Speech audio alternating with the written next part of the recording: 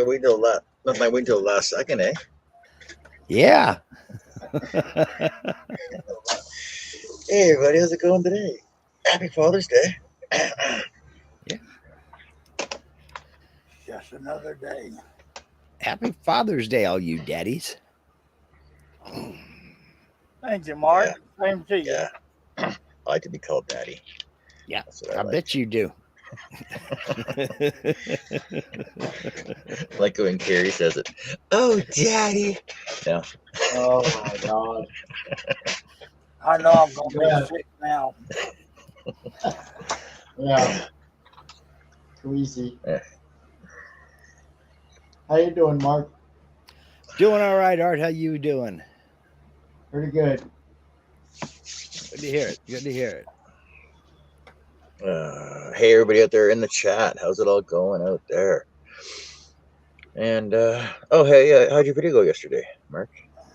Got it recorded. I'm about an eighth of the way through editing. I've got to edit a 30-minute video down a little further. So just adding subtitles, and I'm one of those weirdos that I use imperial measurements, but I add text with metric conversions for folks. A good percentage of my viewers are overseas, so they're like, they have no frame of reference when you say 3/8 of an inch. They're like, huh? So I go ahead and throw in the metric conversion. Yeah. I'm just reading the chat over there. Hey Art, Chris wants to know if that's your OnlyFans page on the computer behind you. No, that's our beach picture. And Tommy's almost got his leaky back door fixed. It's now just a drip.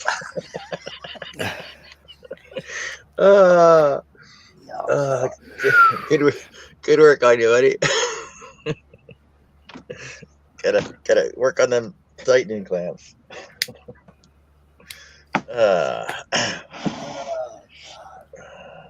So Art says he's down to 8 left to do now. 8 puzzles, yeah. I have 8 puzzles left. I'll be done with those. In an hour. Then we'll start working on the fretwork patterns. Hey, did you ever get your clock finished? No, Like yours. Just asking. I haven't had a chance to work on that in almost since the last time we were on. I haven't done anything since your last live when I was working on it. See, that's why I need to go on more so you can get more stuff done, right? Well, if it wasn't for this fair thing, yeah, I'd probably be working on it. Where are you going to take it to the fair with you? If it was done, yeah, that'd be great. Well, you got until Not September. Not sure how I'd get it there, but the way it's going now, I might have to rent a U-Haul. Well, that's good though. Yeah. Because you're gonna need. I got enough. Well, you're gonna need some way to bring all that cash back with you, right? Yeah. Uh-huh. Cash sales only. No, I have the square machine you plug into your phone. And Oh yeah, that's right. That's right. I do more with that than cash now. You just about have to. You just about have to have something like that anymore. Yeah, I get a lot more sales with that than I do with. A lot of people really don't carry that much cash anymore. Yeah. I just find easier just to e-transfer stuff all the time. It's just quicker too. Yep. I think I have like $3 in my wallet, and it's been in there for a couple of months now. So I'm in that same boat. I got cobwebs and lint in mine. Pam won't let me carry it. She says it's too heavy for me. Yeah. They don't take a whole lot out of for their transaction fee. Out of $100, I get like $95.60. So that's not too bad. No worse than PayPal. Yeah. Well, everywhere you leak, somebody's going to hang a bucket. So you got to adjust your pricing to cover for that. Yeah. Well, and you got to buy the bucket. Yeah. Well, you're a woodworker. You can't build a bucket? Come on, man. What's the matter with you? It ain't got to be waterproof. It's carrying cash. Don't want that penny dripping up.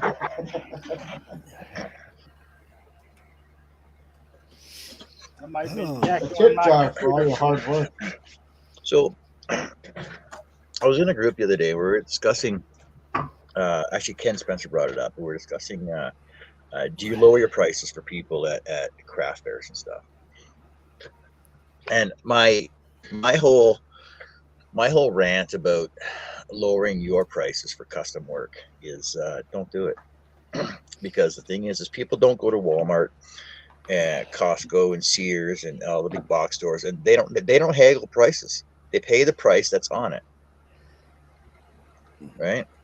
So why do they feel that people are entitled to go to farmers markets and craft fairs and stuff like that and for custom, handmade, hand built, quality product, that they feel that they are entitled to get a lower price? Does anybody got any say in on this? I don't do craft fairs or Well, do we lose Herb? Yeah, yeah. I don't do craft fairs or shows or anything like that. So, but I have had some experience around peripherally with it. And I know a couple of people that have different attitudes on that. One is just like, this is the price. You're right. You don't haggle with Walmart. Why are you going to haggle with me? But I know another guy who will actually raise his prices. Yeah. Depending upon the craft fair. Like, he knows that this is a $200 item.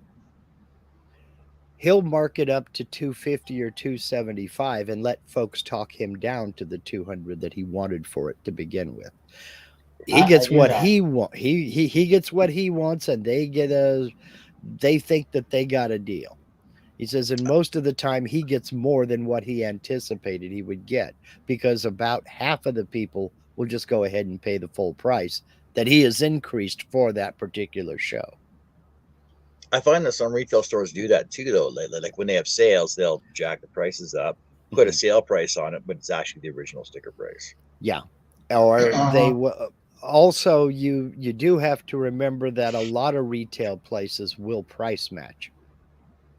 So if I go to Home Depot, and I love to get Home Depot and Lowe's into bidding wars, because I'll take a Lowe's advertisement to Home Depot and say, hey, can you beat this? And they'll do it. Yeah.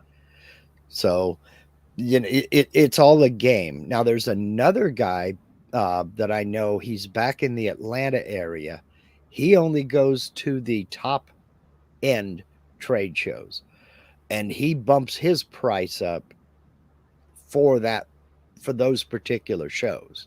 So where at a regular craft show something would be $200, he's asking $450. He says that about 3/4 of the time they just flat out pay that price. Yeah. But it's that kind of a clientele. They have that kind of disposable income. So that's where he wants to go. That's his target market. Good morning, Janet. That's what I do, Mark. Mm-hmm.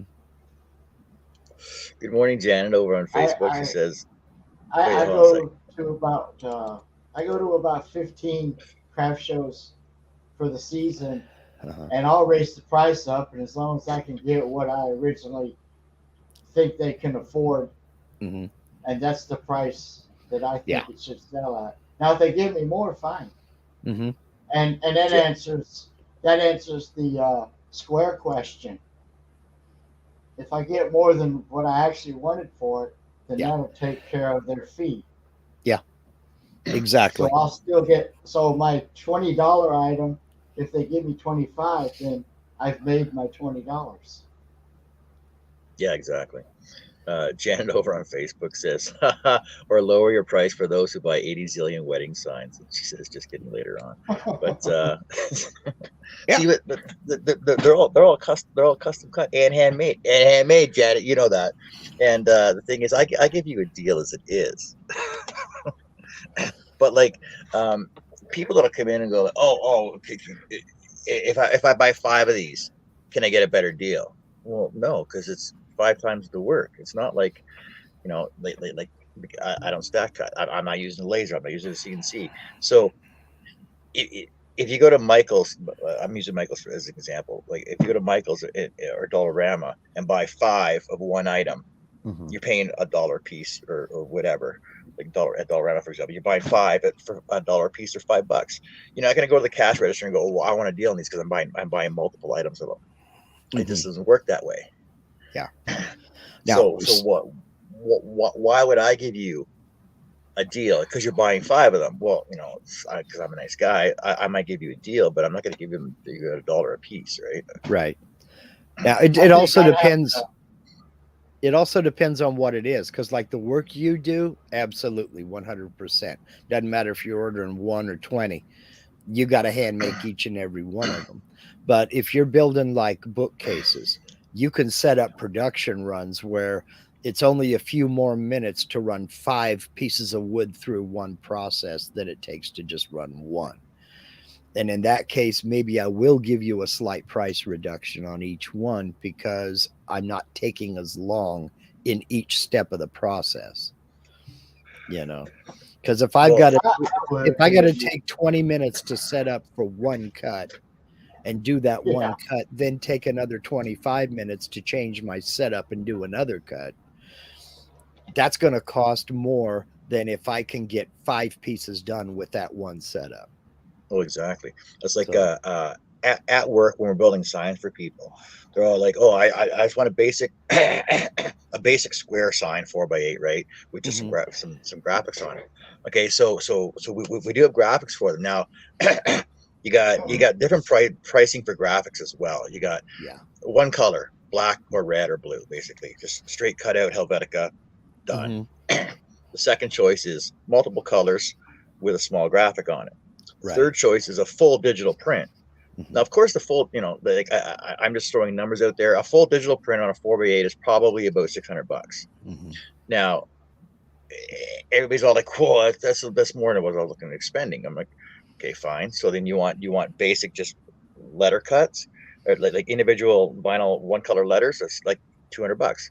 Well, it doesn't look very good. I'm like, yeah, you give them the option, and like I've done it before too. Like I did up a design for somebody, and I gave her the option. I go, "Do you want something simple or do you want something detailed?" Because, well, what's the price difference? I go, "Okay, well for simple, you're looking at like $80. For detailed, you're looking at $120. But it's a lot more. It's phenomenal. It's a lot more detailed. It looks a lot better." She's like, "Okay, I'll go with the more detailed one." And it's like, "Okay, fine, not a problem." And I'll throw more in there. Like I'll throw more detail in. I'll add add frame to it and everything else. So they're getting what they're paid for, but they're still getting a hell of a deal. Right. But when people come back, Janet, I'm not pointing you out. I'm just saying when you have return customers, because it's all word of mouth for me. Yeah. When you have return customers, I'll give you a deal because you're bringing me more business, and I enjoy doing what I do for you. And for Janet, for example, I'll be like, okay, well, it's going to be X amount of dollars, but you can give me more if you want. Yeah. I'm not worried about it. Well, another way of looking at it is I find that because I don't sell most of my work. I've done the odd commission here and there, but most of my stuff is for my family. And when someone, "Can you do this for me?" I'm like, okay, what were you looking to spend? What kind of budget were you thinking? A lot of people will surprise you with how much they're willing to spend. So if somebody says $200, I know what I can do for $200 or thereabouts. And then we'll sit down and kind of go through it. But if I was expecting $150 and they say, well, I've got 300 to spend, I'm like, okay, well, we can do this, this, this, this, and this, and it won't come in at $300. It'll be less than that. What do you think? And then we'll get into the nitty gritty about the details and what have you. But yeah, a lot of people go to craft shows and craft fairs with the garage sale mentality. You know, you're not getting my leftovers that, you know, I picked up somewhere. You're getting something that I made specifically for this, and that's the price. Well, even even with garage sale mentality, like me and Carrie go to the antique malls when we go to Edmonton. We'll go around the odd garage sale around town stuff, right? But it depends on what area you go to for garage sales. Like garage sales down at Carriage Lane, which is the hoity-toity area, or garage sales downtown, right? Mm-hmm. So downtown garage sales, they got $1 table, $2 table, $5 table, everything's stacked on it. Everything's $1, $2, right? You go at the Carriage Lane, the hoity-toity, their minimum tables are like $50 tables, $100 tables, right? Mm-hmm. But it's the same stuff.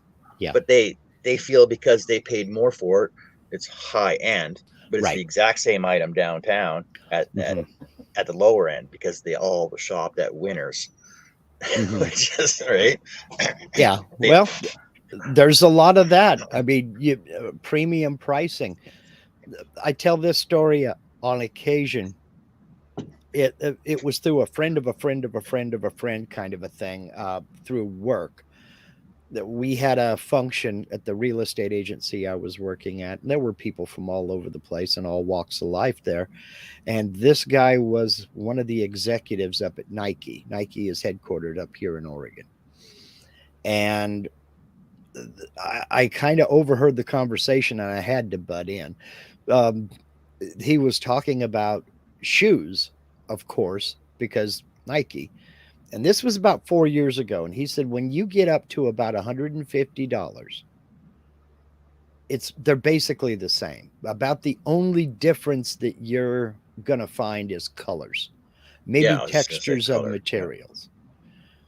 And I said, well, then what's the deal with the $600 shoes and the $800 shoes? He says, we have to make them because people will buy them. What's the deal with the $3,000, the $5,000, the $8,000? Again, they have to make them because people will buy them. If they don't, they'd be foolish. He said, if somebody is willing to give you $1,000 for a pair of tennis shoes, are you going to turn it down? Well, no. I said, no. He said, we have to make them because people will buy them. He says a lot of that also is licensing and special editions. If they're only making 300 pairs of this LeBron James shoe, and I don't know, does he have a deal with Nike or not? I don't either. If we're only making 300 pairs of these shoes, yeah, there's going to be a big price because his fans want those things and they're willing to pay $6,000 for them. Yeah, he says we would be stupid not to do it. Well, okay. Fair enough.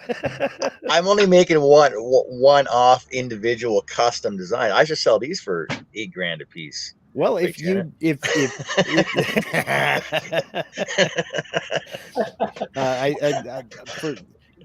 maybe I'm wrong, but I have a feeling she just whipped out a handkerchief and was going, I don't like where this is going.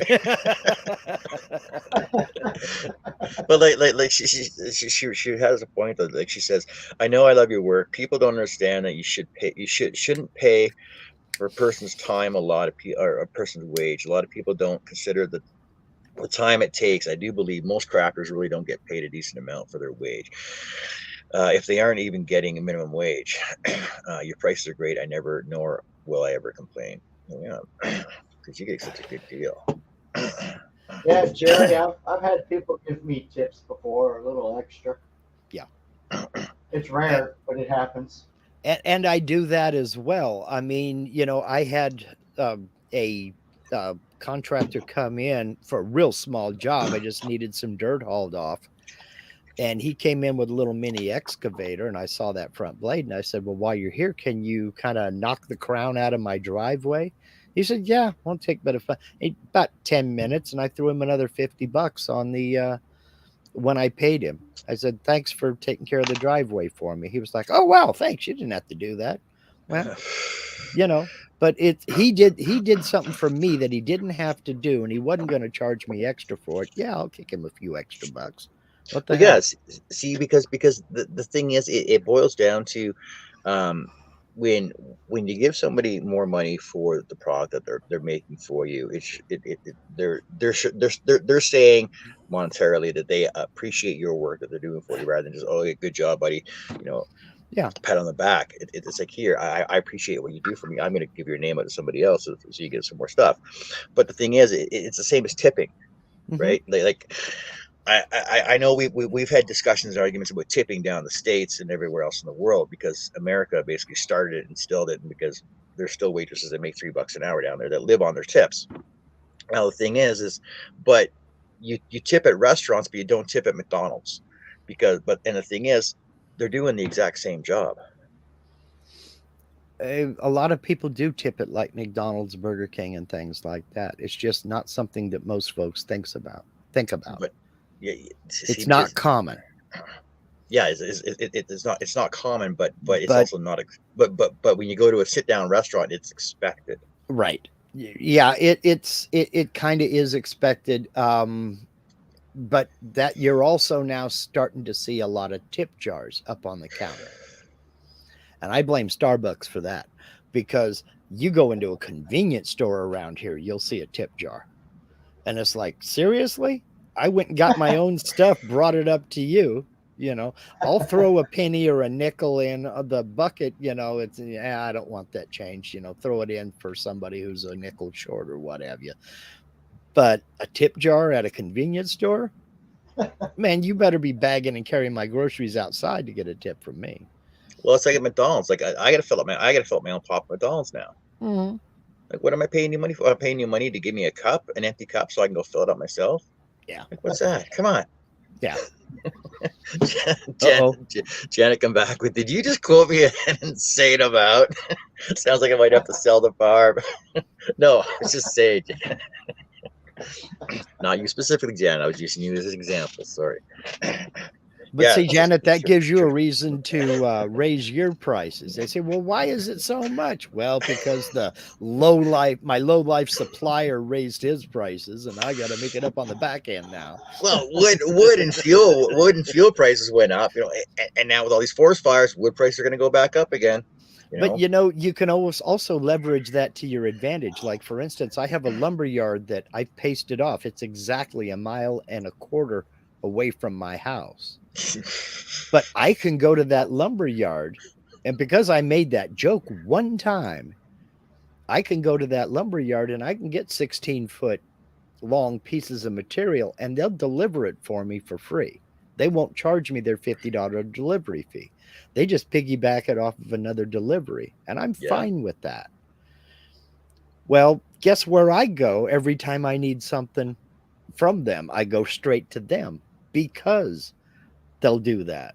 So it's a PR thing as well. Sure, they're not making that $50 delivery, but I'm not going past them to another lumber yard. Well, it's like last time we bought furniture or a washer and dryer or whatever, the brick or at the furniture store. They're like, oh yeah, it's gonna be $75 delivery charge. You know what? I'll bring my truck and I'll load it up. Mm-hmm. Oh no, we'll load it for you. Okay, well then, what's $75 for? You gonna come and unload it for me? Yeah. Oh, well, it's $75 for our fuel. Well, you're 2 blocks down the road. You're gonna charge me $75 to bring a couch from your place at Bama Furniture to my place 2 blocks down the road. It made no sense to me. Well, or even the brick, which is like 8 blocks away, right? I was talking to him about that. About delivery fees and what have you. And basically, a lot of the delivery is contracted. It's not their employees doing it. They have a contract with the dude. So they have to pay him. which is why this lumberyard will piggyback my order off of another order because their guy's being paid, and it's the same thing with where I get my gravel or gravel for those of you who can speak. Yeah. All from gravel. Same thing when I get my gravel. He's a contractor. He doesn't work for that yard. He just drives a truck. And so they're paying him per delivery. And so, yeah, I can see that then. But,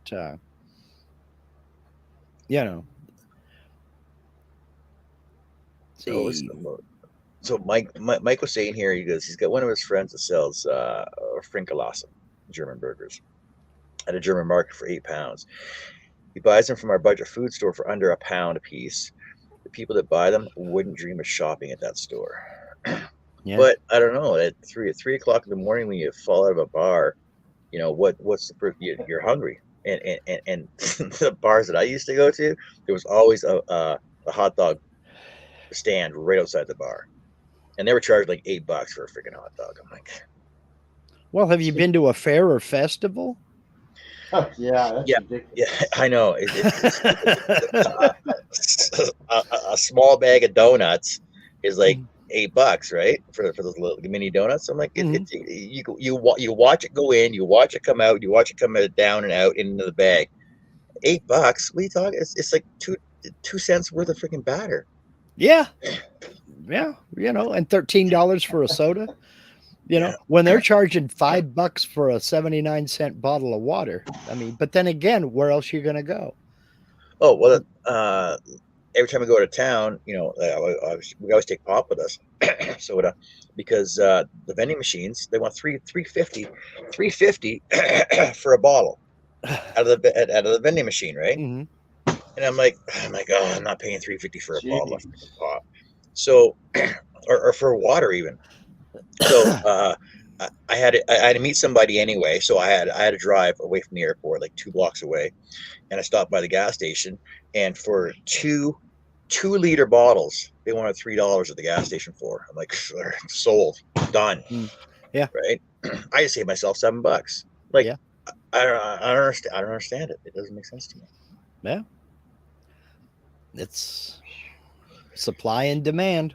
Oh, convenience, right? Exactly. It is, well, yeah, I mean, and that's why the same little package of Reynolds wrap aluminum foil is, $7 at 7-Eleven and $2.25 at the grocery store. You're paying for that convenience.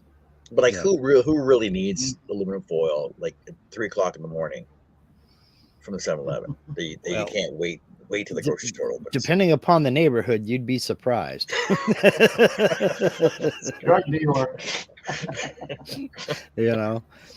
3 in the morning and yeah, 3 in the morning in some places the zombies come out, and it's people who say there's no such thing as zombies have never seen Portland at 2 a.m. What's Jerry saying here? The same people that want to pay me half of what I have on an item walk past me and hit the ice cream truck or the popcorn stand and drop hundreds. Yeah, exactly, right? Yeah, but to be fair, Jerry, how many times are you going to get the opportunity to buy a cherry funnel cake? Fair food is a different category. Yes, it's overpriced. But there's a lot of things at the fairs and carnivals and things like that you're never going to get anywhere else. So, it's like every time it's just like every time the ice cream truck goes by your house, I'm like, yeah, really. Like, Mark, go out and get some ice cream, man. What are you doing? Yeah, I've got 4 different cartons. I would say 1, 2, 3. Yeah, I've got 4 cartons in the freezer right now. But having said that, Linda did stop at Dairy Queen last night on her way home and grab us a Blizzard. So, and Blizzard prices have gone up too. Oh yes, I know. Yeah. Especially for them Blizzard Royales. But it's not a regular thing. I mean, I can count on one hand the number of Blizzards we've had this year. Quite easily, as in fact, because it's been 2. So it's not a regular thing. Yeah. You got 2 more than me, Mark. Yeah. I'm not driving an hour to go to the Dairy Queen. Well, our Dairy Queen, I could almost throw a rock through the front window. It's that close. It's about 3/4 of a mile, like just a few blocks away. So I kind of live in the boonies. So ain't nothing close. Well, it's like their food trucks. There's probably I don't know. I'm just taking a rough estimate here. There's probably 20 food trucks in our town, and you see them every day at the college. There's one, like a different one at the college every day, for variety, obviously. Down at the sports store, there's at least 2 or 3 there. And Wednesday is usually the day that they all go out to the schools, like set up in front of the schools or the sports centers and stuff like that, right? Yeah. I'm like, okay, you just came out from a workout. What's the last thing you want is greasy food, honestly, from a gym. Like you come up from the gym, the last thing you need is a plate of French fries covered in gravy, freaking cheese, right? Then again, maybe that's why he's at the gym. To get rid of the guilt for knowing he's gonna grease out on the way home.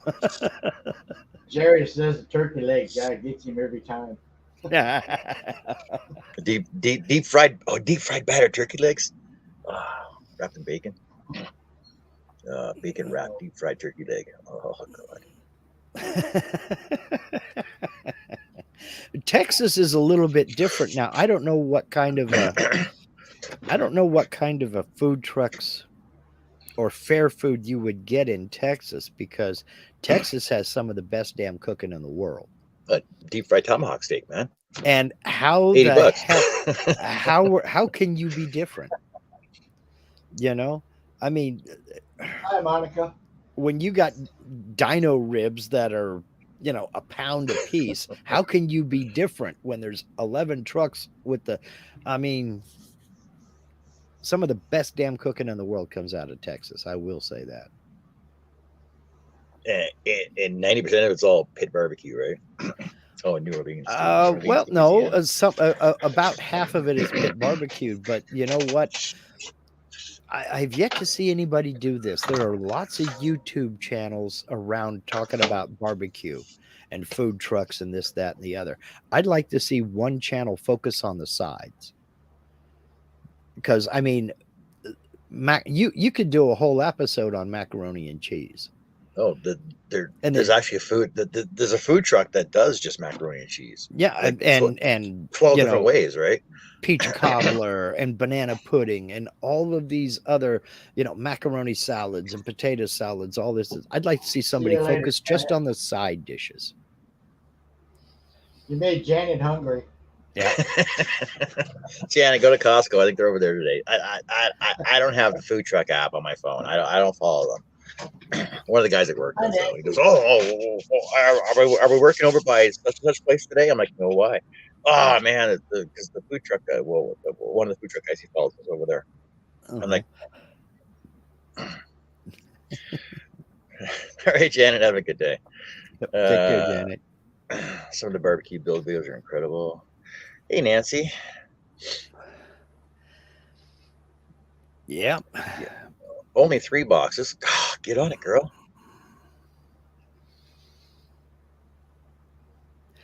Well, I know, talking about unboxing stuff.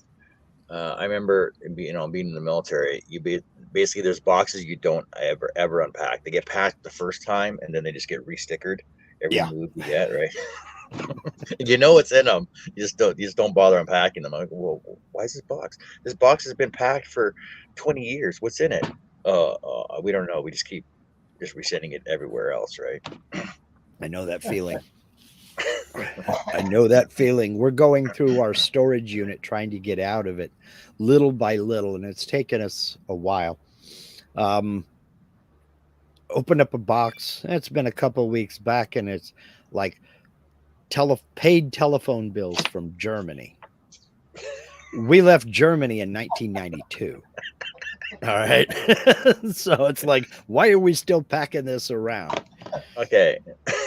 Going with that, when my father passed away, my mom had stuff in boxes, like she kept the receipts from everything, right? Mm-hmm. So we actually found the receipt from when my dad ordered his 1977 AMX Hornet from the factory to be shipped to Germany, because we were living in Germany in 77, right? And I'm like, why does she still have this? Why did she keep that for 40 some odd years later? Yeah. I don't know. Receipts for some art that they bought in Germany too, right? It was, like, well, yeah. I have the art downstairs. Not a well-known artist, but he was a German artist.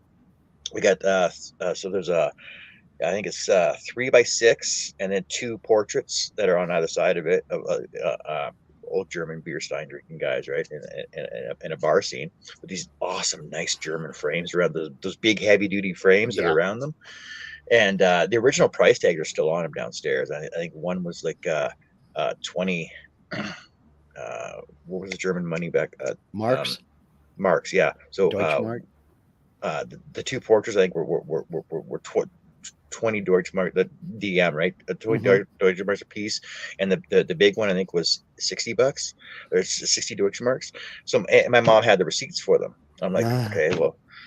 So I looked up the artist. He goes, okay, it's not a known artist. The prints are only worth $120 now, so they might have doubled in price. But yeah, I wish I could sell the frames for them. Jerry says Mark is almost a hoarder, but my mom has receipts from a '73 hospital bill. For him being born, yeah. Well, I went through that. One of those same things when my parents passed. They had this big china cabinet in their dining room, and the 2 bottom drawers were filled with bank statements and paid utility bills. And I mean, you have an envelope that comes in, and these were stuffed vertically. The envelopes are standing up. It just, 2 drawers full of them. And they went back into the 70s as well. It's like, why are you keeping this? Well, that's bank information. You don't throw that away. I'm like, well, you might get audited, right? So you got to keep that information. For 30 years back, 40 years back, I think the statute of limitations has run out on any of that. So what we're trying to do is keep from that happening. Like Mike is saying right now, my parents still have 2 bookcases full of VHS videos. Yes, I've got a few of those myself, but what I'm doing is I'm capturing them into the computer and then getting rid of the ding dong tape. It's not the same though. It doesn't have to be the same. That's like playing vinyl, right? Yeah, but that's making a comeback. No, but it's still not the same. You can't. Okay, so hard. No, music from the 60s and 70s. You have to play those on vinyl. I agree. If you throw a CD on a CD, okay, if you push the button on your MP4 player, it doesn't have the same sound. Oh, it's digitally remastered and blah, blah, blah. You get all the surround sound, everything else. It's not the same. You don't have that hiss, pop, and crack from the album for being played 20 freaking times in a row. You don't have that. It's not the same thing. I agree with you, but we're talking the difference between VHS and DVD. Don't tell me you want to stand there and adjust the tracking. Don't tell me you want to sit there with a little 3x4 CRT TV set and watch that. No, I want it on the widescreen. So I'm capturing it. Well, just tracking. Okay, good. So it's good there. Yeah. Well, I'll go you one further. I'll go you one further. I used to be into 8mm film. So set up find a bulb for a projector. Best place to find them is at an antique mall, because I found 2 original Peter Pan videos on 8mm, and I found a projector at the antique mall. Yeah, and a case of bulbs for it. They're inside. I set it up one time to make sure everything was working, and it all works. And you still have your screen that you pull up. So yeah, you gotta set the legs up first, put the screen on it, turn it sideways, stand it up and pull it down. Yeah, I got it. Mhm. I got it. But I have my dad's because my dad has reels and reels and reels of slides Mhm. from Germany Oh, because I don't know why. Was it cheaper to get them put on slides than to get actual pictures? It was about the same price, but they took up less room. Yeah, That because little slide you could put in a little envelope and put in a 3-ring binder. They had a little spot for it, and you could get like, I think it was 12 or 16 slides, probably more than that, on one page, versus how many photographs could you put on one page in a photo album. yeah, So if because it was a really special slide, you'd have a print made. But that's all my mother-in-law was a freelance photographer, and she had volumes. And I'll put it to you this way: they came and spent 30 days with us over in Germany. While they were there, she developed 72 rolls of film and then took another 60 home with her. wow. Yeah. Oh, I never saw that woman without 3 cameras around her neck. See, so man. downstairs in the basement, I got carousels, the round carousels. Mhm. I got the machine that they load onto. The I got projector, yeah. long straight. I'm gonna call them a carousel anyway because Uh-huh. the long straight ones you just load in the back end. They drop down one at a time, forward down one time, forward Yeah. down one time. My dad has a light box that you can Mhm. lay out all your Yeah. slides out, and a magnifier that fits onto it. It's Kodak. It fits onto it, so you can see what's on each slide. Yep. He's got packs and packs and packs of all the negatives. Mhm. So I said one time, well, why don't you just digitize all these? Because that's too hard to do. So I bought him one of the digitizers, right? So you just stick your negative slide in there, it scans it in one at a time, and you can actually go through and fix all the blurry and the red eye and everything else, right? Yeah. That's too much work. I'll just look at them on my slide. I'll just look at my slides. Sure, okay. Yeah. So now I have them all, and now I got to go through them all. Well, there's a company, I don't know about up in Canada, but there's a company down here called Legacy Box. They'll do that for you. You send it to them. They charge you. I don't know how much they charge per box, but they do that for you. You send them 8mm film or VHS tape or any of that stuff. The only thing is they won't do copyrighted things. So if you have the Star Wars collection, all of the original 3, they won't transfer that for you. Yeah. But,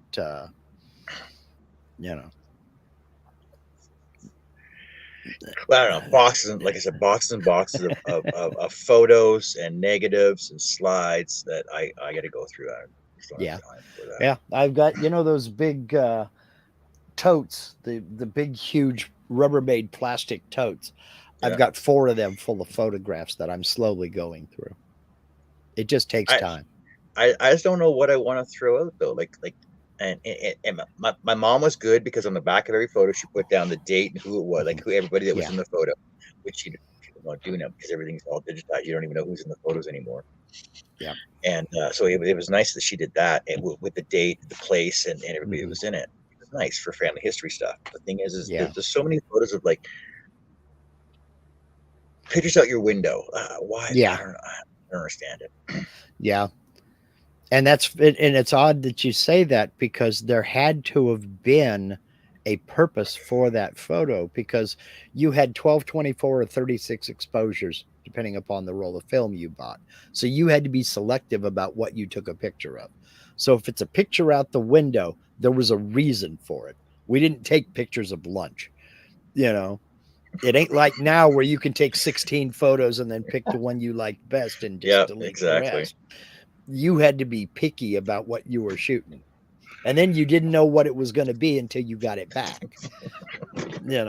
I got so many blank pictures and double exposures because I would put a new disc in my disc camera when I what was the name of that? Was it Discman? No, it wasn't Discman. Kodak disc cameras. There was 15 photos on a cartridge, right? You just advance. You didn't know what the picture was until you got them developed. Yeah. But I didn't know whether I used it already or not because I didn't pull down the little tab on them, so I would put it in again, and you'd have like double exposure. Oh, over geez. Yeah. everyone. I'm like, okay, whatever. Don't need those. But you paid for them anyway. Yeah. Yeah. You paid for the photo, whether it was blank, black, or what, you know.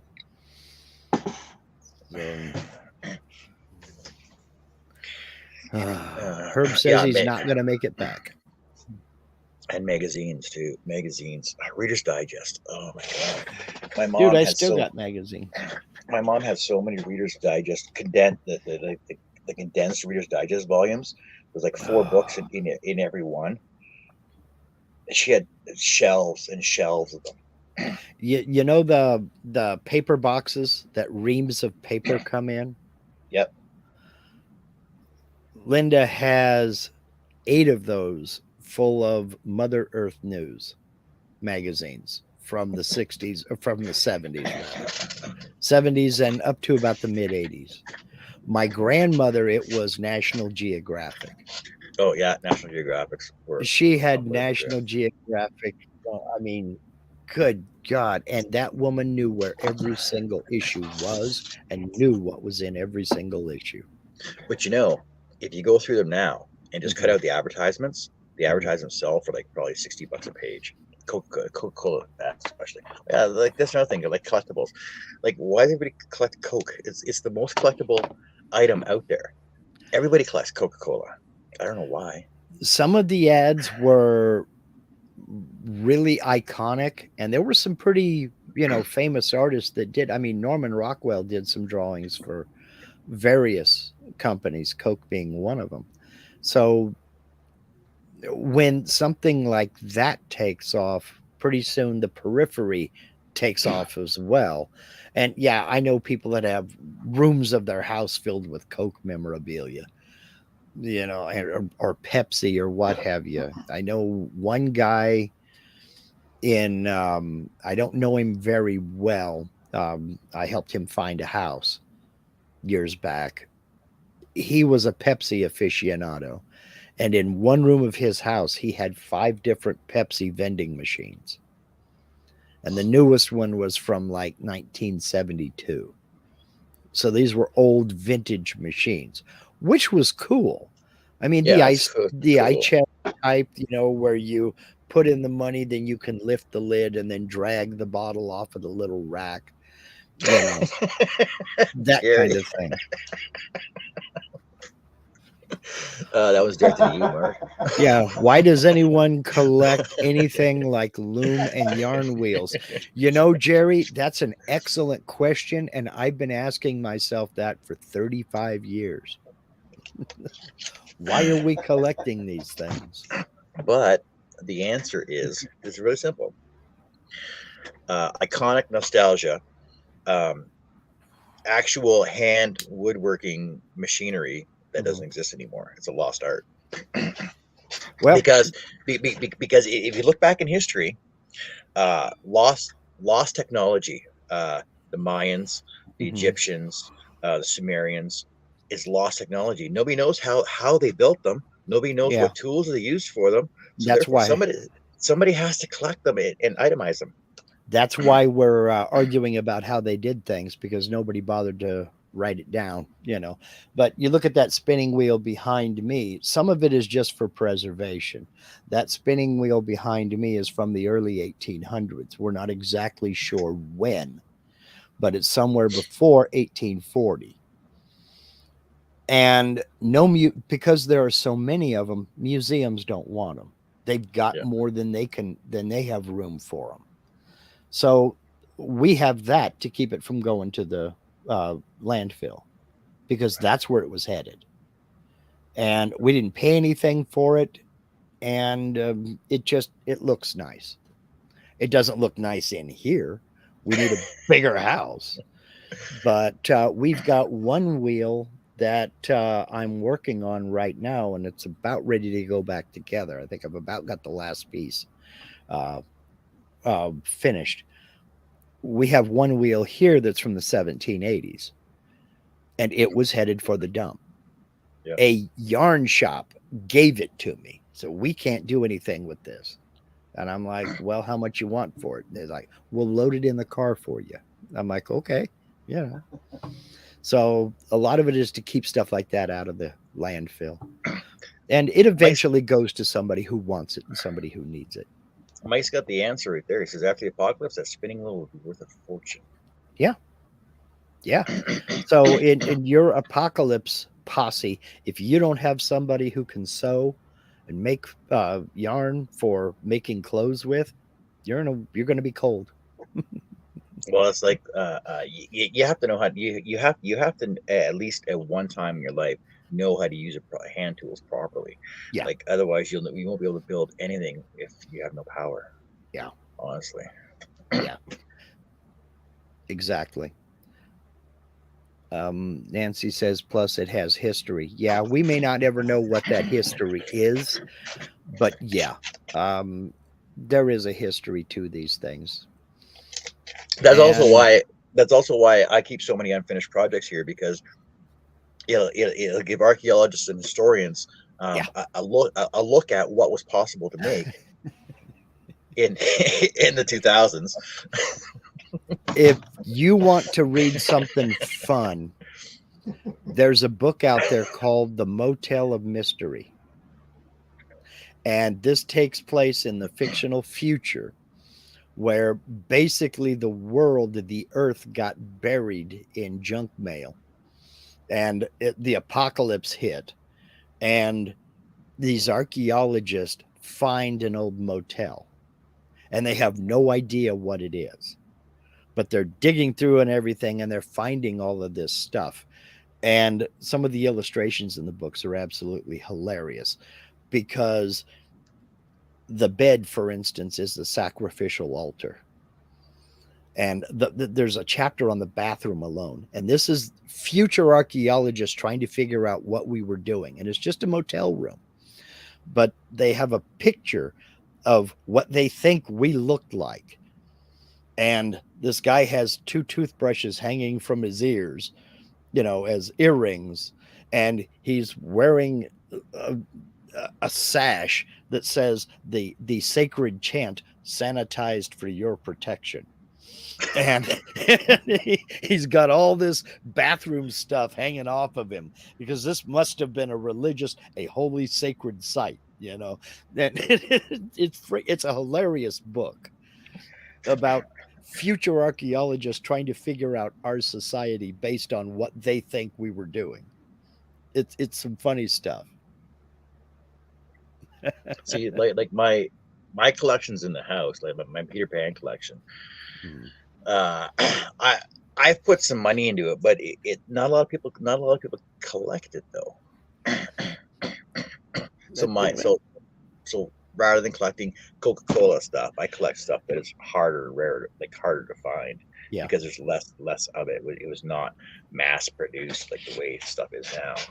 Well, to kind of bring this back full circle onto the pricing of things, you mentioned mass production. That is why you have to be careful, because old does not equal valuable.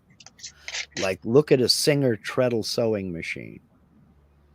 If you've got $200, you can pick and choose. If you really want a treadle machine, you can get some absolutely pristine models out there, because they made so many millions of these things. They're just valueless. There were so many of them. It depends on the model too, though. Understood. But overall, in general, antique stores don't even want treadle machines. They can't get rid of them because there's no market for them. There are just too many of them out there. Well, it's like when me and Carrie go to antique malls. Like we can go through an antique mall probably an hour and a half. But the thing is that there's just that one booth with that one item that just, you're just walking by and you catch it out of the corner of your eye. Oh, I need that. I need that. I don't want it, but I need that. Right. You pick it up, you look at it.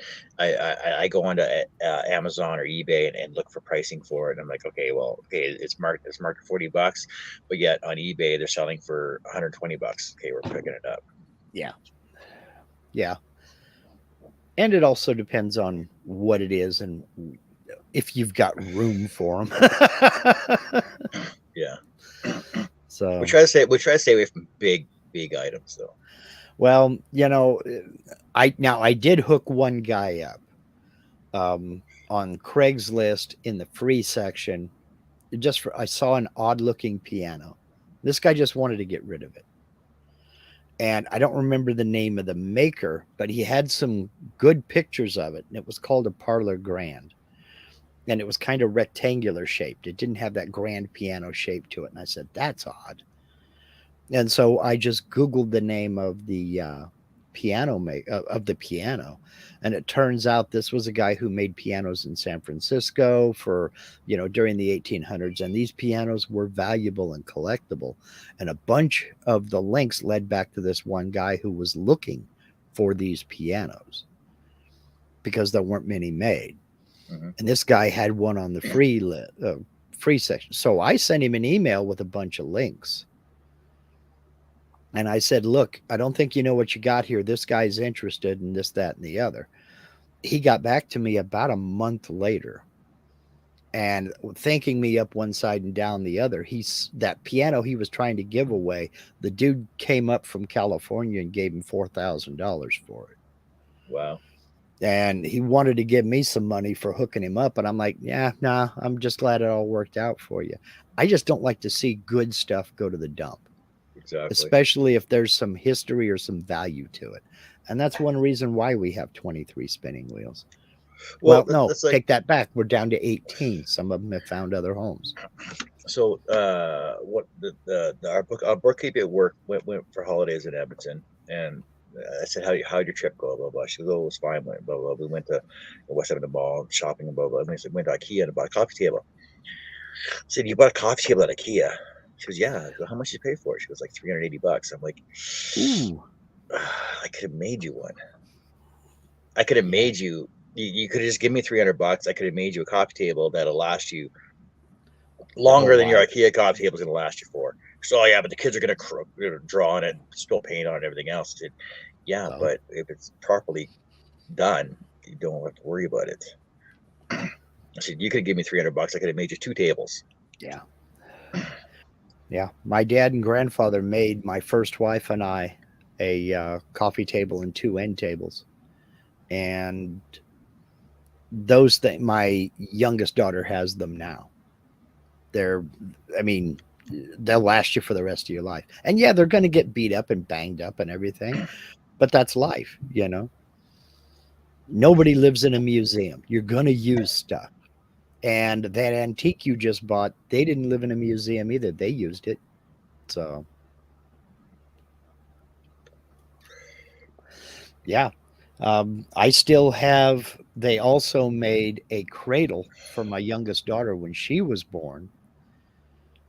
And I still have it. And it's going to go to her daughter when she has kids. So... Well, like the one song that really gets me, I don't know why, because we're talking about music, we're talking about building furniture and stuff. Morningside by Neil Diamond, right? Mm-hmm. Every time I hear that song, I cry. I don't know why. I just do because. Do you know the song? Do you know the song? No, I can't think of it off the top of my head. Okay, so basically, the grandfather built a kitchen table by hand, and he wrote something on the bottom of it for his children and his grandchildren to enjoy because it was a labor of love, right? And basically it's a legacy table, right? That gets passed down through the generations, and it just that his grandfather built it for his mother. And it got passed down to him, and he's going to pass it to his children. It's just the inscription on the bottom of it that it was made with love for family to gather around everything else. Okay. Yeah, I just looked up the lyrics. Okay, yeah. I get it. I'll have to check it out. It's not just a sappy song. It's just that it gets you. Well, you can relate to it. Yeah. Yeah. I've done a few things like that for my granddaughters. There's a few special things. A lot of it is, Grandpa, can you make this? Yeah, okay. And we come over and bop, bop, bop, done. But I make a few special things, mainly for gifts, for Christmas and birthdays and things like that. Yeah. See, I'm thinking about it now. I'm getting all teary-eyed.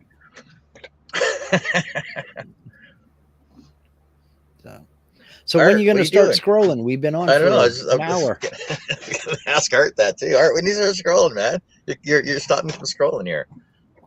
Well, you were talking, so I'll make noise. This is what happens when you invite a non-scroller to be on your panel. We do a podcast episode. I want to say hey to Jason that popped in here earlier, and Larry Head over on Facebook. Hey, how's it going, guys? All right, we're gonna get ready here. But yeah, just going on about stupid stuff, I guess. Mike was talking about, I love finding out about the history of a tool company when I restore an old tool. The International Tool Catalog Internet Archive is an amazing resource. There are a bunch of sites that that specialize in that kind of thing. And yeah, I dig it too. Which is why I don't collect antique tools, because I got no place to put them. Oh, and the price of antique tools like planes and hand saws and stuff is outrageous now, because people are like charging like $120 for a freaking I'm gonna say like a rabbit plane that hasn't been used in probably 40 years. That hasn't worked in 30 of those years. Yeah, because it was never taken care of. It was just set in some grandfather's garage, and then there was an estate sale. Somebody picked them all up. Like $20 for the whole box, and they're like, "Oh, I don't get money out of this." Well, that's why I say old does not equal valuable. So, and I blame Antiques Roadshow for that, because everybody is trying to get full-blown retail or auction pricing out of everything. Yeah, it's outrageous. Oh, well, this is an old Stanley plane. It's worth $120. Yeah, no, it ain't. Because again, there were so many million of them made.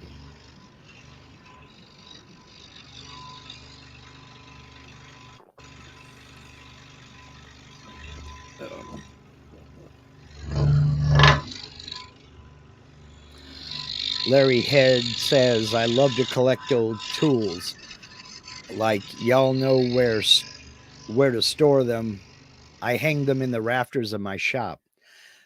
My shop is 12 by 16. I don't have room. I do not have space.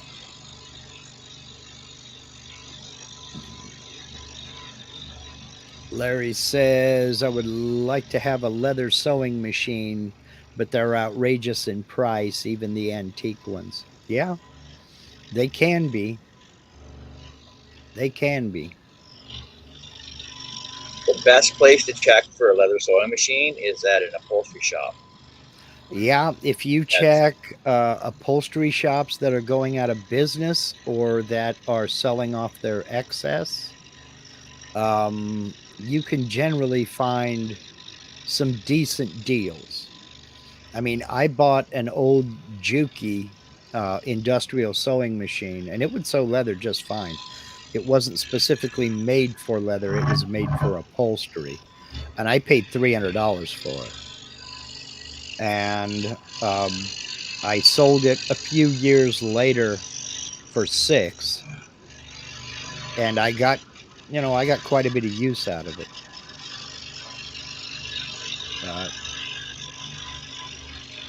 Yeah, embroidery machines are crazy, Jerry.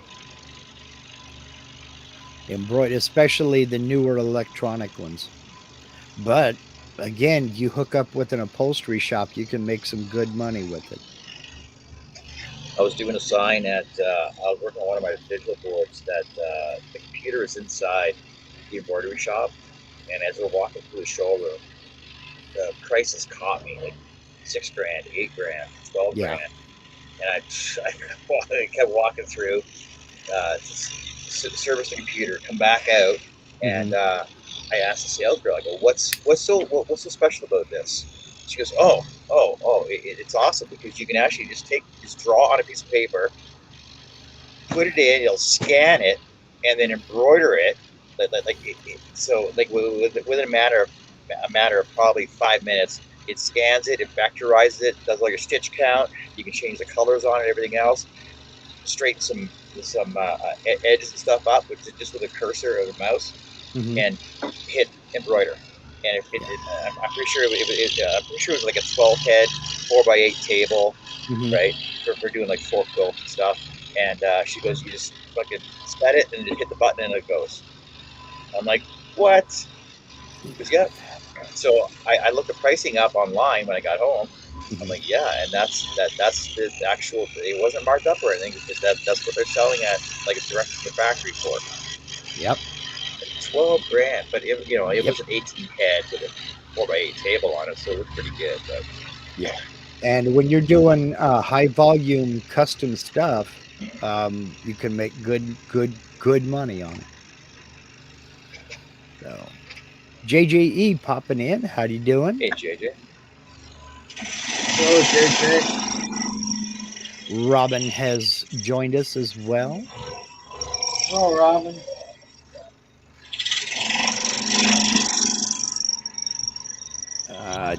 Jerry says 6K is a cheap embroidery unit, and they are really limited. Yeah. It depends on how many colors it'll load at a time and everything else.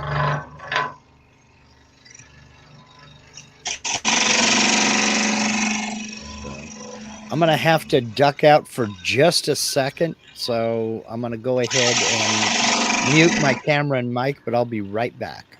All right.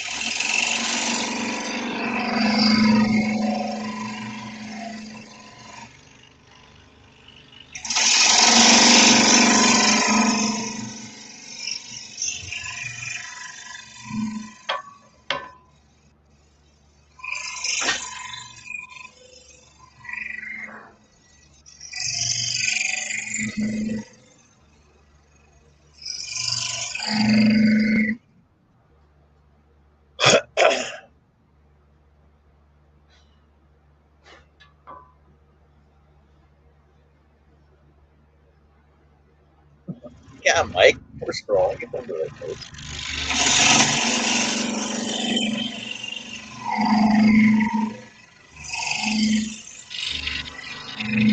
I can't wait to see that shit you're gonna make in your album.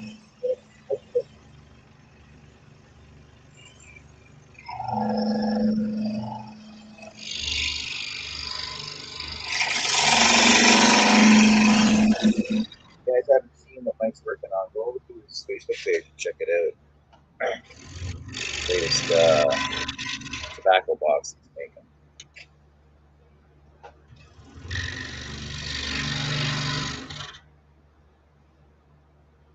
Chris wants to know how many hummingbird pieces you did. How many what? Hummingbirds. I've made 2 so far. I sold one and then made one yesterday.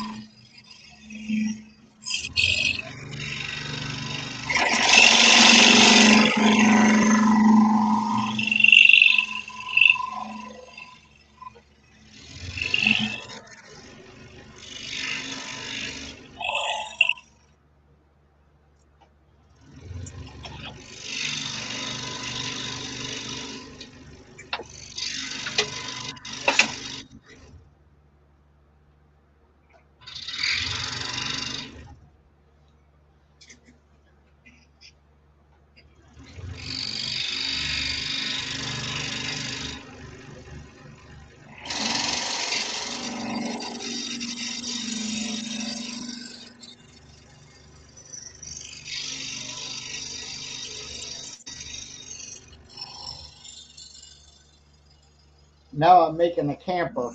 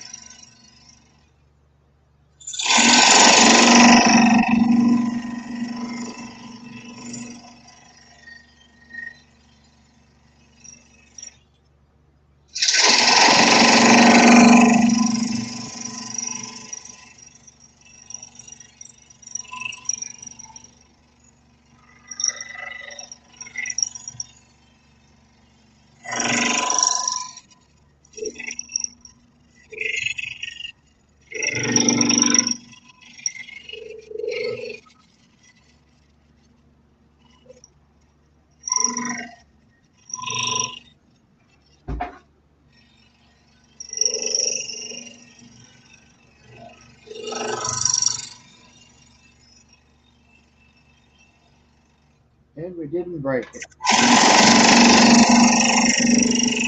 Oh.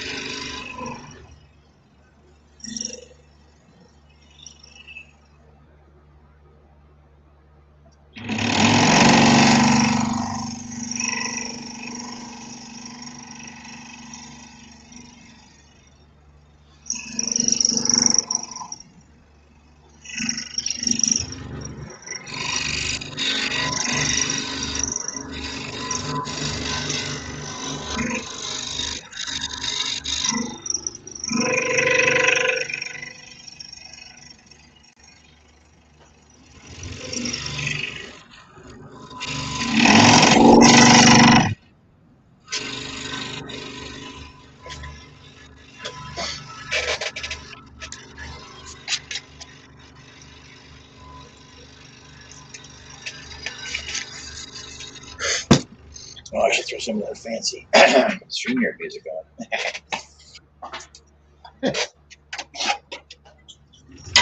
I know everybody likes that.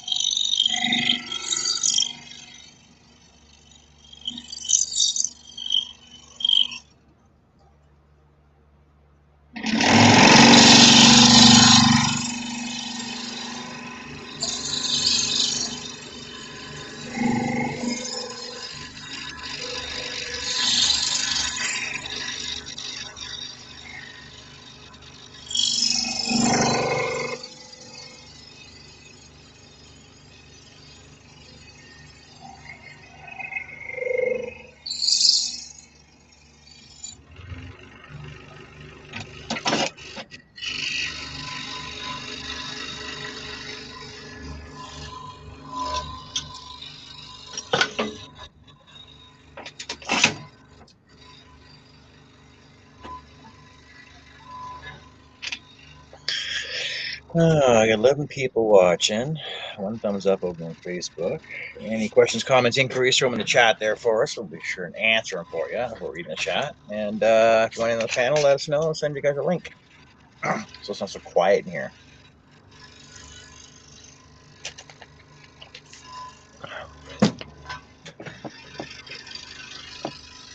This is what makes it a fun hobby, though.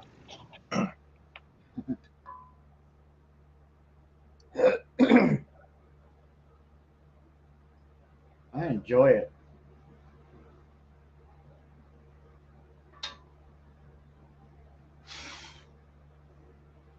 Gives me something to do.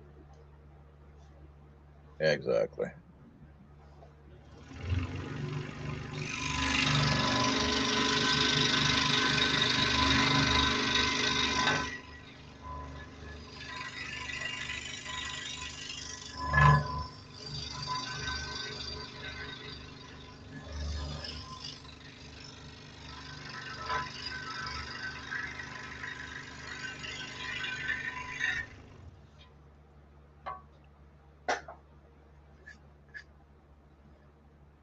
Let's see. Let's do the P. Let's get rid of this.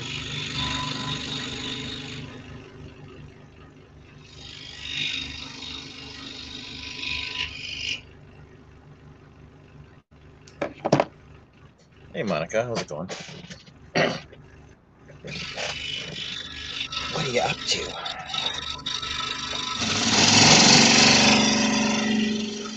Okay, back.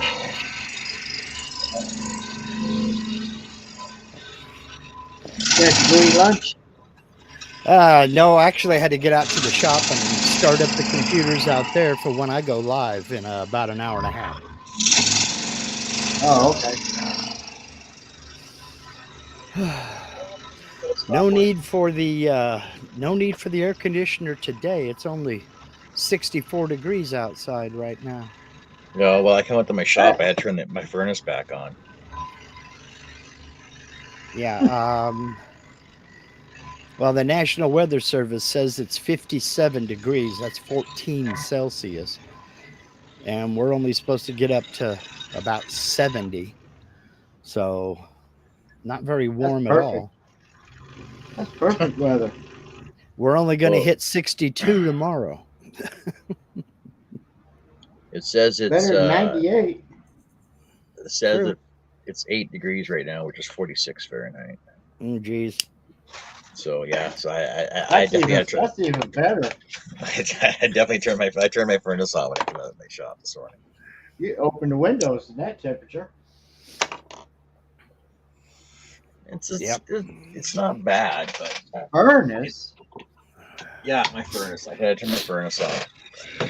But it's odd though, because like all last week when it was muggy, well, it was muggy out, but didn't get over 20 all last week. So Whoa. that would be so it didn't get over 68 last week, right? Yeah. And but yet you get up in the morning and go outside and oh, it's freaking cold out here. Yeah. But yet but yet in February, March, when it's 10, 11 degrees out, it's like, oh man, it's so freaking hot out. I can't believe it. Yeah. Monica Hoagland has joined us. Mm-hmm. See, with So my right before you came on. with my wife doing this new chemo she's on, it fluctuates your body temperature. 1 minute or we could take her temperature and she'd be normal, and 20 minutes later, back of her neck be sweating. Yeah. And it'll get up to like 100.2. Jeez. So cool air, yeah, she'd go for that. Mm. Oh, for sure. I mean, we got the other day it was only like 60 degrees out. We had the air conditioner on, we had the fan on. I'm freezing. I had to go outside to warm up. Yeah.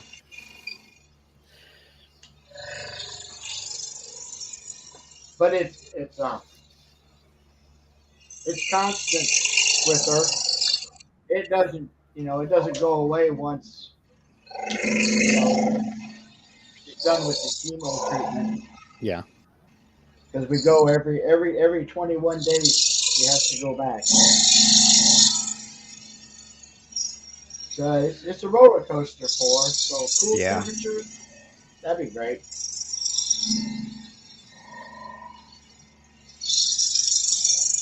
And she can go outside, but she can't spend too much time out in the heat or she'll pass out. Yeah. Is what they tell us. Yeah. So that kind of blows her summer. Yeah. Yeah. Well, God bless you both. I mean, here's hoping everything works out for the best. Well, if she can make it 35 years, I'll be happy because I'll be dead by then. Yeah. Well, I'll be 90 years old.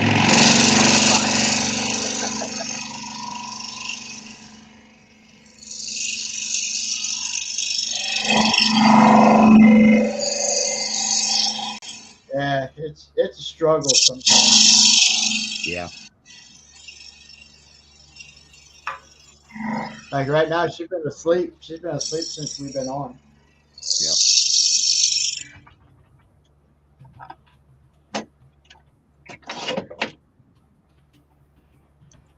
I wish I had a pill to counter the being tired, but they don't.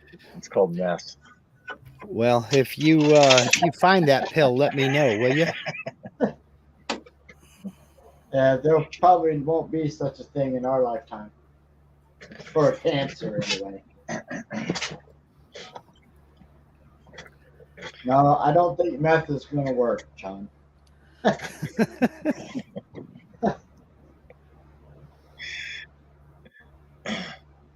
Give her some Coke. She wouldn't want another pill. She's on another pill. She's on so many pills now, it ain't even funny. She takes enough for both of us.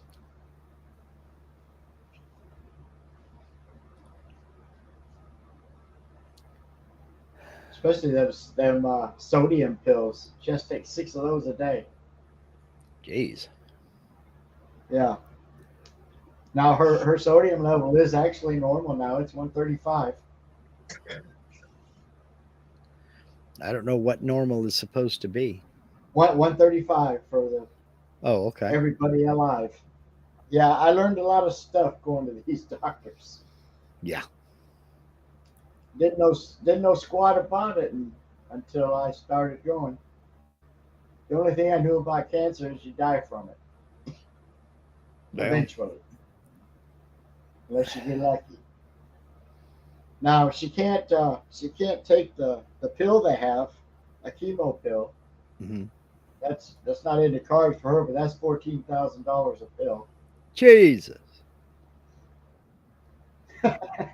Yeah. Can you imagine that? No. And that's your No. and that's your copay. I mean, that's a lot of money for one pill. Now you figure it with the amount of cancer that is going up in the populations, that it'd be a little more manageable for cost wise, because big pharma's getting freaking all that money anyway. Yeah, it just all depends on what kind you got. If she had non-small cell cancer, she wouldn't have to do this every 3 weeks for the rest of her life. See, I think there could be a point. I think the pills my mom was taking, I think they were $3,000 a piece.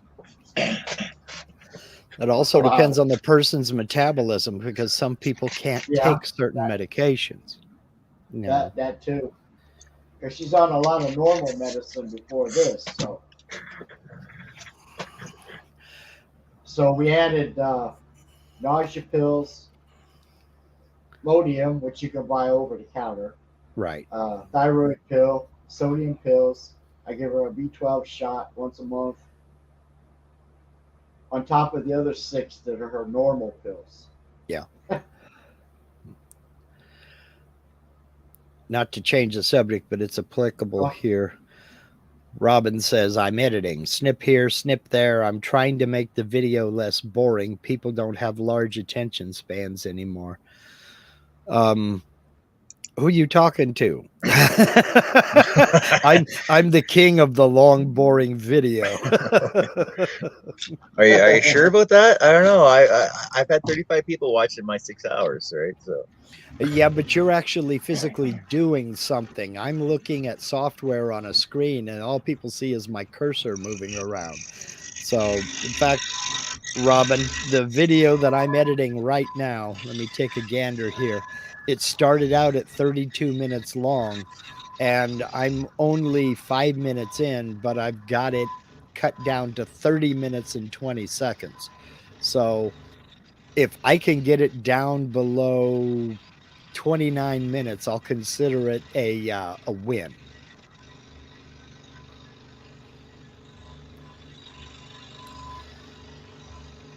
So, and I'm trying to get this done early for next Sunday, to go live next Sunday. So, yeah, and Robin's got a good point. She says, yeah, but we're having fun in here. You're right. Live streams are completely different than edited videos. Yeah. Now, if we only had trivia going on, eh, Robin? Okay, Robin says she started at 1 hour 30 minutes, and I'm at 53 minutes. Okay, well, you're doing pretty good.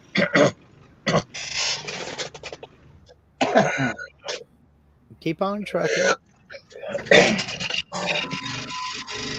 I don't know.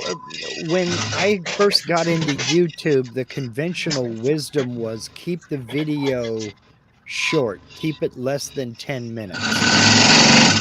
And then that quickly went to about 12 minutes, 11, 12 minutes. And you had to have like 100 subscribers in order to post a video longer than 10 minutes. So I think that conventional wisdom of 8 or 9 minutes was from the people who didn't have 100 subscribers yet.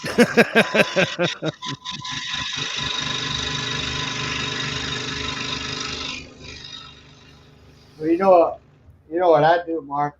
You Mm. know, when you go to YouTube and you watch a video, it's got that little uh, bar across, and it'll give you the highlight.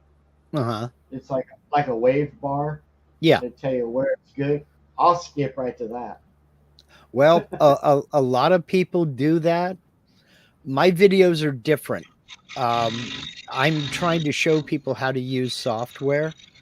Yeah, I And understand that. and I can tell the people who have done that. They'll just jump to the most watched, you know, and I can tell they've done it because they ask me questions that I've already answered in the video. You know, Yeah, well, how that's did you true. do this? I'm like, dude, go back to where you skipped and watch from there, you know? Yeah, something like that. You gotta probably watch Yeah. the whole thing. I mean, If I, you're I if you're really do try. I try, like, because I know they're dull and boring. Hell, I edit them, you know, and I know it's dry and not a lot of excitement, but I, you know, it's rough. Robin says, "You say that? I have said that. I have said I answered that in the video. You must have missed it." You know. anything longer than 15 minutes is I'm done after that. Well, You what a know. lot of people do is they'll adjust the playback speed and they'll play me back at like 1.5 times to 2 times speed. And that's cool. I'm fine with that. It's, you know, we all get off the elevator on our floor, and what's good for you is cool. So, I mean, if you listen to me like, and I sound like Alvin and the Chipmunks, great. So long as you're getting what I'm saying, because the whole point is genuinely, I want people to learn how to use it and how to succeed. Because I've been Yeah, that guy who's had all the questions and didn't know what the heck to do. right. So, and a lot of people spent a lot of time helping me figure this stuff out. So, Robin says, here's the thing though, if it's a huge collab with all these people that have to watch it or play the playlist on auto, I'll do a longer one. Yeah. People's, if they're genuinely interested in what you're doing, they will watch. If they're not interested, there's not a thing you can do to make them watch. And I think all of us are that way. I think all of us, you know, I know I am. If I'm interested in what your project is, I'll watch it no matter how long it is. But if I'm not interested in it, Right. there's not a thing you can do to make me interested. I mean, I see what you do. You know, it's nothing that I'm ever going to do. Mm-hmm. You know what I mean? Yep. First of all, I wouldn't have the room for that. Yep. It does take up real estate. And so, but you know, if other people are wanting to do it, you know, that's cool. Well, I mean, You're helping not only, someone out. well, you also have the noise factor because it is loud. Yeah. You know, and it's going to throw dust all over the ding dong place. You're in a, I mean, the scroll saw, that's pretty dusty, but it's confined to one area. You don't have a bit. You don't have a bit that's slinging crap 4 and 5 feet away. Yeah, it'd be like using a planer. Yeah, exactly. Without any vacuum cleaner. Yeah. Okay, Mike, he was asking Tommy or Chris, but this is for anybody out there. You ever use microcrystalline wax?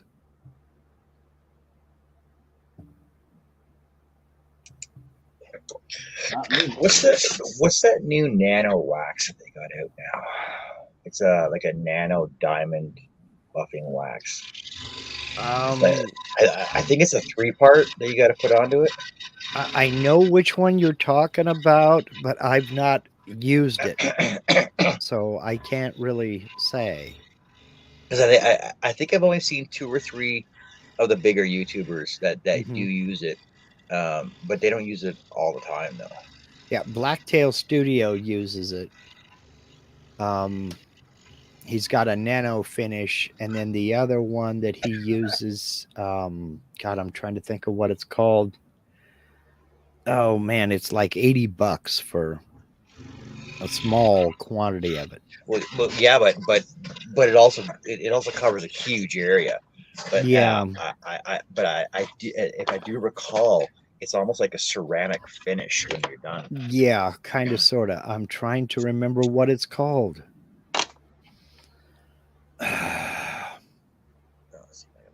A bunch of them are using it. I can't think of what it's called. Something oil, not Odie, not Odie's oil, not Odie's oil. It's a ceramic coating, is what it is. Diamond Protec, Nano Diamond Protective Coating. Okay.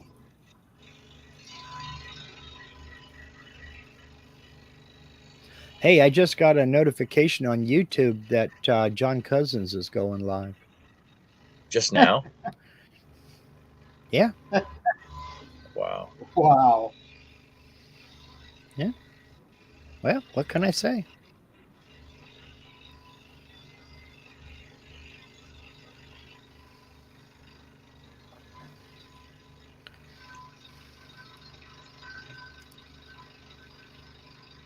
Okay. Diamond Finish, Nano Defense.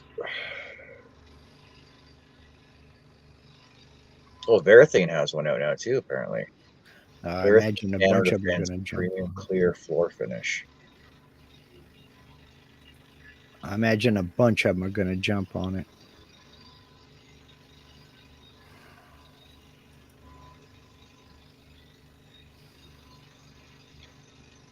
Yeah, I cannot recall the YouTube show I was watching, but he was finishing a tabletop with it, and I'm pretty sure it was like 3 coats, so 3 different nano diamond whatever that he used on it, 3 different variances of it, and like an hour dry time between, but it was like a glass finish, and he actually hit it with a hammer.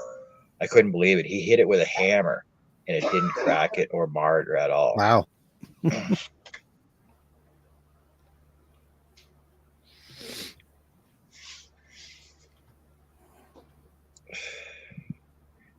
Yeah, because I do believe that the microcrystalline, the nano, that is the technology that they're using for it, fills in all your cracks and your cracks, your divots, and all your little scratch marks from your sandpaper even. Rubio Monocoat, that's the one that everybody is using nowadays.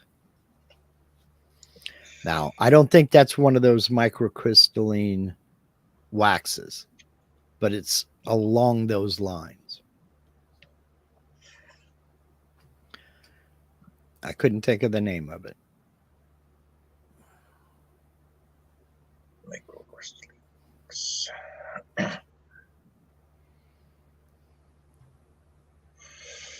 Renaissance microcrystalline wax.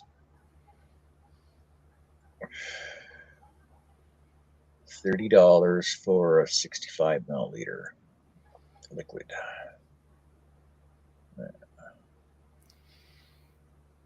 Now, I've heard a lot of people love that Renaissance wax, but I've never used it myself. I'm more of an oil finish type, tongue oil or true oil rifle stock finish, something along those lines, if I'm going for something that's not a film finish.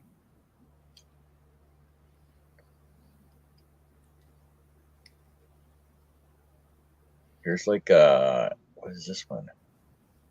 Pipihua, Pipihua beeswax furniture polish and wood seasoning.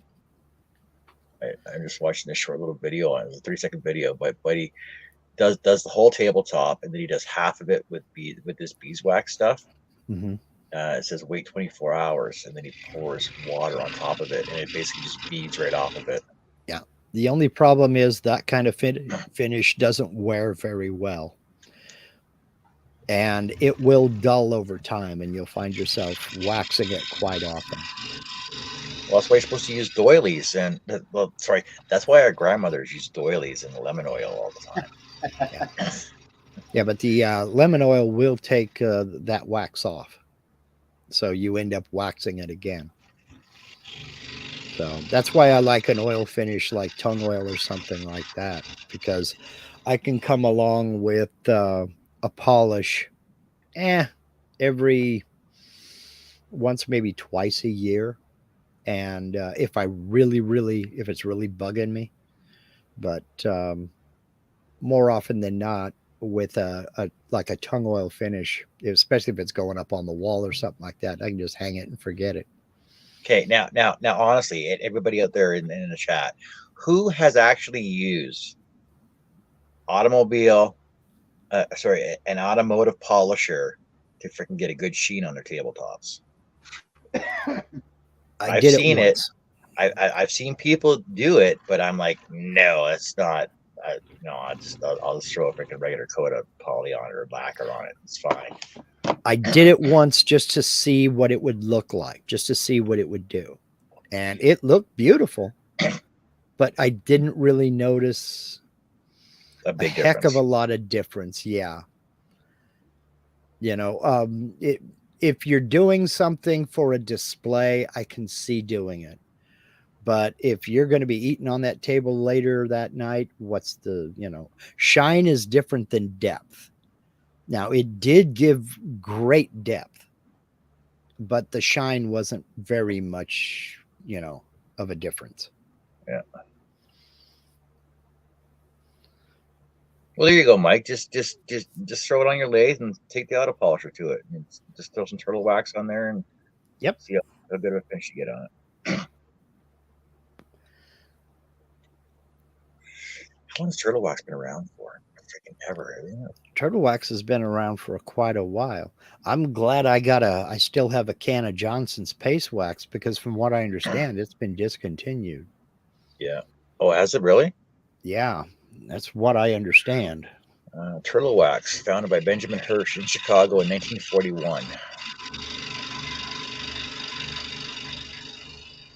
1941. Holy cow. Yep. Guess he knew what he was doing back then.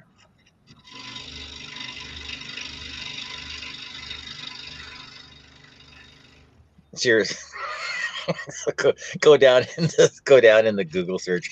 Is turtle wax made from turtles? Oh my god! Yeah. I can't believe somebody asked that.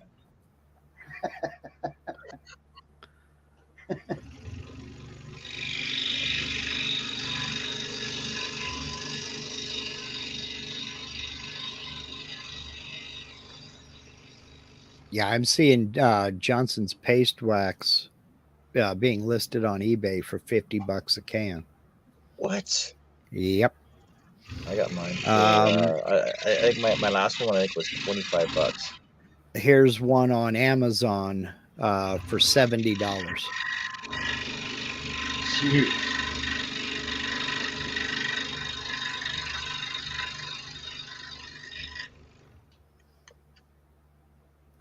It was discontinued at the end of 2021. Yeah, I just read that. The staple of wood care in America as long as 71-year-old can remembers, the yellow metal tin, discontinued as of 2021. Yep. Oh, okay. What's the replacement? Renaissance microcrystalline wax. There you go. Yep. That's the replacement for it. The thing is, what I used Johnson's paste wax for was my table saw. My table saw table, I used that paste wax. So now I got to find something that's silicone free. Maybe I'll go back to using paraffin wax. You know, I actually did not know that Johnson's paste wax was food safe. Mm-hmm. Yeah. Oh, and it's vegan friendly. Oh, sorry, it was vegan friendly. Yeah. I did not know that. Yep, you could use it on cutting boards and butcher blocks and stuff like that.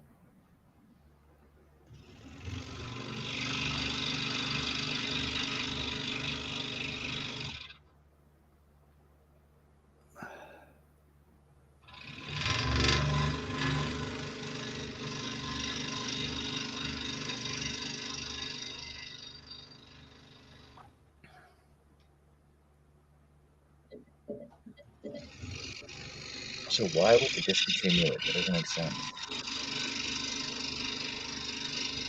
I guess sales dropped. I mean, they normally don't discontinue a high seller. When sales drop to a certain point, it's no longer really cost effective to keep it going. I'm trying to see what it says here.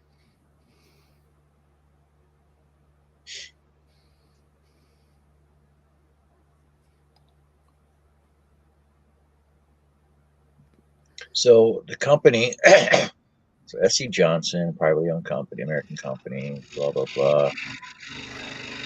Johnson family, H. Fisk Johnson, chairman, CEO. He's the fifth generation of the Johnson family to lead the business. At the time, the firm's main product was parquet flooring, which later expanded into other floor care products, includes Johnson's prepared wax, Johnson's dance wax, Johnson's wood dye. Herbert Fisk Johnson Jr. 1935 voyage to Brazil to recover the rest sustainable supply of wax. You'd think with the popularity of hardwood floors that the paste wax would be a big seller, but people ain't into getting down on their hands and knees and applying wax anymore. They want a liquid that they can clean with, and that's it.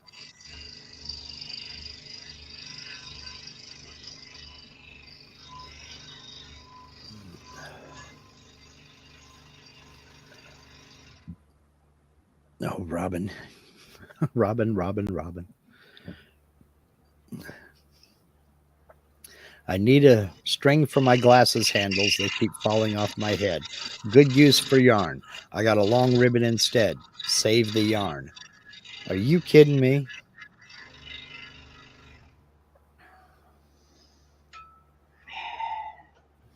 Oh, so apparently, in S.C. Johnson revealed a list of 368 potential skin allergens in its product line in May 2017. Johnson's paste wax is widespread, although the company has discontinued and no longer manufactures it. This product is simple to use and requires no maintenance. Mm-hmm. It still doesn't say why they discontinued it, though. Huh.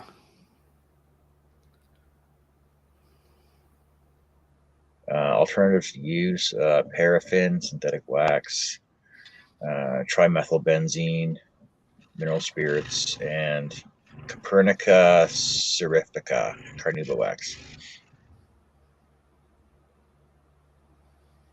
Brie wax has been the go-to brand for furniture finishing supplies over the century.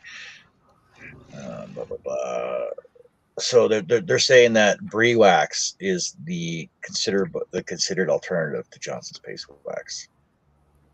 I'm going to have to look and see, is there a clear or neutral Brie wax? Because the only thing I've ever seen are the tinted ones.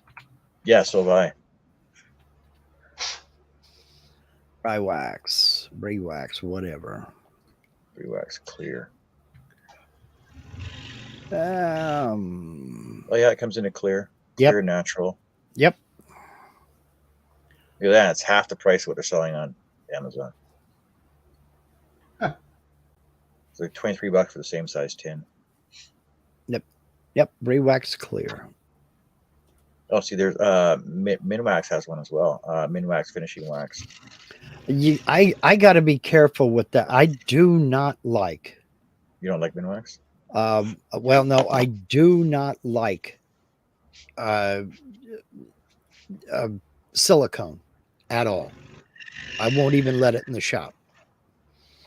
And I'm talking about liquid silicone or something. So I got to make sure that there is no silicone in any of these waxes. Because, I mean, I have fought bird's eyes and things like that when silicone gets on a piece of wood.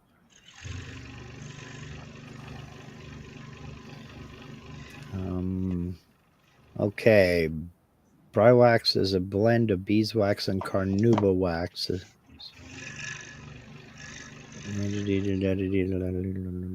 Doesn't say anything about. I'll have to look up the MSDS. There it is. Brie wax. Mike says Brie wax has bad toxins. He's had it to strip paint. Yeah, it's 60 to 90% toluene.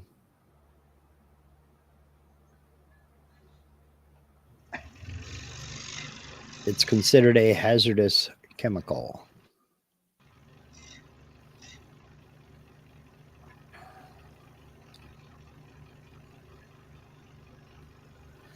Can cause skin irritation and is suspected of causing cancer. I'm looking at the MSDS, but that's on toluene. That's not on the wax. That's but yet on Johnson's site, that's what they recommend. Yeah, if you for furniture.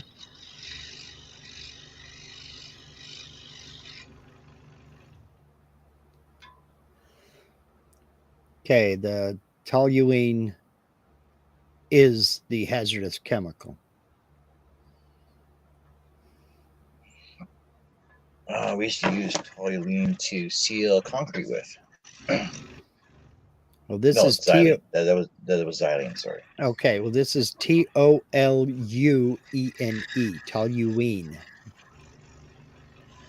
So, let's see. Let me look it up here. Colorless liquid hydrocarbon present in coal tar and petroleum and used as a solvent and in organic synthesis.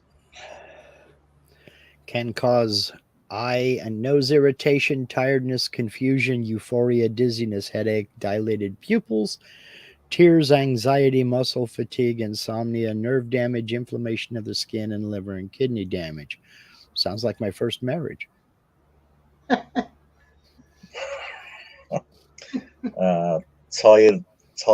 Toluene, also called methylbenzene and phenylmethane.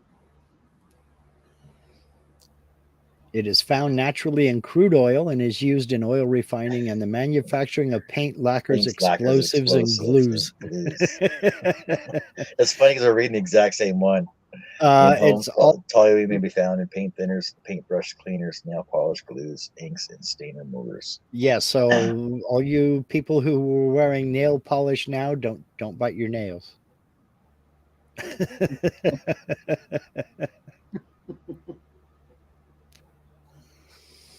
Well, so if it's used as a thinner, then why are they putting it into wood finishes?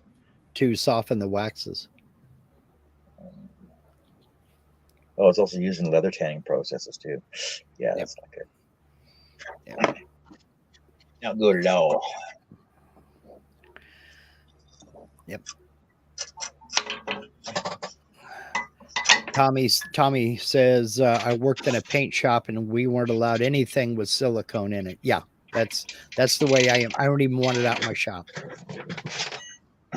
I don't even want it out in my shop. And I've had that discussion with several people on what do you use to lubricate your CNC? And about a good percentage of people, oh, I get some, some spray on Teflon or silicone. And I'm like, nope, not none of me. Give me good old lithium grease. What about graphite? Lithium grease.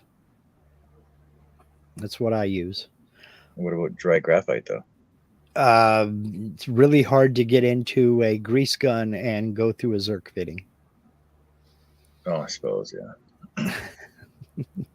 Nobody calls them Zerks. They just call them grease nipples, right? No, well, depends on where you are and who you are. I know what a Zerk is, though. Well, then you must have called it a Zerk, or somebody you knew called it a Zerk at one time. Yep. So I'll be back in a minute. I gotta go to the washroom. Okay. So yeah, I have that argument a lot. Well, what are you gonna do? This you're gonna attract dust. It's like, dude, you're just trying to lube the bearings. You're not trying to lube the whole ding dong rail. Yeah.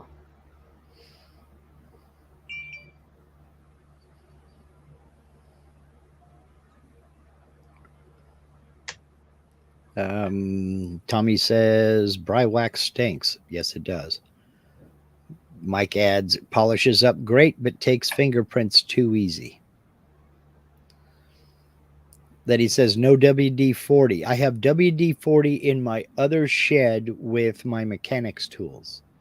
It doesn't come into the wood shop. If I have something that needs to be lubricated in the wood shop, it's with something like a lithium grease, or at most something like 3-in-1 oil, or even pneumatic oil. There. Happy camper. Now that's just flat out cool.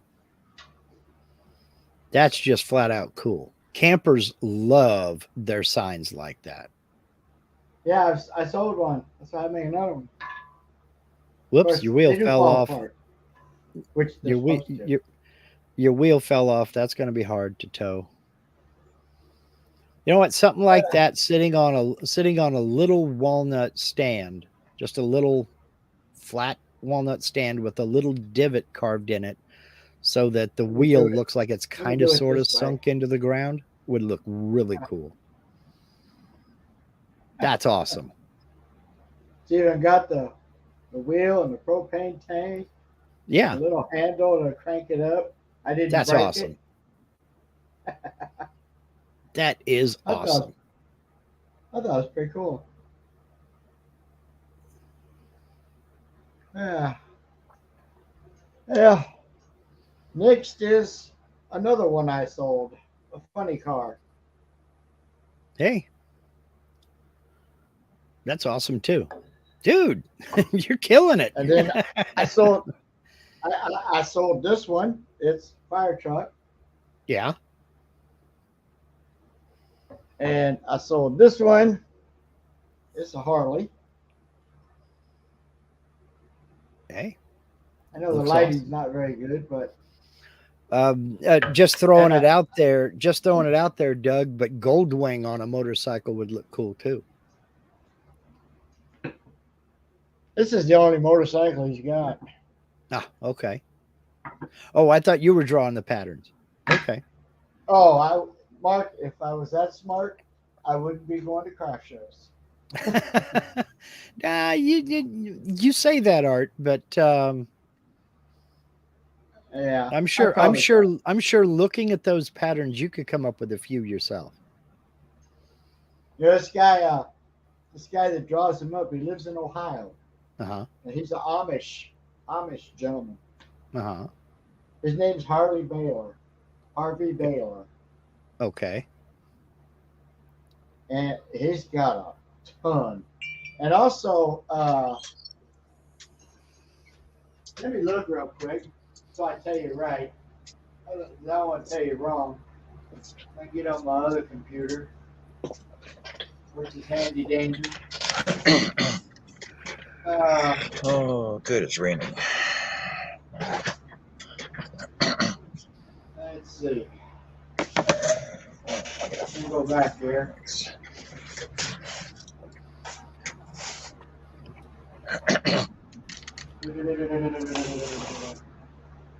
He's been doing it about 20 years.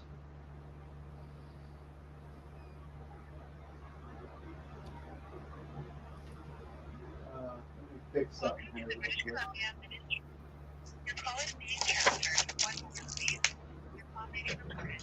Wooden teddy bear. All his patterns are on wooden teddy bear. Okay. Who's also, there? These patterns that I buy all these parts. Doesn't Scott do a lot of his own now? No. What Scott did is the Carolina Beach and the Curry Beach stuff. He had that man draw them up. Oh, okay. The only thing Scott does is if you buy a leash holder, you know, it's got the bone with the dog on top, and then you got the hooks. The only thing that he'll do, he's got a laser burner machine. He'll put a name either in the bone or in the square. Mm-hmm. Oh, okay. But no, he don't draw these up. Now, what he did make was a video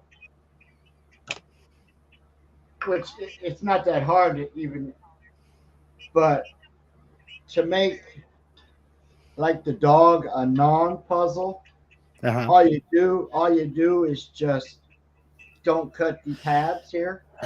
Yeah. Just don't cut the puzzle pieces out.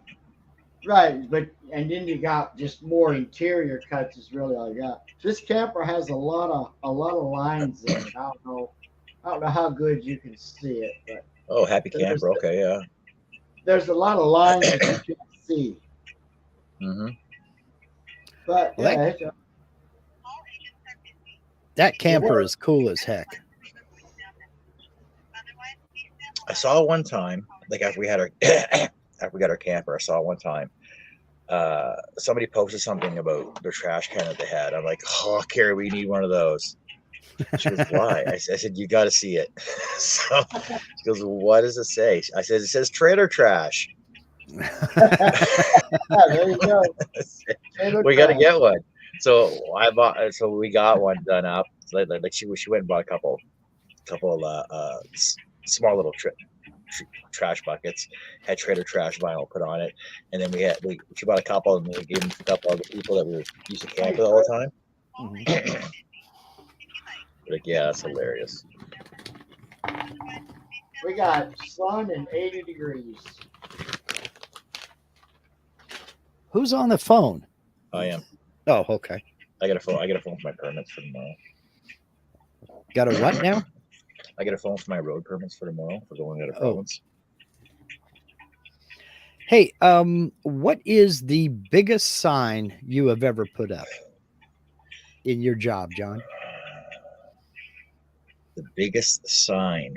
Mm-hmm.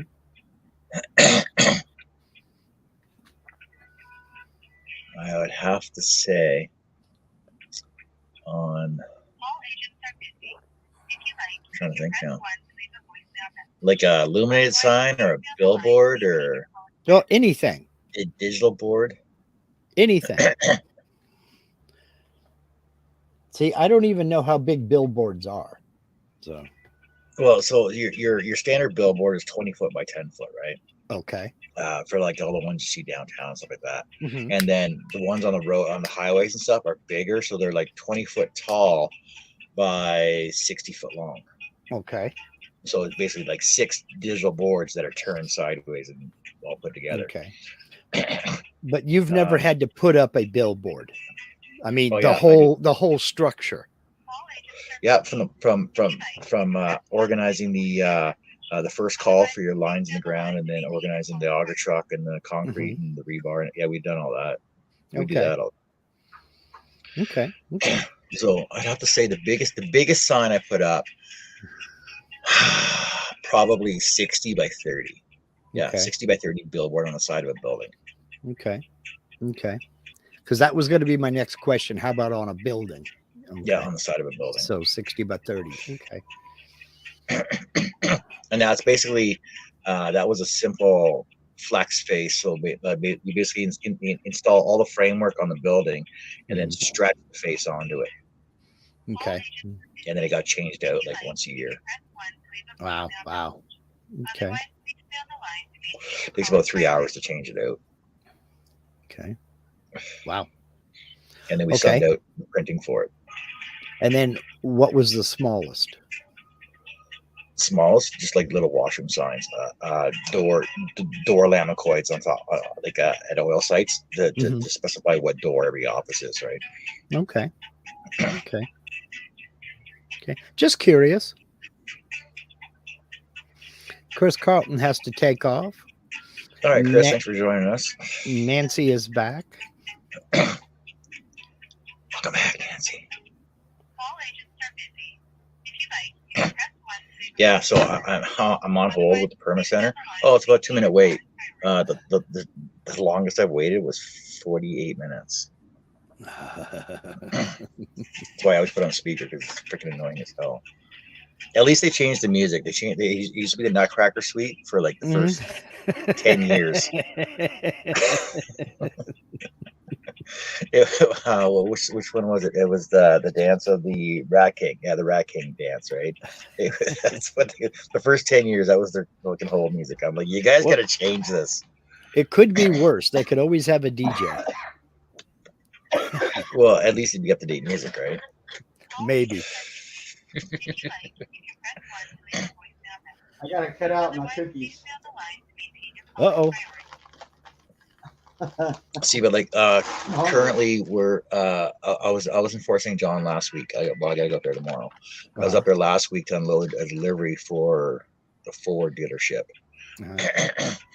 The sign came in 4 pieces, but when it's completely finished, I think it's 68 feet tall and 24 feet wide. So there's 2 legs and then a center section and the top section with the Ford logo. Oh, hold on a sec. Hello, how's it going today? Good. I need a non-resident fuel, please. U29173. He forgot to mute his mic.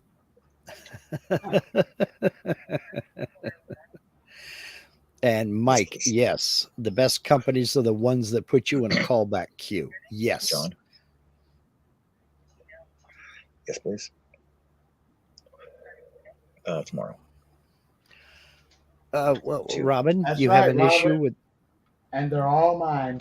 you have an issue with Chips Ahoy? Highway 2 Tupper, the Fort St. John return. You missed when I poured me out another bowl of Reese's. Yes. He's not paying attention to us, Robin. Thank you.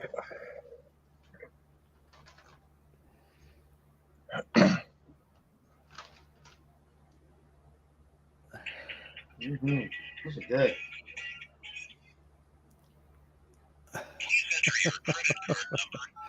Say la la la la. Why? Really loud. No.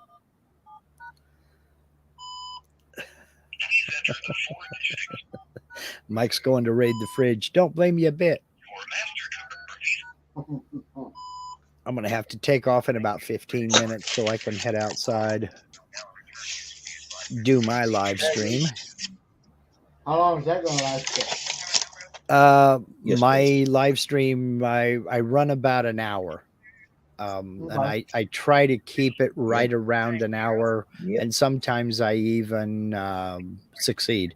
Perfect. But Thank you very much. I usually go over a little bit. You It too, just as well. depends. Bye. It's what I do are my live streams are live Q&A sessions. So people can ask any question, and if I have an answer, I'll give it to them. If I don't, I'll, sometimes I'll go ahead and screen share my software and we'll dig into it and see if we can find an answer.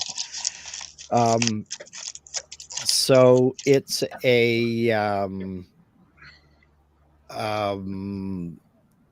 it's a matter of depending upon how many questions come in, but sometimes a live stream will go like for the first half hour, I'm tap dancing basically because there are no questions out there in the chat. And then the last 15 minutes, suddenly there's a barrage,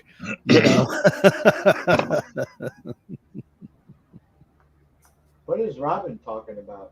I have no idea. I don't know if I said something that she misconstrued or if I said that word. I may have. No, I don't remember you saying it.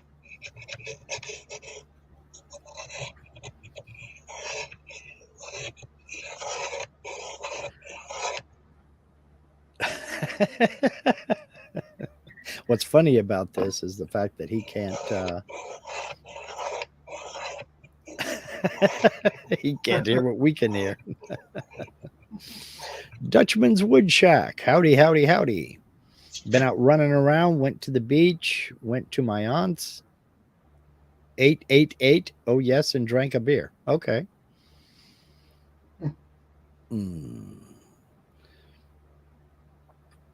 Yeah, it's lonely on hold, Robin. Sometimes I'll put it on speaker and just go about my business until somebody answers. Yeah, really. John, just so you know, we can hear you. Yeah, I know. No, okay. I can mute myself. It's not a big deal. Well, Robin's freaking out about, he might say his credit card or something. And I'm like, No, well, it's on a punch system now. So okay. unless you heard all the numbers go through, you wouldn't know what it is. Okay.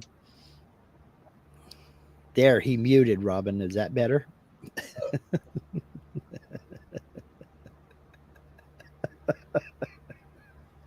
What's up?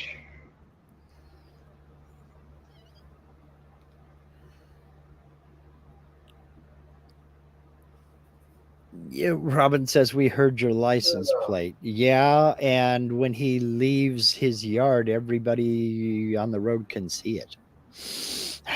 Yeah. I can walk down the street and write down everybody's license plate number. Mm-hmm. And if I want to get brave, I could go write their VIN number down. There's a British comedian I like to watch. His name is Dave Gorman. He was talking about he was getting ready to move, and which really has no bearing on the story. I don't know why I even said it, but he came home one day and he found a note tucked in the door, between the door and the frame in the weather stripping, that said, "I know where you live." And he said it kind of freaked him out just a little bit. And it was like, dang, what's going on? I know where you live. Oh, man, there's a little bit of a threat to this. And the next day he was outside doing something, and his next door neighbor was says, "Dave, you all right? You look like you're not feeling right." He says, "Yeah, this weird thing happened. I came home the other day and there was a note stuck in the door that said, 'I know where you live.'" And his neighbor said, "Oh, really? What color did you get?" What? Evidently, him and like 4 of his other neighbors all had one, and each one was a different color. Of what? He said he came home funny. one day and there was a little note stuck in his door, stuck between the door and the door frame in the weather stripping there, and it just said, "I know where you live." Really? And it said it kind of freaked him out till the next day. He was talking to the next door neighbor and he told him about it. His neighbor said, "Oh, really? What color did you get?" And what? So evidently, like 3 or 4 of his neighbors, they each got one in a different color. Really? He says that's actually kind of a fun prank. It's not like this was under my windshield wiper down at the store or something. Yeah, exactly. This was just someone doing a little Class B practical joke. Hey, Jeff, how's it going today? Are you about done, John? With what? I'm finished with my phone calls. Oh. Yeah. So I was in Fort St. John last week for Ford. So they're doing all the Fords are getting changed over. When I was talking to the guy down there, he said it's a 10-year program. So whoever was the last one done at the end of the last program, or whoever was the first one done at the end of the last program, is the first one to start the changeover in this program. Okay. And basically, they're doing 10-year turnarounds. Mm-hmm. And each reno and sign package, like the renos on the building, because I don't know if you recognize all the older Ford pylons. This last changeover, they're basically all white panels, 8-foot white panels with curved bullnose ends on them, and a 15-foot Ford flex face on top. And the new ones are just a skinny little pole, a skinny steel pole, pylon pole with a blue stripe down the center of it. Okay. So basically every dealership has 10 years to do this changeover, and then they basically start over with the next changeover, and then they start over with the next changeover. So basically basically in the last 30 years, each dealership has had 3 changeovers, right? Each changeover costs approximately 3 to $6 million for the changeover, so they know they have to sell a lot of cars. Mhm. It's a lot of overhead just to keep up with the branding change. Yeah. And I had no idea they changed out all that stuff every 10 years. Yeah. So the latest Ford dealership changeover on the front of every building is a brand new Ford sign, but it's curved to look like a tire tread with a Ford logo and 3 stripes down the center of it that looks like a tire tread. That's why I call it the tire pylon, because of the stupid curve that's on it. Oh, okay. But the last one that got shipped up to us, they're only made in Massachusetts, I believe they're made in. And then they get shipped up to everywhere, to all the dealerships, and then we got to go there, unload them, and install them. So 21 out of 38 panels were damaged on this last one that came up. Oh, geez. So we couldn't even install it. So now we got to wait for the new panels to come up, change them over. It's going to take a day to change them over, and then a day to install the whole thing up again. Jeez. So, but I'm going up Monday to BC to do Tim Hortons. Tim Hortons is good doing changeovers as well, so I'm ready to go up and do that. Wow. Uh-oh. Robin says, one time someone was stealing our gnomes from the front yard. One day they left a note and it said it was a ransom note. If we do not leave a bag of apples and onions on the step, the gnome gets it. Hey, there you go. Apples and onions, huh?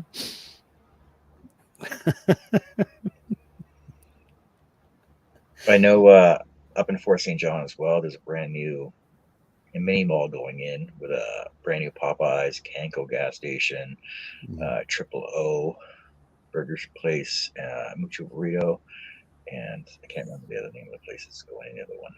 But we're building 3 pylon signs for those, and then we're building all the signs for those as well. You know, that's something that a lot of people take for granted. They don't think about the amount of work that's involved in just putting up one of those illuminated signs in front of a building. And they're expensive too. Yeah, it's not cheap. It is not cheap.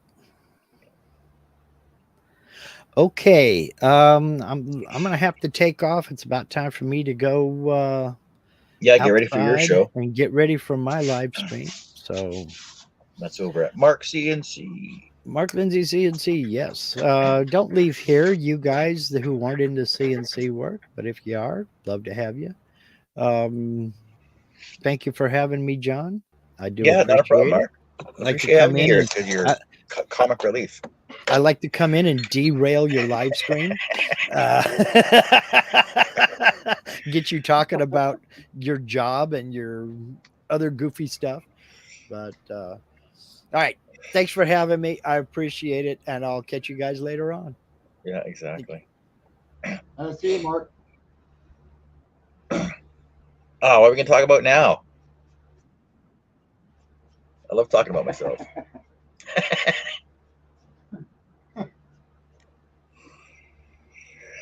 Mike says, my friend was an Olympic skater in the 80s. He learned Dutch to move to Holland because it was a good place to train. Unfortunately, when he moved, everyone spoke Flemish.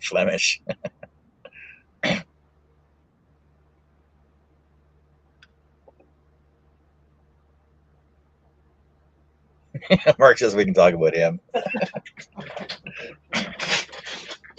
Oh, he's got the 2 shows. He's got his Mark Lindsay CNC show, and then he's got the Trample Underfoot on Tuesday nights as well.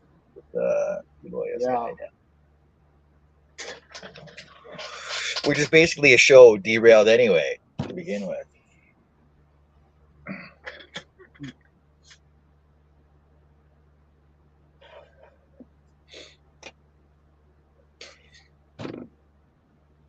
So does anybody want to come on the show? Anyone want to come on the panel and talk and fill the chat? Otherwise, it's going to be a boring, quiet show. And we talked about quite a bit in the beginning. Oh, we wasted an hour in the beginning? Yeah, it was about an hour.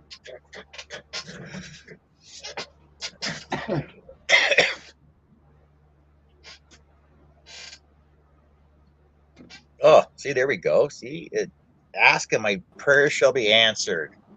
Wow, look Charles. At this. Who's this guy? Hi, Charles. How you doing? How you doing, Charles? I just woke up. I am so happy for you, John, getting a new computer. About time. No, I don't have it. I acquired it from work. I have to take it back on Monday. No way. Yeah, because the boss is out of town. He doesn't even know I have it yet. Unless he's watching. Oh, hi, Dave. Why would he make you return it? It's my work computer. Heck, blab it. Well, So I'm going to talk to Trevor because I'm going out of town tomorrow. So when I come back, I'll be talking to Trevor about getting me the exact same computer because That's it good. works perfect for me now, right? So, yeah, and it's crystal clear. No roboting, no choppy video. Hello. yeah, no, I haven't had any issues with it at all. And I've had like 5 windows open just to test everything. Well, I went on Friday night just to test everything, and I had like 5 windows open. And I was pulling other stuff up and doing a Google search. I had Facebook open and YouTube open, and it was perfect. And I had no cutout, no buffering, no nothing. It was Well, as awesome. long as you've been with the company, I pray to God or whoever's in charge of computers that they get you a new one. Hello, Robin, Mike, and Jeff. I think it's healed enough I can show the gore now. That's why I can't do anything with my hand. No ligaments or bones, but this right here is a lot of glue over it. But it's healing up pretty good, though. Yeah, I just can't grasp a pen. I can't close my hand any more than that without it burning like hell. Oh. So that's my only holdup is I can't do patterns or anything with my right hand. You gotta start using your left hand then. Then it feels like somebody else is doing it for you. Yeah.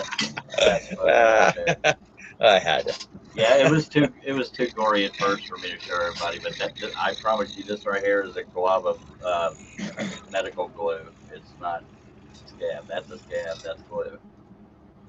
Well, after I saw the pictures of your car, you got away lucky, man. I got very lucky, yeah. Yeah, both you wife. And Karen. Yeah, both you and Karen both got away lucky with all the damage to your vehicle. She got a brand new car yesterday, Buick Encore 2023. Very happy for her. She deserves that. All covered though, eh? Yeah. Sure. Yeah. Did they replace that brand new computer that was in the back in the trunk though? No, I lost all 3 of my Rolexes. They don't believe me. What about your weren't you transporting like 12 of your finished works at $1,800 a piece? If I tried that crap, they'd say, well, that's business. That happened with the dang fire, man. I lost 100 and God knows over 100 pieces in the fire, and they said, well, you were running a business, so you can't cover those. Yeah. Business insurance. I said, so if I make something and try to sell it, I'm running a business. Oh well. Yeah, that's my only frustration as far as the injury, besides the burning pain. If I run water over it, it helps for a while. But I can't make patterns or anything. I can't grasp a pen. I can grasp a mouse, so life has some meaning to it. Oh, I had a car accident, Tommy.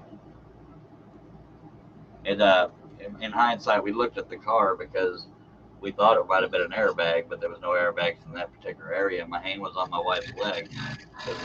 If she was turning like this towards me and I was turning like this towards her, so I couldn't put my arm around her, so I put it on her leg for some reason. And as soon as we hit the tree, my hand slammed into, I guess, the radio, that center area of the dash. Anyway. My right boot is covered in blood, so I didn't even care about my hand at the time. I had never been in an accident before. I was in a daze. It's like, wow, that just happened.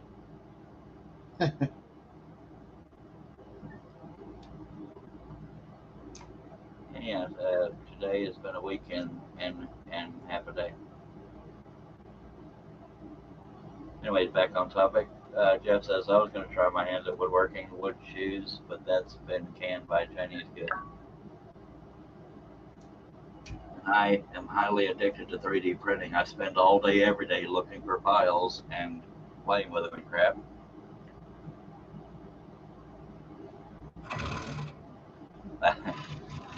Mike says, petty fingers. Well, I wasn't petting. I was, loving. Anyway. Yeah, Yeah, we actually hydroplaned, and once the car started going sideways, I knew I couldn't save it. And I wasn't speeding. I'm a good driver. But it really did go in slow motion like they say it does. You know, it felt like an eternity. Anyways, You're saying you hydroplaned and spun out though. How many times did you spin? Do you know? It felt like 10 or more, but It was probably one. 3 or 4. But after we were on the level road, but once, and I didn't know because I wasn't taking in the scenery. I was just driving, but I didn't know there was.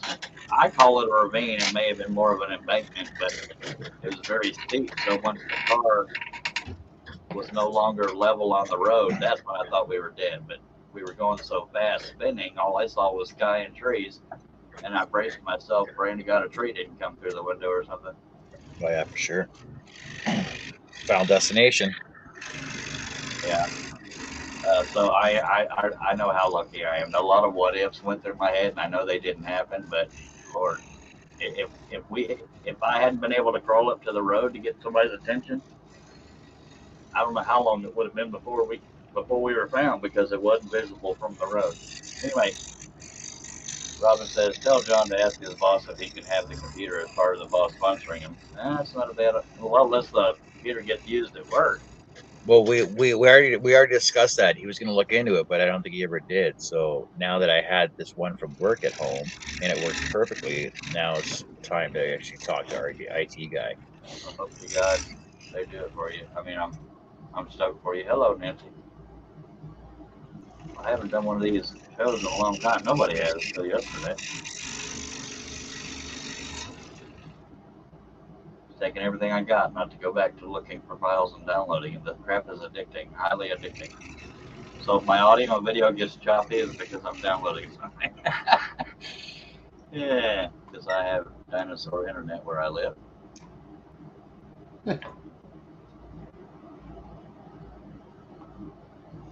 What you been doing, Art? I'm trying to get ready to go to the fair. Really? Let's go to the fair in town. Oh, I got invited to be a vendor at our second largest fair in the state. Nice. I'm downloading something large right now, so if I get choppy and stuff, let me know. But that would be why. So I'm trying to get a lot done. I got I imagine. 254 I got done so far. Good lordy. Good luck, son. I'm trying to watch what you says on camera because it's not safe for work. So we'll see how it goes. 10-4. Good luck, sir.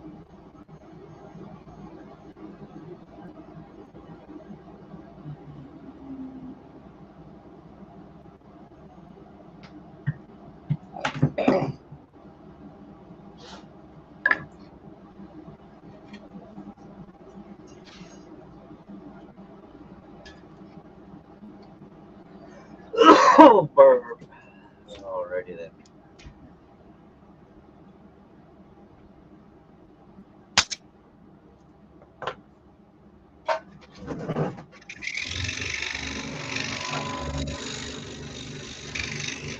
Robin said she's editing.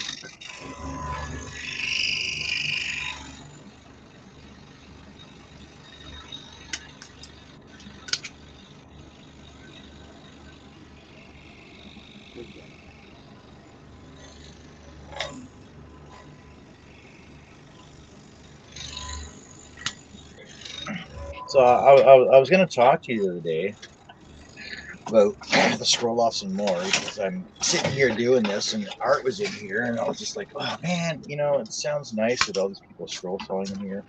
But but I know there wasn't enough interest in the last one, so I don't know. Yeah, I go up and down about it. Which videos, Robin, or do you mean my channel in general? So you're pretty much out of service until you're all healed up then, eh? Well, I can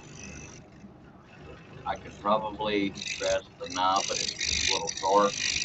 As far as making patterns, Yeah, that too.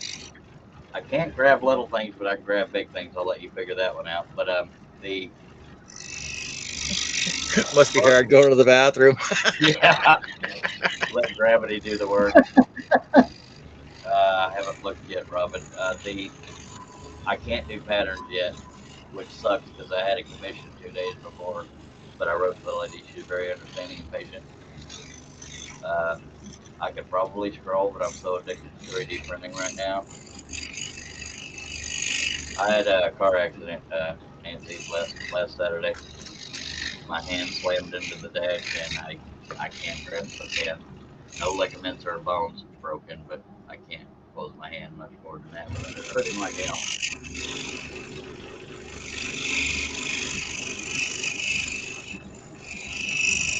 So you know, Charles, this is just one more thing to add to your list of why you don't leave the house, right? Yeah. The next day, it was the next day. Thank you, Nancy. We're alive though. Airbags. Matter of fact, most of our injuries were airbag and seatbelt related. We both have purple stripes across our abdomens. She had a black eye, but it is now healed. But no severe injuries, and she's on her way home now with the new car. She drove 5 hours away to get it.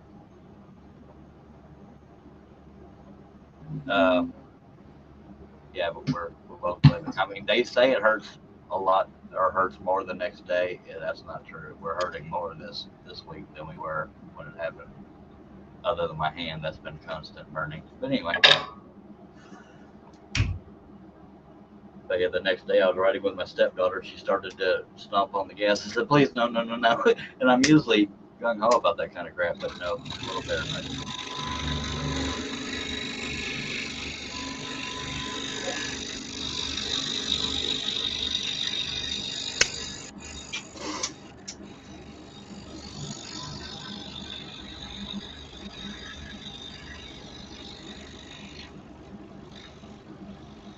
Good to see all of you again.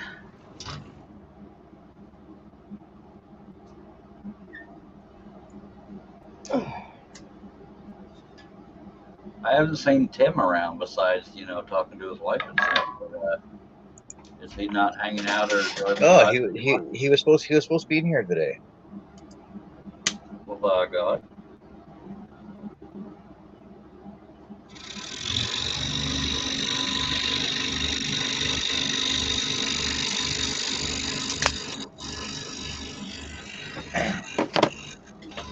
I sent him a link. Yeah, he was supposed to be in here today. He is hoping. I know he was spending time with Tracy and family yesterday, so.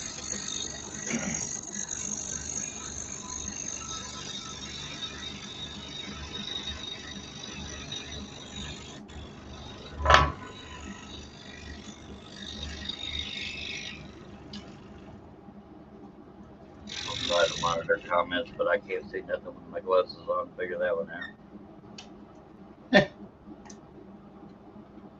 Not up close anyway.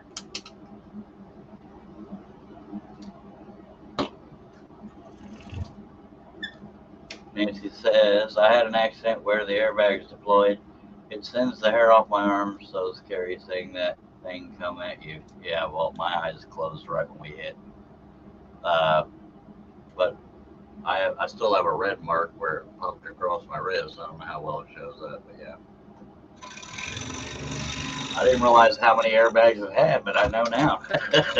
It had side airbags. It even had airbags under the dash, I guess, to protect your knees. But that's about the only thing that was good about that car is the Chevy Trax.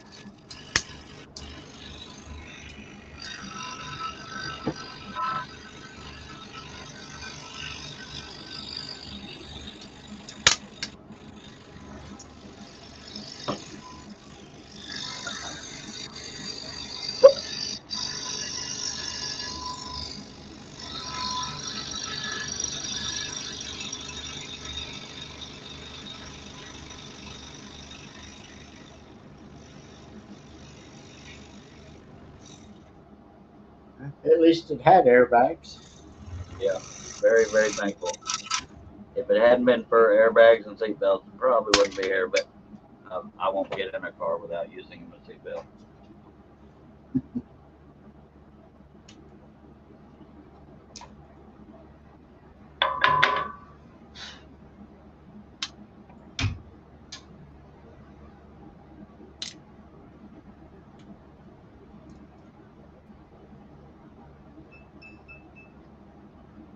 Okay, let's cut out the outline.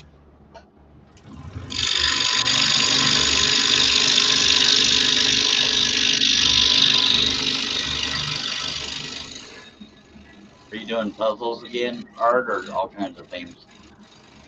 I'm doing puzzles first. I'm finishing up the 32. I got this one and 6 left, and then I'm going to do some of my fretwork stuff. Nice. Larry says, glad to have you back, Charles. Glad to be back, Larry. Hello, sir.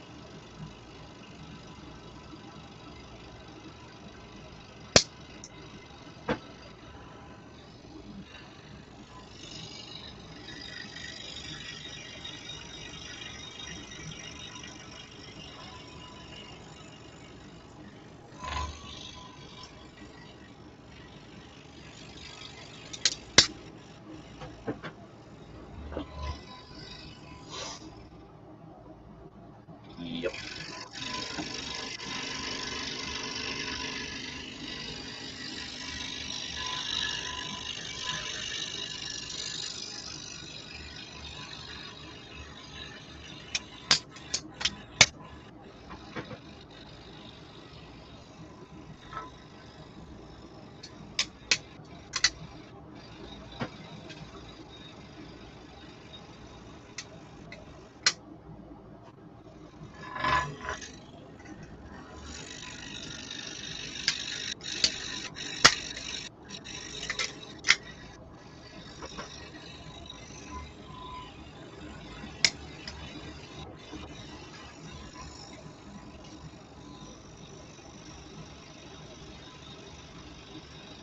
Oh man, I wish I'd have been here. Robin says last night Wade came on playing guitar and Chris Nealon played banjo. I would love to have heard that.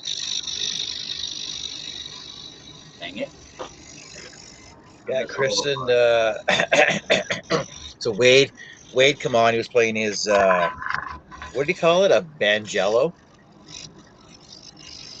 like a guitar banjo. So he was playing that, and then Chris went and got a mandolin, and they're playing together, and then yeah. Man, that would have been awesome to watch. At least I know I can go back and watch it.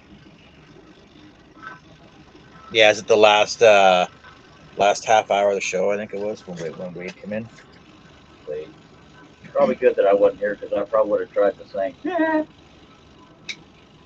And they probably were playing bluegrass type stuff, right?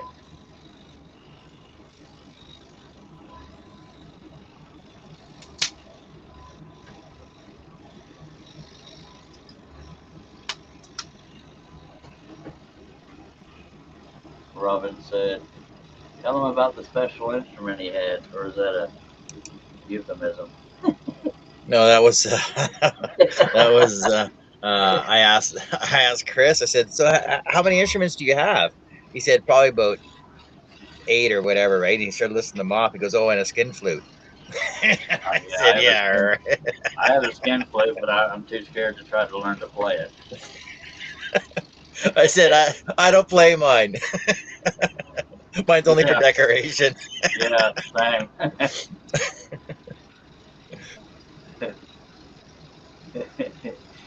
Yeah. Hell, Robin, that word's been around since I was in elementary school, I think. Not to make fun of you, but yeah. Oh yes, Robin learned a new word last night. Was that it, or another one? Well, because we were talking about skin flutes, she goes, "What's the equivalent for a girl skin flute?" And Al come on with, all right, Robin, what did he call it? He called it a vag monica. Along the right. That's funny. Wow. I'm glad your channel's not censored as much. It's more fun. Oh, bagpipes. That's what it was. Oh, that's funny. That's funny as hell right there. And Mark's wife playing bagpipes probably got a kick out of that.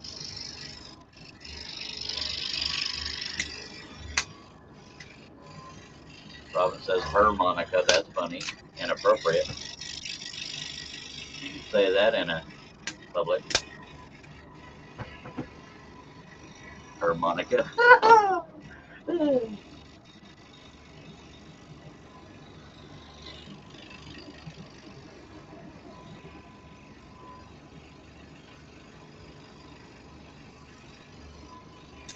Y'all so nasty.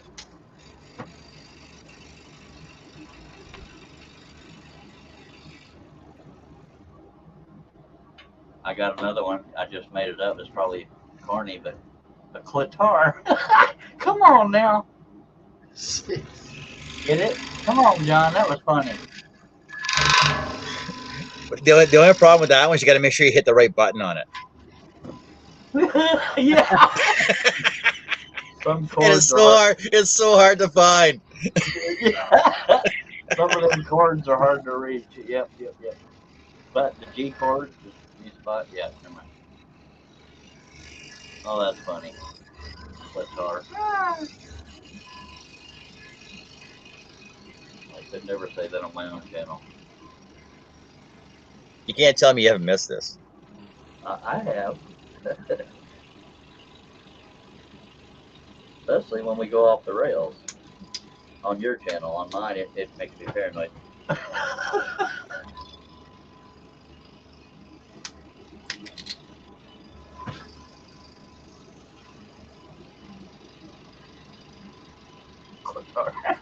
Yeah. That cracked me up.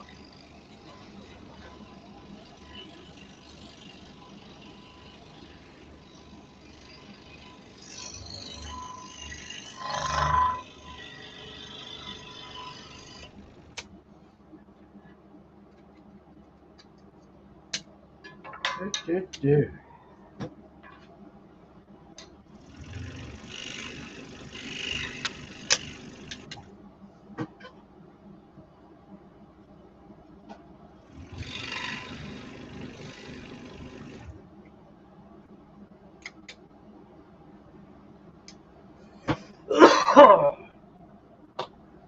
Now I'm trying to think of other inappropriate instrument names.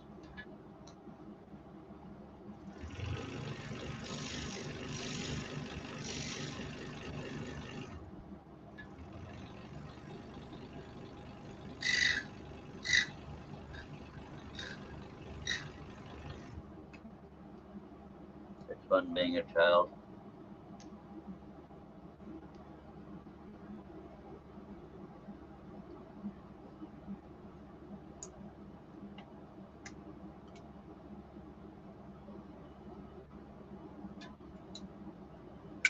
How's Doug been doing? I haven't talked to him in forever.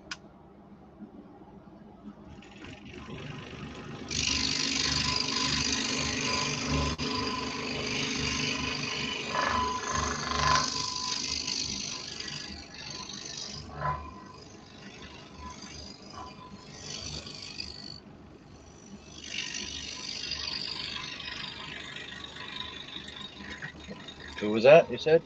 Doug. Yeah, I haven't seen him in a while. Well, he's been around.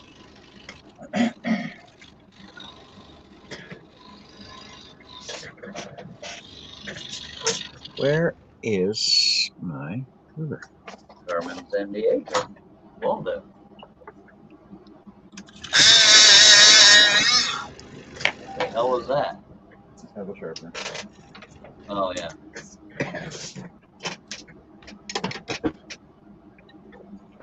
Thought you hit a bad note on your skin flute.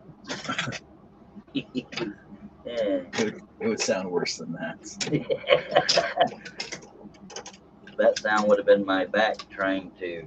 Never mind. I don't want to play a skin flute.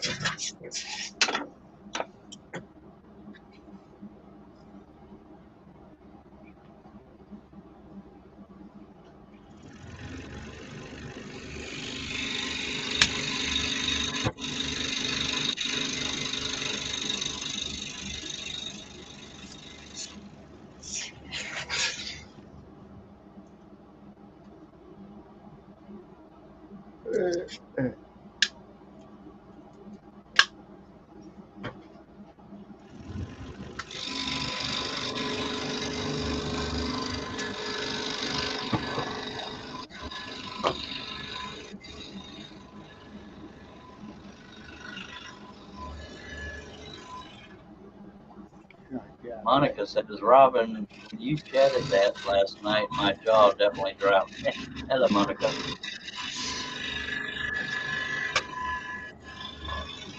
My jaw still drops on this show sometimes.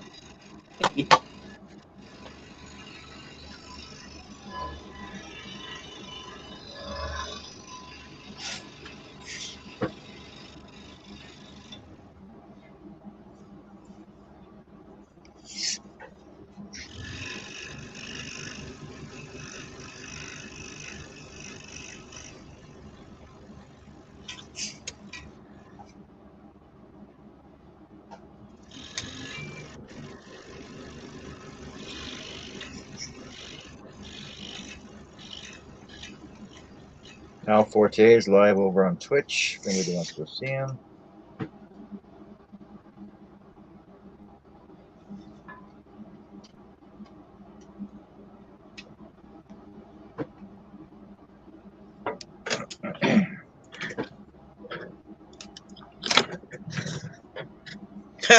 Yeah, okay, Robin. If you're sweet and innocent, I'm rich.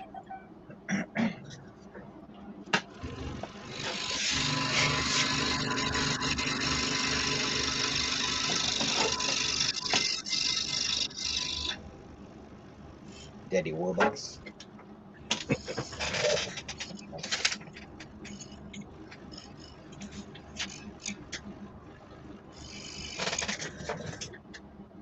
Robin says Al is loud. They may just have a good mic.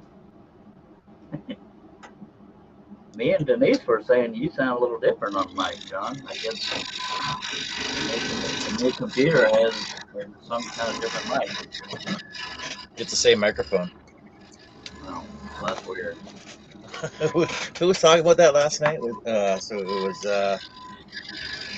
was it Monica? I think Monica said that last night, and then Marty came in, and I'm like, hello, does this sound better for you?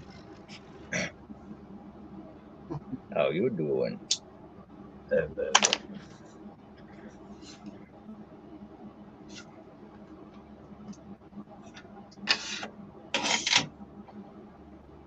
Robin says even she thought your voice was deeper. I couldn't place how it was different, but it was different. See, honestly, I think my voice has changed from all the smoke in the air up here. Because it's been 7 weeks since this freaking fires. That makes sense. And I know I was doing a lot of coughing. Maybe that's the only thing I could think of it, but Carrie hasn't noticed the difference yet. Maybe I'm going through the change. Finally hit puberty? No, the other change. Menopause. Oh. Our little boy is growing up. I know my nipples are a little more sensitive nowadays. So.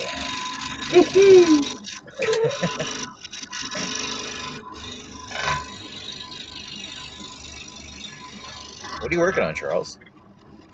Taking the supports off of the 3D print hair. Oh. Supports are what keep it from sagging.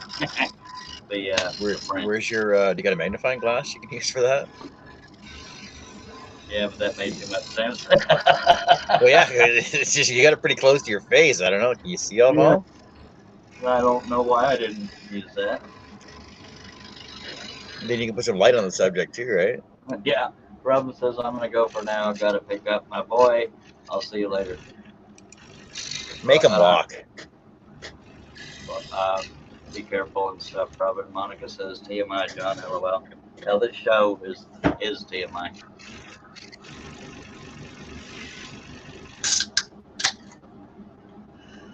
Yes, they're out of 2 liter. It's hard to find 2 liter Dr. Pepper zeros. Hey, David Jones is here. Portal Woodworks. What Blue Blazer Sam hell is going on here? Why all this dang noise? Howdy, everyone. Says. Oh, Dave. Hey, Dave, it's 2 days in a row we've seen you, man. What have you been up to? Hey, you want a link to come in? Hey, did you ever find a cigar and coffee yesterday or what?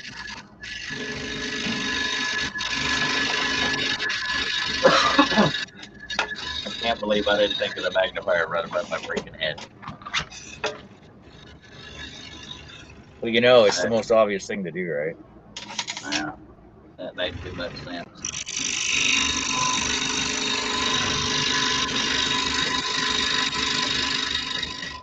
Contrary to popular belief, the magnifier is not aimed in my lap.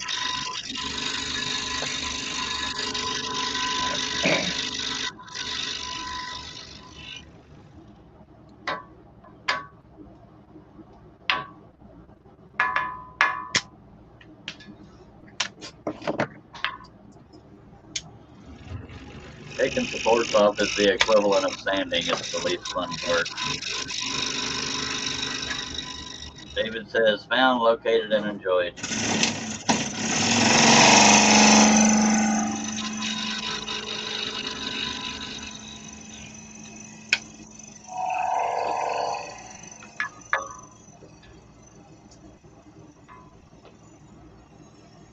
Ah, shoot. I have to do this part now first. All right. Get ready, you.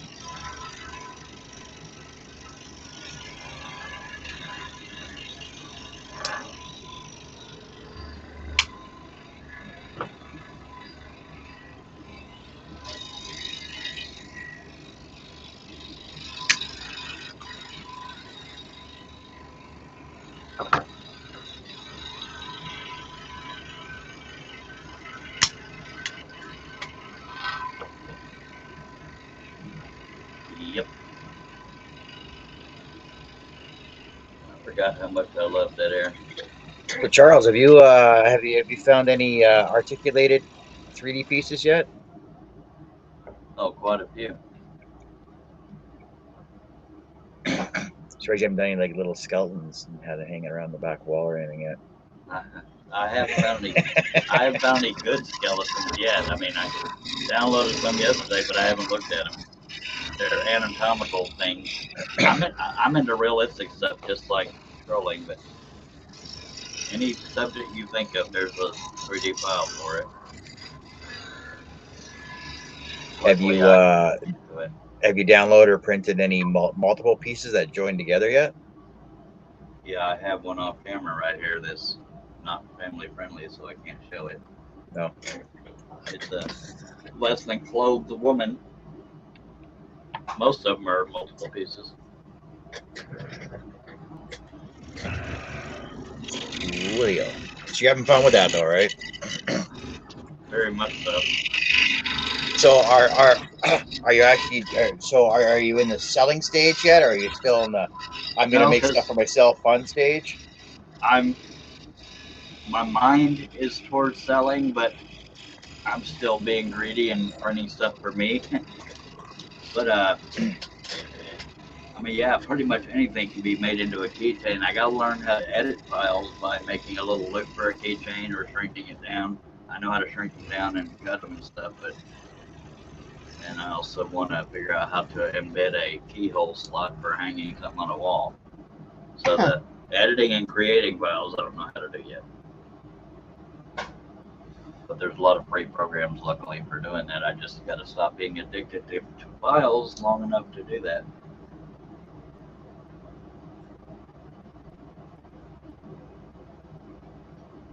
I can even make scroll-on keychains eventually. I know people come flopping for them, by God. Speaking of scroll-on, just say it.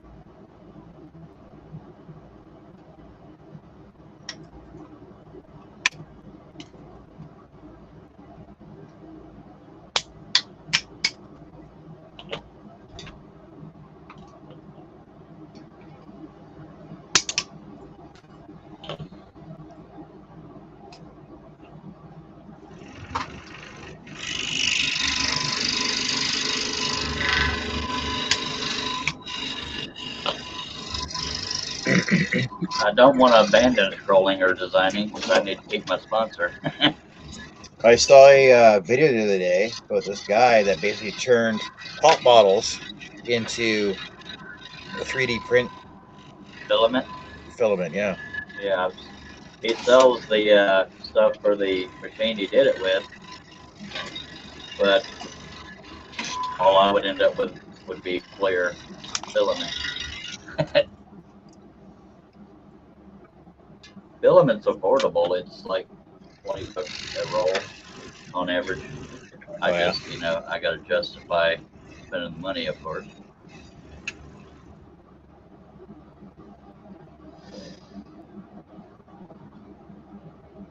As far as affordable things go, I mean, some people buy them 10 or more at a time. There's no way I could afford that. Now I understand why Jerry has three printers, because you're constantly wanting to make something. It doesn't feel right for them to be sitting idle.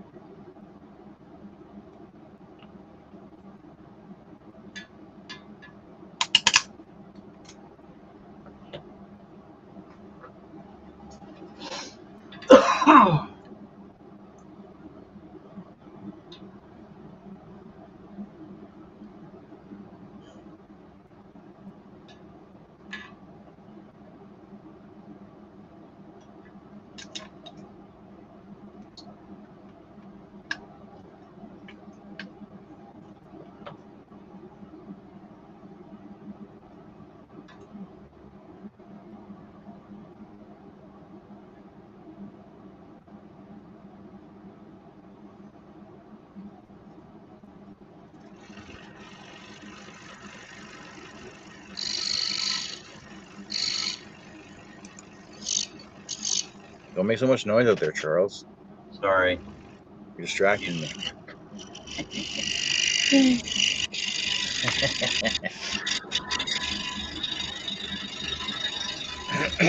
that's funny because I'm the one that hates that air, but I can only think of so much to babble about. And Dave, you got 2 people saying hi to you, sir. I raised you better than that. Say something back.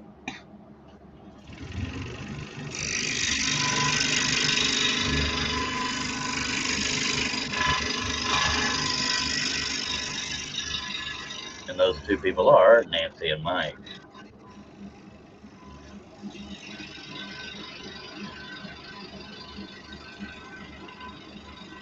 Can't get a word in edgewise with Art here. Nope. I ain't gonna let you talk. Yeah. I'm sure there's a lot of people who wish that was the case.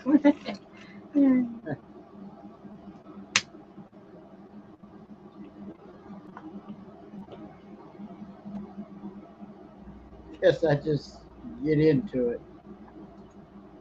Nothing wrong with that, sir.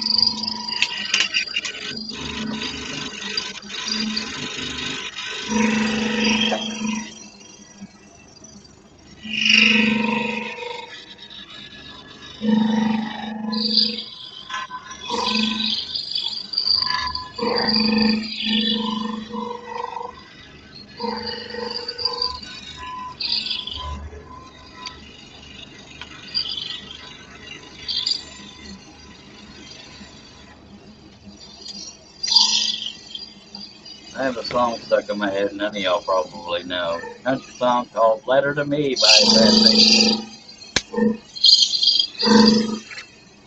Nope.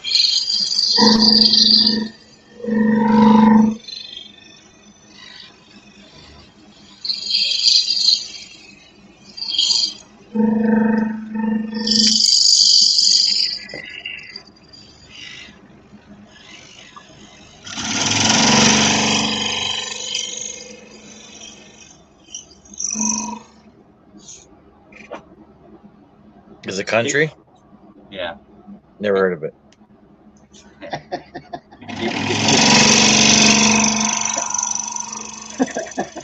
I was going to ask you something. I don't remember what the heck it was.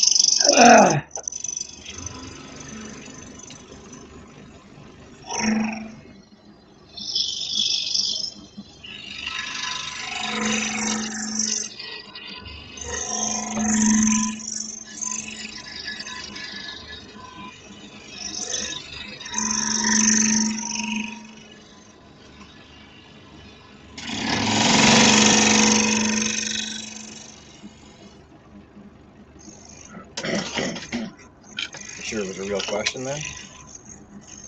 You never know with me, so I don't want to commit to saying yes.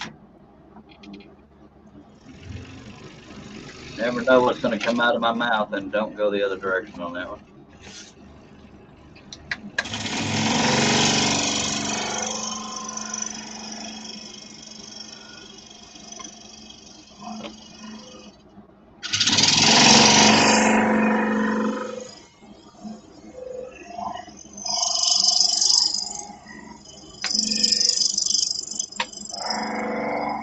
Oh, I know what it was. Has Steve Nealon been around?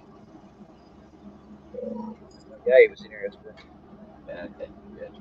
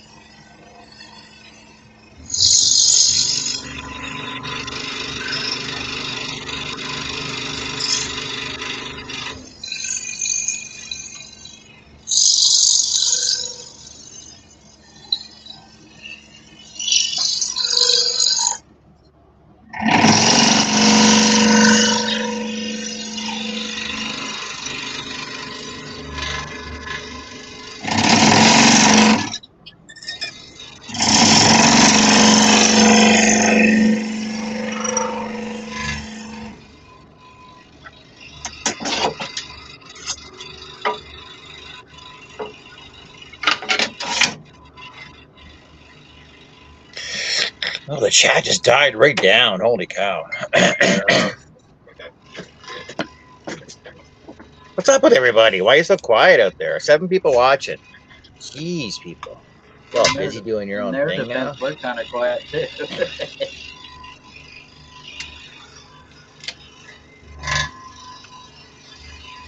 Probably busy doing other stuff, right? Well, it is Father's Day, I believe. And? Some Yeah, people really. actually celebrate that stuff. My daughter's not speaking to me.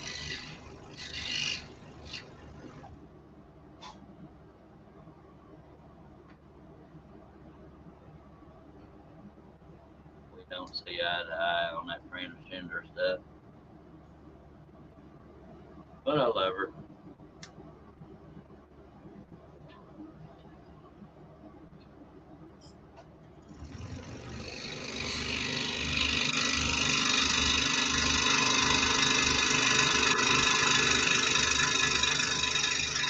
Monica says, I like to listen more than chat. Sorry, John. I understand that one too. But it's so quiet in here, Monica. How can there's nothing to listen to? The hum of the saw. Yeah. Humana. I'm gonna bend over. All right, that one's done. Yay. I thought you were gonna do your trademark and go. Usually that's what you do when you're done. Now these are easy.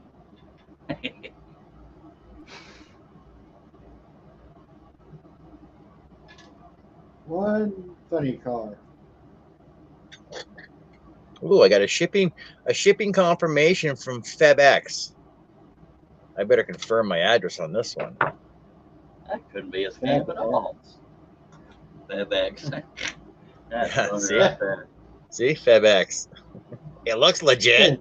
It's got the right colors. Yeah. FedEx. That's funny right there. Oh my God. Wow. Dear customer, you have a parcel in our custody ready to be delivered. You need to provide us with your correct delivery address. Hello, I'm Prince Algier. My father died and left you some money. Can I have your bank Oh, account? apparently they tried to deliver it on the 20th of June already. Bummer. Yeah. And that's 2 days from now. Figure that one out. I know. Spammers ain't real smart. I better give them my address right now, my billing information, because it's COD apparently, right? Yeah, I'll never forget. I got a friend request. You know how you could just spam friend requests. I got one from a supermodel named Comfort Grease. It's like, really? You didn't even try? Comfort Grease. Comfort Grease sounds like lube. Yeah, it does. Oh, Lord. Wow. What's like getting friend requests from like, oh, you have a friend request from somebody you might know. If you're new here, folks, this is not a church chat. Go ahead, John. Like, number one, I'm already friends with this person, and I know for a fact they got more than at least 6 mutual friends in common with me because it's my family member. Yeah. It was like one of my cousin's daughters started texting me. Oh, I see. Oh, hey, John, how's it going? I just need some information from you. I'll make sure. Okay, what's going on? Oh, I'm in jail. I need some money to get out. I'm like, well, you better talk to your mother about this. It has to be in gift cards, though. Like, oh, I really don't want to talk to my mom about it. I'd rather talk to you about it. Okay, number one, you haven't talked to me in 3 years. By the way, here's the link to my naughty pictures. Ay, caramba, chingada. I'm like, and I know for a fact you're in college right now, so you should know better than to be in jail. What are you in jail for? Oh, I can't discuss it. I can't discuss it over messaging. Oh, really? So I messaged my my cousin. I go, hey, Patty, what's going on with your daughter? What do you mean? She's right beside me. No, apparently she's in jail. Here. So I forwarded the messages. She goes, no way.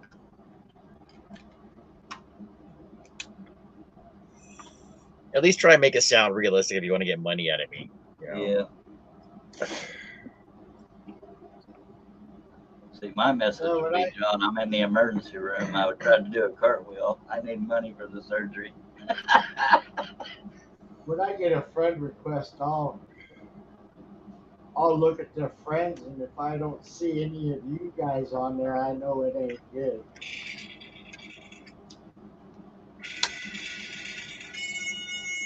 Sometimes it's the wording, like if they pretend to be a single woman, you can tell they're porn if they say, I will like to get to know you instead of I would. So yeah. Oh, yeah. Like it. Plus, most women try to avoid me. Tis sad, I know.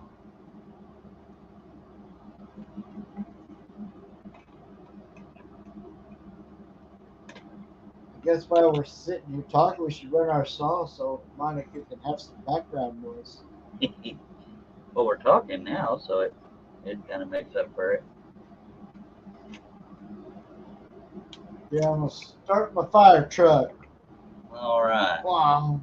Don't let it get too loud now. Well, what I'm making now, Charles, is the stuff that I've been selling. Cool. Really took off.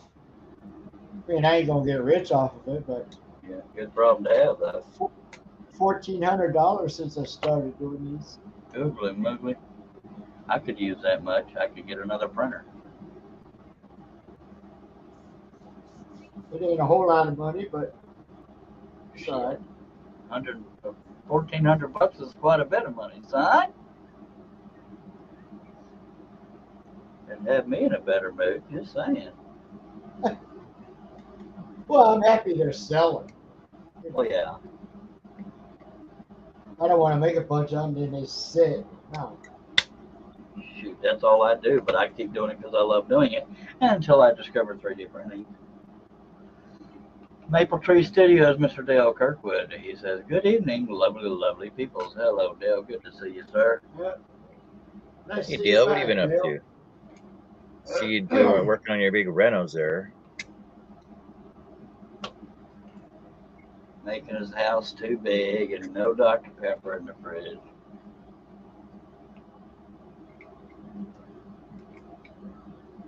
Hello, Henry Scroll. Henry Oh. Stoll is Larry Aldridge.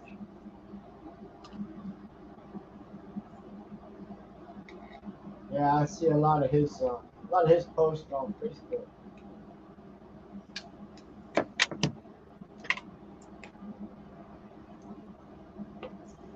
Dale says next 12 months are all Renos, and for you Aggies, next 12 months is a year. You sure it's Reno and not Reno? You're right. Did I say Reno? I meant Yeah. Reno as a renovation. He's not in Nevada. Yeah, sorry. Well, you never know. People travel. You ever get your printer crap sorted out? No, I just gave up on that. I just start printing inside. I'm curious printing.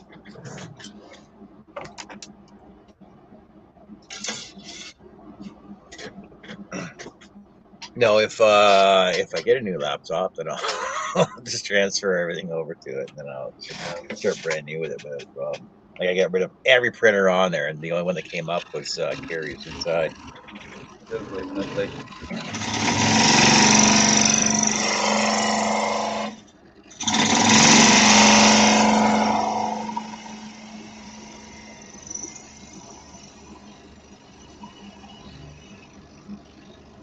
I remember one time I was in a hangout with Dale and a bunch of other guys from over the pond. I didn't understand most of them.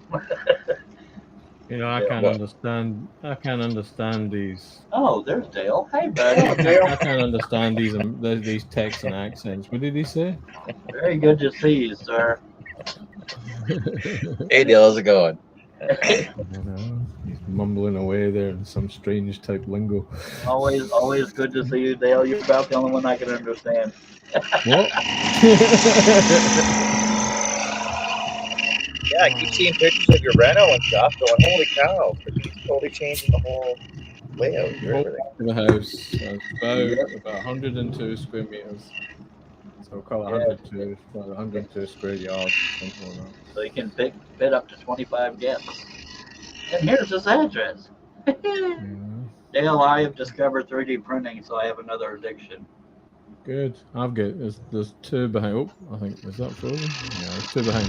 There's the CR30, which is a belt machine, and a big GG Maker, which will do like ridiculously big things. Wow, and you know how I like to make big things. Snigger. So you have the belt kind. That means you can do like a sword in one piece. Yeah, pretty much. I didn't know you It's had an any of that. absolute pain in the ass. Oh, You know, well, as a machine goes, you've got to seed the belt. There's a lot of work to get it to go, but when it does go, it's just amazing. It's literally just a production line. Just spits them out. Yeah, one I after have. another. I have a Bamboo Lab P1P or Bamboo P1P. That does all the work for you, man. You don't have to learn anything there. Yeah, that's Yeah. because I'm not real keen on learning things. Nancy says, "Hey Dale, one of my neighbors is named Dale." How do you know I've not moved in next door? Have you checked? That's right. You hear somebody talking funny and playing bagpipes. You know what you do there is you've got Charles when he's a too little Dr. Pepper. He's losing his mind. Plop, You know, plop on the floor. he's walking around in a ginger wig, pretending to be the character of The Simpsons. The ambulance is on its way. Tonight, I can honestly say I'm drinking tea. Well, for me, by God, I'm drinking Dr. Pepper. I know that comes Which with is a jar. ale.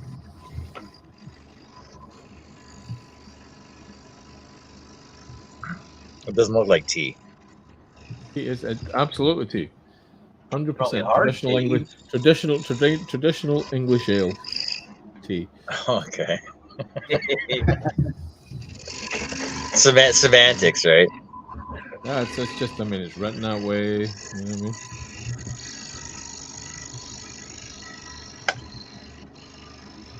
Nancy writes, he's a young dude. He's 22. Hey, I'm only 14. It was a really hard paper run I had.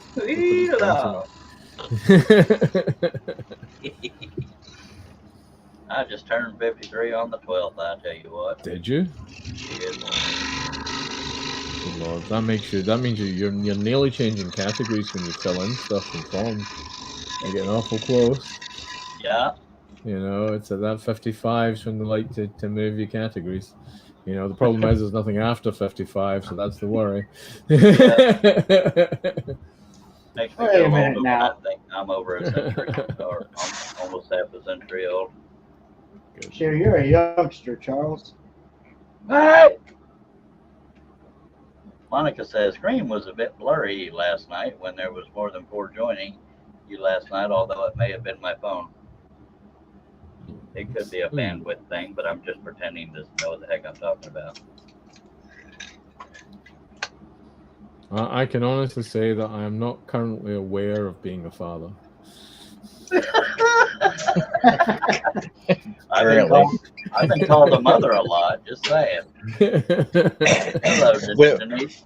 When the solicitor comes to the door and they're like, "Oh yes, we have a summons for you because you get 18 years of back pay." I mean, it's like, you kind of go, well, let's hope it's in a country where we don't have an extradition treaty with. I mean, that's what we're hoping for. Yeah, exactly. Hey Denise, how you doing today? Denise reckons you're a dad, John. I get called a mother a lot more than dad. Just saying. So is that hat going to change now to say print on?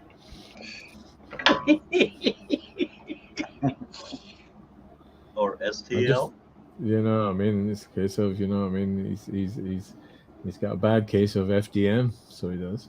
Yeah. Have you tried the wood stuff? Have you tried the wood filament yet? I have not. I'm afraid to experiment. Oh. It doesn't impress me all that much. It looks like cardboard to me. Unless you stain it and stuff. Flexible materials? I haven't tried that yet. The carbon fiber stuff? Carbon fiber stuff's actually pretty good. Yeah. Well, I haven't built anything for strength yet. Most of my stuff is like display stuff. It's not actually practical to use.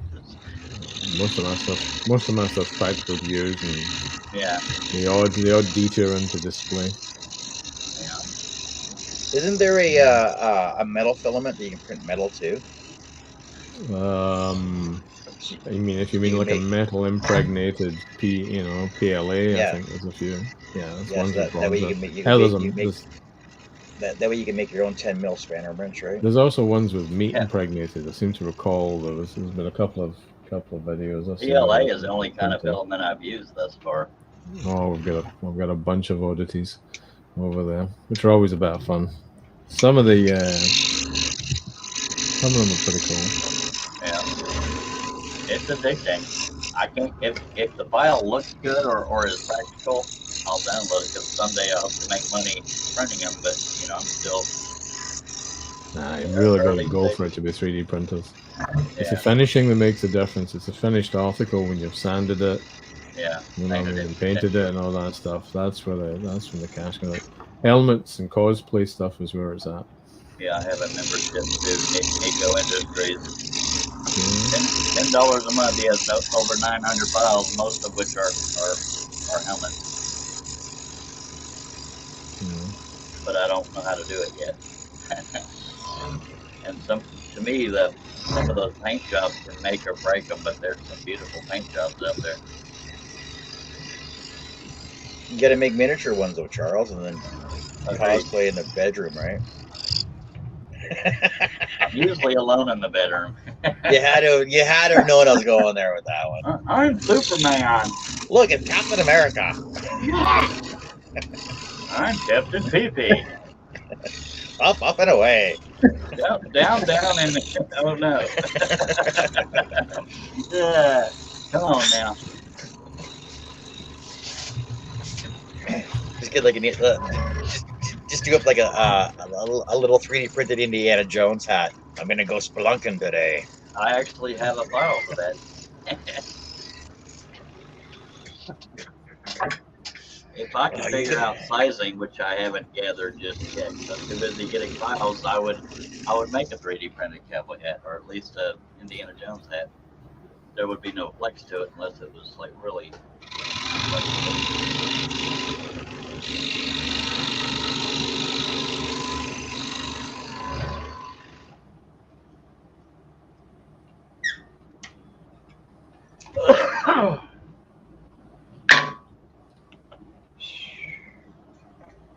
I had forgotten that you were into 3D printing, Dale. I'm not into 3D printing. I've used it for years for making cases for things. So it's a tool in the workshop. It totally is a tool in the workshop. Right now, it's a toy for me, but yeah, it definitely has its uses for practical. I just haven't gotten to that point yet. We use it for all sorts of things. Yeah. That's good. Once you get your head into it, your first reaction is, wonder if there's a file for that. Yeah. Oh yeah. That's where I'm at. And holders and yeah. Stuff. There's brackets, bins, organizers. Cases for cases for Raspberry Pis. Yeah. So you can mount them on the wall or ATX. That's above my head. All that Raspberry Pi tech crap. That's really what it was bought for doing IoT, for controlling the house and stuff like that too. So you usually make cases for that. You probably know this, but Jerry's been working on a life-size R2-D2 with all the bells and whistles for months. Good luck to him. It's a project. I hope he's filming it. Yeah. Hey Charles, have you thought about making clamp holders and your holders for your Hegner and stuff like that? I've thought about it, but it's not a fun. Won't be strong enough. I'm still in the fun print phase. There's loads of stuff for scrolling out there. I mean, if you go and have a look around at Thingiverse, you can find lots of toys. Well, I haven't seen a load. I've seen a few, but yeah. There's lots. And lots. Yeah, there's sandpaper contour sanding print files. There's table. What do they call table inserts? There's blade alignment gauge thing. I have the file. I just haven't printed it out yet. Yeah.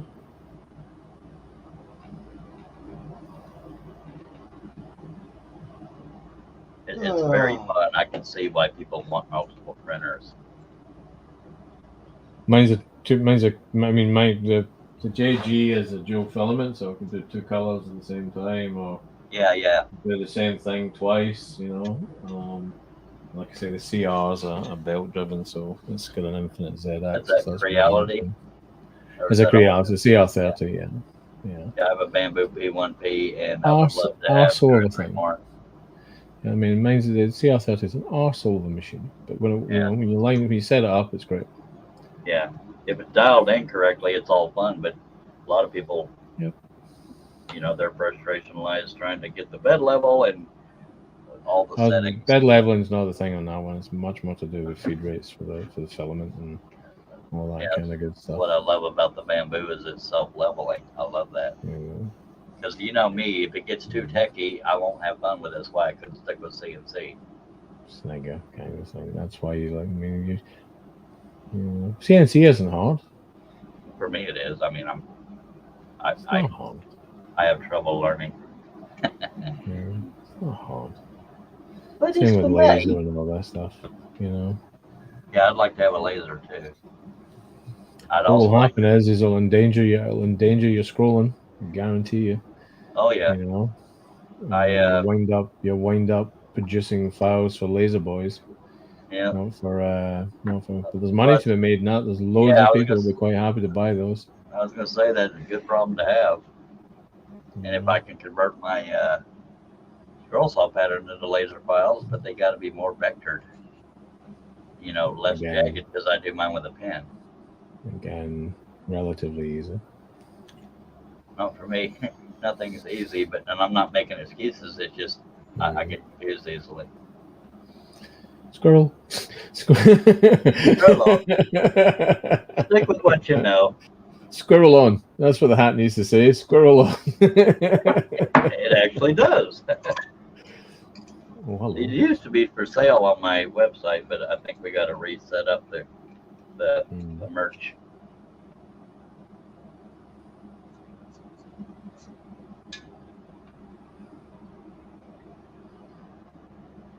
I miss old Steve. I hope he's doing well. I haven't talked to a lot of people lately. This is my 15. See, occasionally he seems to like a few things and stuff like that. He's still doing stuff.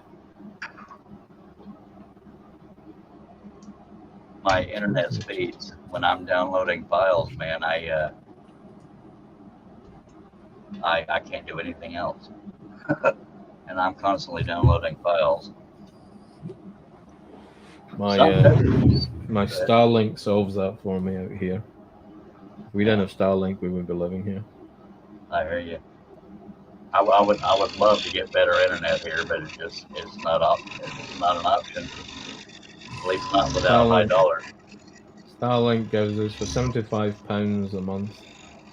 We get, on average, somewhere between 250 and 300 megabits a second. That's awesome. Isn't there like a long waiting list for Starlink? You totally know where I am. True. Yeah. It's good. Feels good.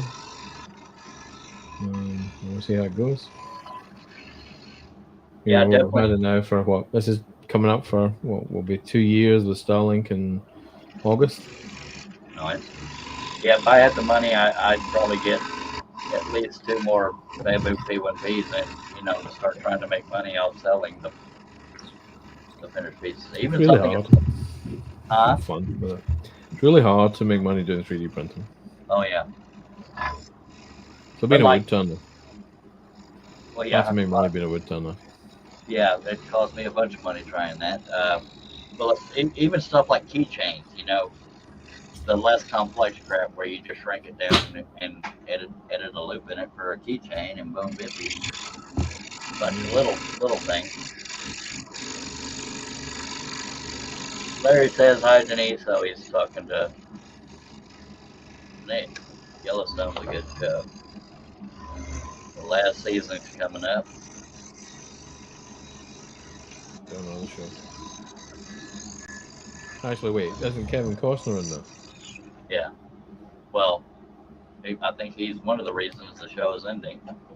Are we fed up with it going woke? Or silly. Is it going woke, the show? Is it like Yellowstone guys when is Old Faithful going to spray rainbow colors or something?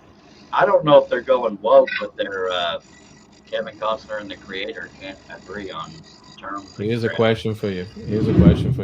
If Dr. Pepper did a Bud Light, would you drink Dr. Pepper? I wouldn't brag about it. Well, no, I don't know. I truly don't know. I'd be pissed.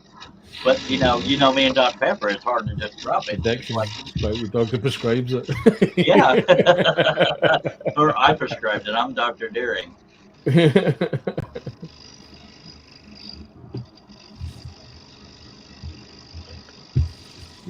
I still can't believe I almost fainted because of not having it. That's a sad state of affairs right there. Going cold turkey. Yeah. Even I didn't know I was that addicted until that happened.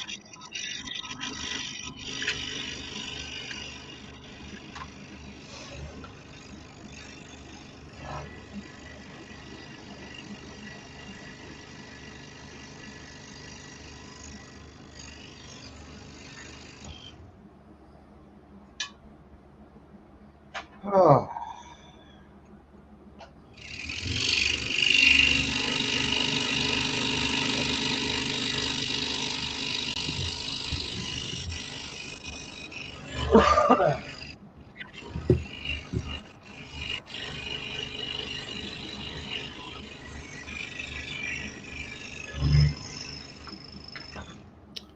Really warm here. Yeah. It's 24 degrees. 24 degrees here in the clean room. Let me put a fan on. I don't know about Celsius, but it's steamy hot here. Not freedom units, it's certainly units. Certain units.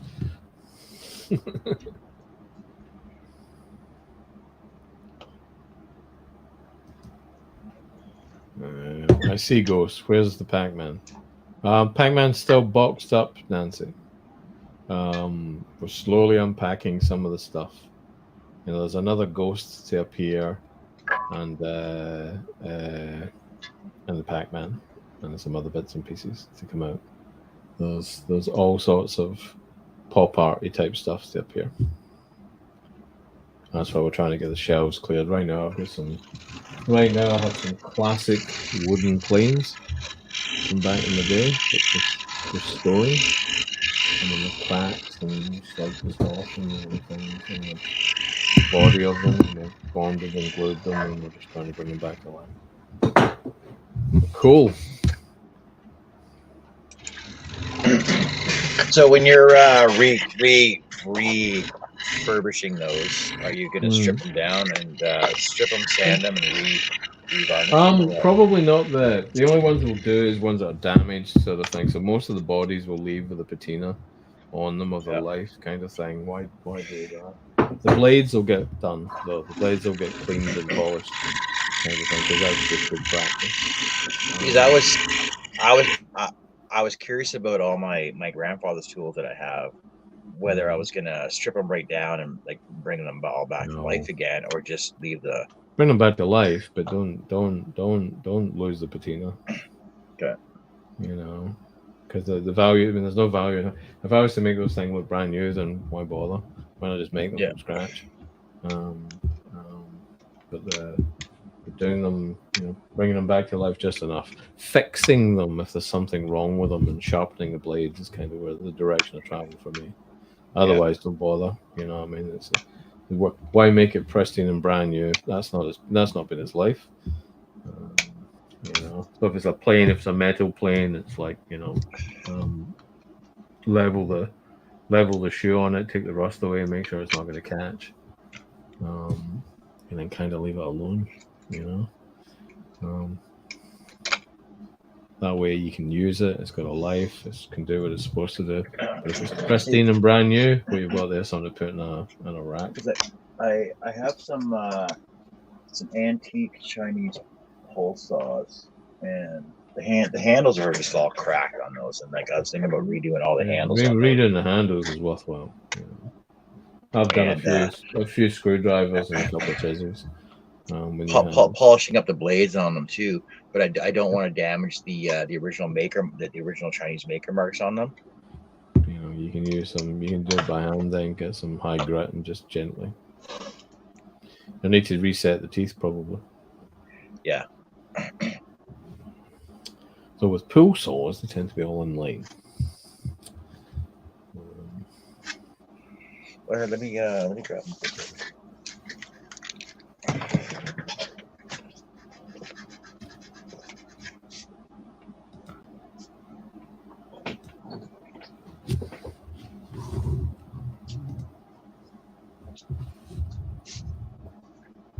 I'll be right back. My wife's home.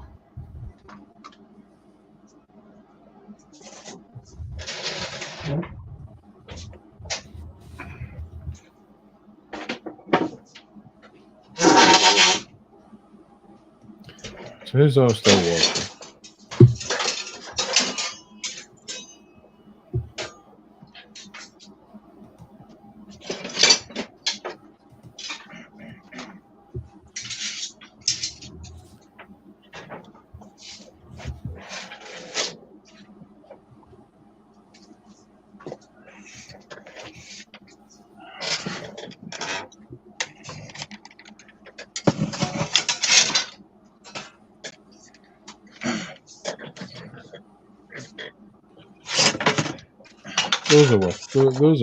Those are worth trying to restore. They totally are. You know. See, I know most of them have maker marks on them that are visible. Like, see, like I couldn't even tell you what the name on this one is. I don't know if you can see it. You can see it. It shows It runs down the whole length there. This one has this one has got a sticker on it. But like there's all the maker marks that are still on them. Yeah. Don't want to destroy those though. But like all the handles are basically so worn down. I might be able to just get away with just giving these a sand. Well, that was what I was going to say. I mean, the goal there is just to light restore, return to service kind of thing, isn't it? This one's got a broken point on it, though. So I might have to reshape that one. But I got this definitely, they're definitely worth doing, man. So I think I got this whole set for like $8. Like all every size here. Very light sanding, high grit kind of thing, so it doesn't really go too deep or too pitted. Or you can get some Evaporust or something like that and dip them, but you can't put the handles in. So, you know, if you watch anyone that does it, you know, they'll take the handle off. But if it was me, I'd just try to sand them. Very gently sand the blade with high grit and sand the handles gently. Especially if the handles are solid and they're on the saw. Well, you know, it's just in a bit of varnish. Because I know 1, 2, 3, 4 of them actually have flathead screws in them on the one side, right? Yeah. And the other 3, I think, were actually burnt inset into them. Yeah. But if it's solidly on, then it's just a gentle sanding. Yeah, they're solid in there. Restore the blades and then see what you think of the handles. Because all the I'm sure these all have all the teeth are on these. I think there's one that has one or 2 teeth missing on it though. You can survive with a couple of teeth missing and a pull saw. Yeah. I think it was a cool collection to have. Totally, get them, restore them to life. You know, like I see all these old wooden planes are much more just for the aesthetic. So we'll make them work. Well, it's like all the ones from my grandfather, right? So I don't know. Yeah. And there's cash in them. You know, the less restored they are, the more money they get sometimes. You know, some of those marks on them don't look Chinese; they look Arabic or Indian. Well, here, I'll sort of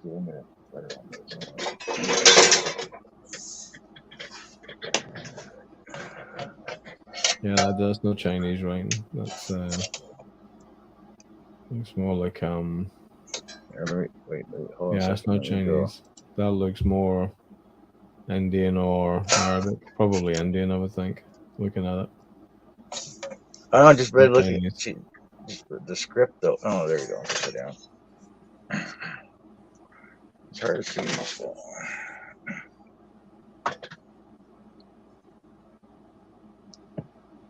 It just the characters look Chinese, and the thing is that he got them from a Chinese dealer from China, from a some estate sale in China. It might be handwritten. with. It might be handwritten, and that's why. It's like I said, it's just hard to see right now, right? Yeah. It does have an Arabic flair to it, but it does look like Chinese or Chinese. That would buff and polish well, and the handle would be the handle's still solid. It'll be sand, and it'll be fine.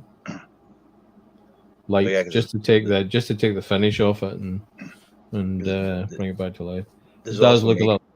There's also 2 maker marks on the sides here as well. Yeah. It's pretty worn down too, though. But gentle looks are very light. You know, I mean, basically you're one step before polishing, and you'll bring it back to life. Because it doesn't look bad. It just looks like surface rust. You know, from here. Pretty much. I'm not there though, so you know. You can dip that in an evapor rust, and it'll take it all away, and all you're doing is polishing and cleaning at that point. Yeah, so I got two broken teeth on here. Three broken teeth on this one. That one's more like a rip saw rather than a pull saw. Look, it's got a set to the teeth. But it's got an angled handle on it, eh? That's for attacking trees and stuff. Oh, I could just cool. Make it like a sword. It's cool. Let's take out the teeth right off it. Just file it down like a sword. Yeah, I'll do that. Just destroy it all together.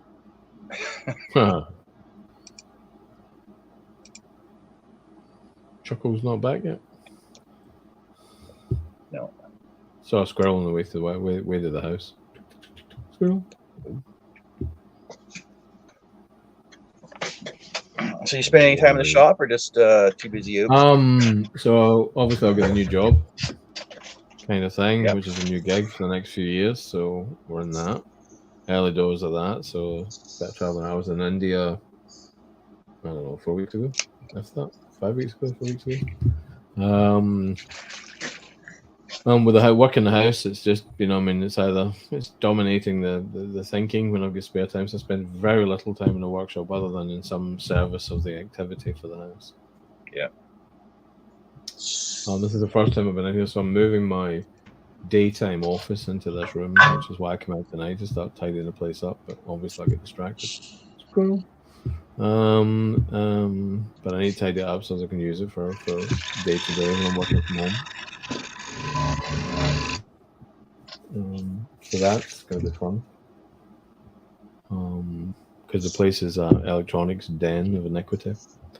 So it'll catch people's attention on camera. Electronic den of iniquity. It's nice. Yeah. We just upgraded the last of the machines in the house to Windows 11, so there's that. That get done before.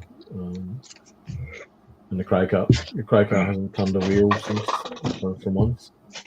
I heard there was some problems with Windows 11. It's fine. Don't see any problems with it. Okay. I've got on enough variations of machines to say I haven't really seen anything that worries me. Yeah. And you can install it on quite a range of machines.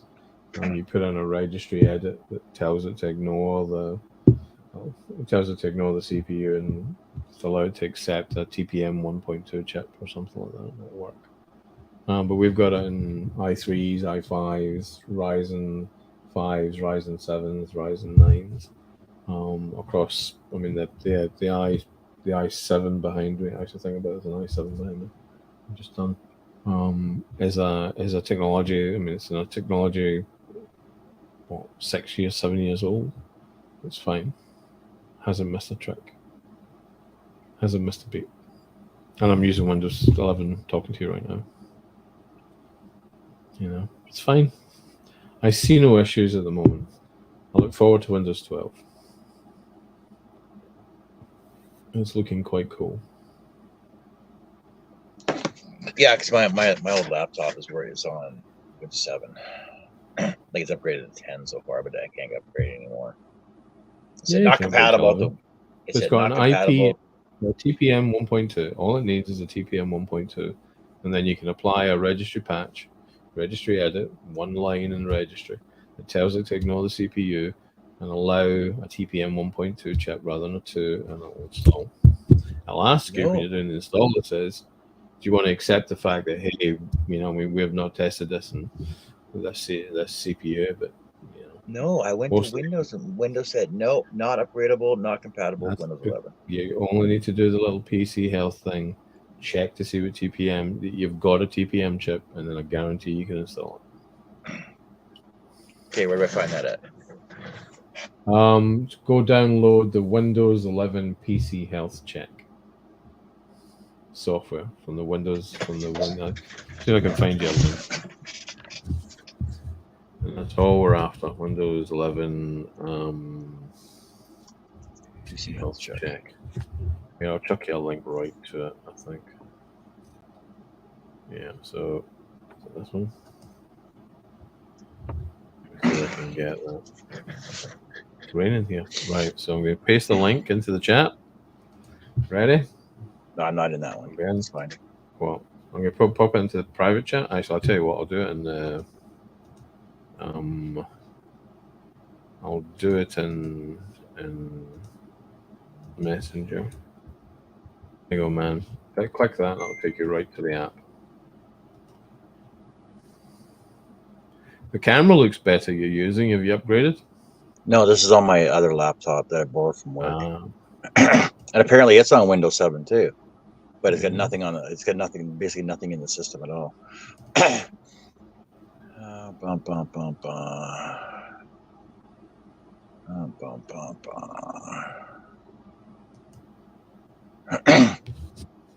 done a little app, and then you do a check, and it'll tell you what the issues are with it getting upgraded. Usually, the one that stops people in the tracks is the TPM chip. Everything else you can work around.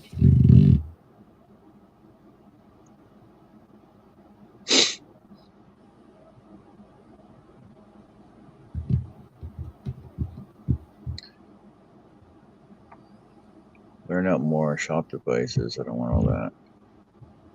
Just feel got it. TPM. So what is it? So what are the reds that shows? It says it needs 2.0, right? Right. So what to do is share your screen. No, I'm not on this one. I'm on my other laptop. Point the camera at it. Take a screenshot. Even better, take a screenshot, paste it into the chat. Tumbling tower blocks are winning my poll for Friday's live. What should you make? Make the Leaning Tower of Pisa. Yeah, so let me see it. You need to go on a bit closer, man. You haven't downloaded the app yet. I'll send you a link. Did you follow the link? No, I told you it's on my other laptop. Yeah. Okay. So you're looking for the PC Health app, right? So it'll be like halfway down. There'll be a link. It says download here. This is the one. This is the one that's got StreamYard on it, is it? Yeah. All right. So it's in the private chat for StreamYard. Go to StreamYard and click on the link. Okay, let me open this one up on here then.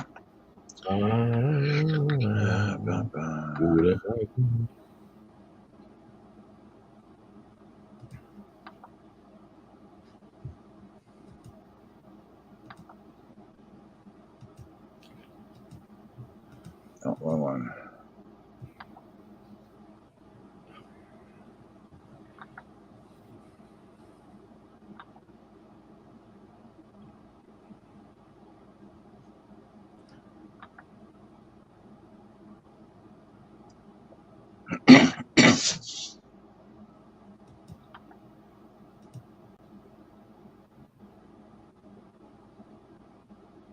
Ooh, little camera. Did you find it? It's over in the corner. Under private chat. You're gonna have to send it again because no, wait, hold on a second. Yeah, you send it again because I just got into this one. Yep.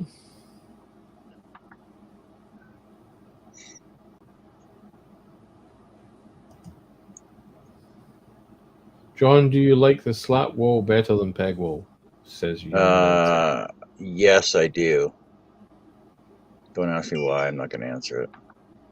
It was cheaper at the time. I must confess, I have a little tiny hatred for peg wall.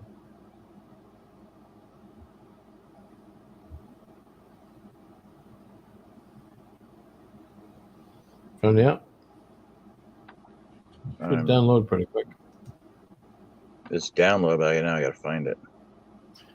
Did you download it using a browser? Which browser did you use? Chrome. It'll be in the downloads folder. So if you go to your Windows Explorer, click on your Windows Explorer, you should click on this PC. Actually, don't click on this PC, but you should see downloads on the left-hand bar.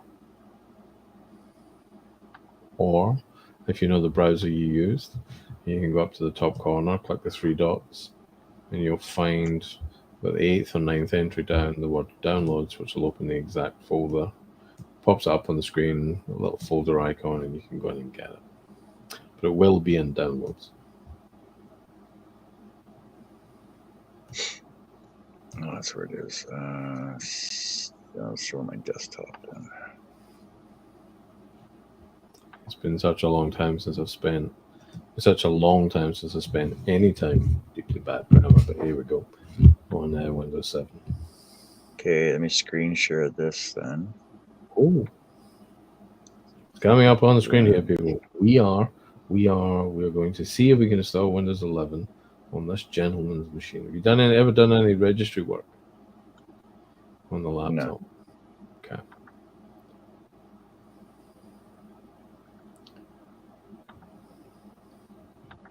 As I always say, it's not that hard. You just need to be careful.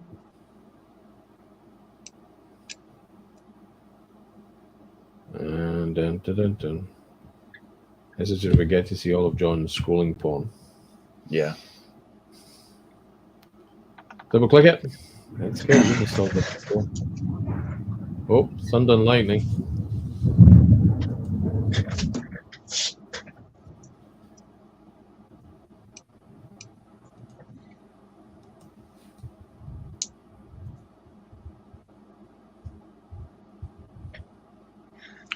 Preparing to install.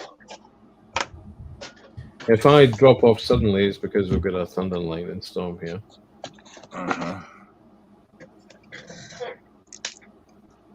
We're getting the whole Jerry's gone very, very frightening.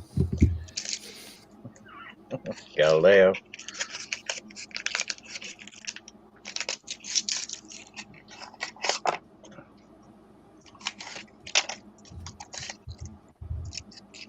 See all these computer techs we got. Everybody that we know that knows how to do all this stuff is unbelievable. So I want you to take this on board. I'm chatting to the wife. Currently designing something for the scroll. So I'm chatting to you. I'm drinking beer, and the computer part's on autopilot behind me at the moment. Yeah, over there. Yeah. Closing your corridor off. It's pretty good. Here we go. Click check now. Let's see what we get. See, it's a big button at the top. Check now. That's it. What it'll do is a wee quick check. It'll pop up and it says, you're not meet Windows 11. Hang on. So let's pause for a second. So we don't worry about the CPU, right? CPU is fine. That's an easy thing to walk past. It's a simple registry. I don't know, ignore that. But it doesn't look like you've got a TPM chip at all. Yeah, it says TPM not detected. Yeah. So the thing you've got to check for this is you need to boot the machine up into the BIOS and check it's turned on. And what you're after is it being a 1.2. If it's an Intel i5, I would be staggered if this machine doesn't have one that's just turned off in the BIOS. Intel i5, yep. Yeah. I'd be staggered if it didn't have a TPM chip. So where can I find that at? So you've got to reboot the machine and go into the BIOS, right? Which is not something we can do live in a Scrollapalooza. We'll have to do it where you can kind of hold your phone up and I'll walk you through it. Or I'm absolutely certain Jerry will be able to help you too. You know. But this is no big deal. But that is because TPM's the actual tipping point. The i5 you can just tell it to ignore the CPU when you're doing the install. But the TPM chip is absolutely necessary. There's more hacks you can do to get it to ignore it, but if you do them, then the machine won't be stable. But with the TPM chip in it, even the 1.2, which stands for Trusted Computing Platform, I think it is. And it needs to be there so it works properly. But I reckon the laptop will have it. I'd be surprised if it didn't. You know, there's a few of them out there didn't, but they were usually early doors. But every Intel machine I've updated recently all seems to have a 1.2S standard. It's kind of Intel's thing. They kind of created the whole TPM thing, if I remember rightly. I think USB was one of theirs too.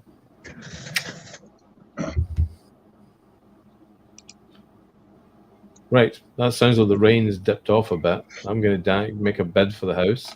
It's absolutely pissing inside. I'll give you a shout later on, John, or we can have a look at that properly.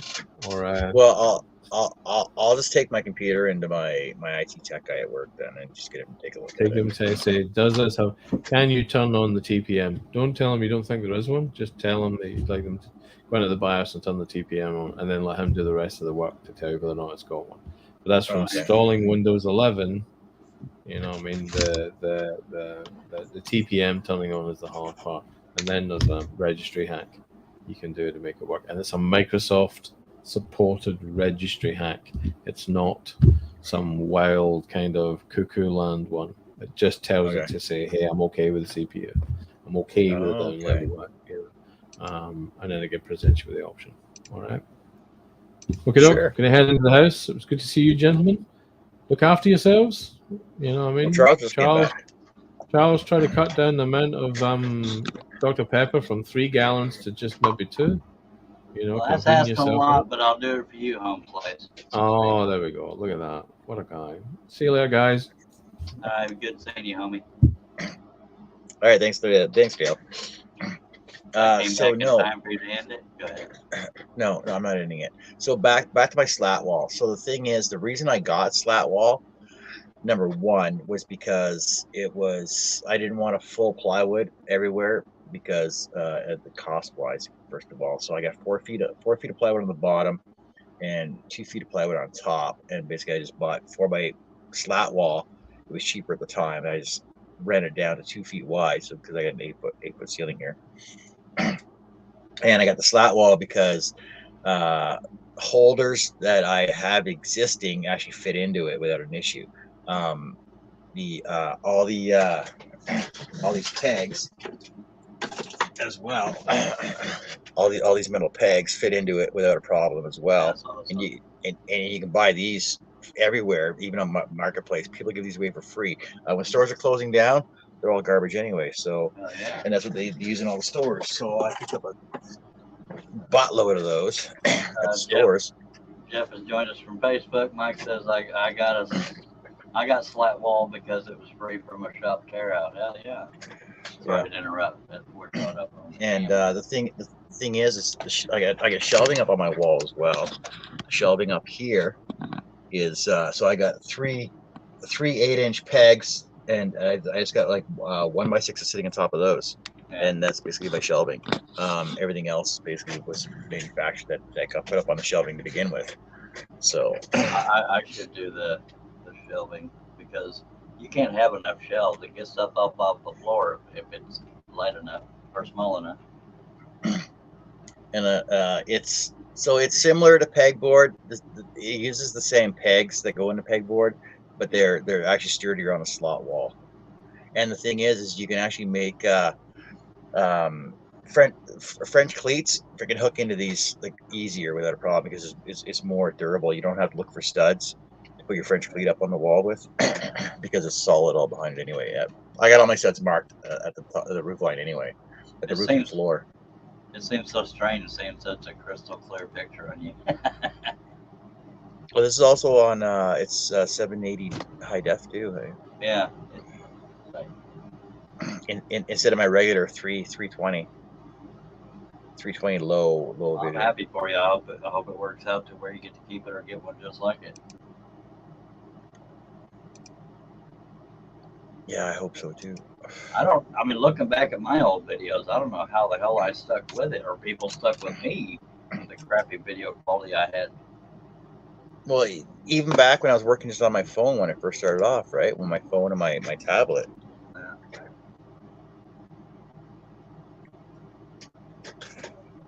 I don't know. I think we'll go for another 45 minutes, maybe. 5 hours. Yeah.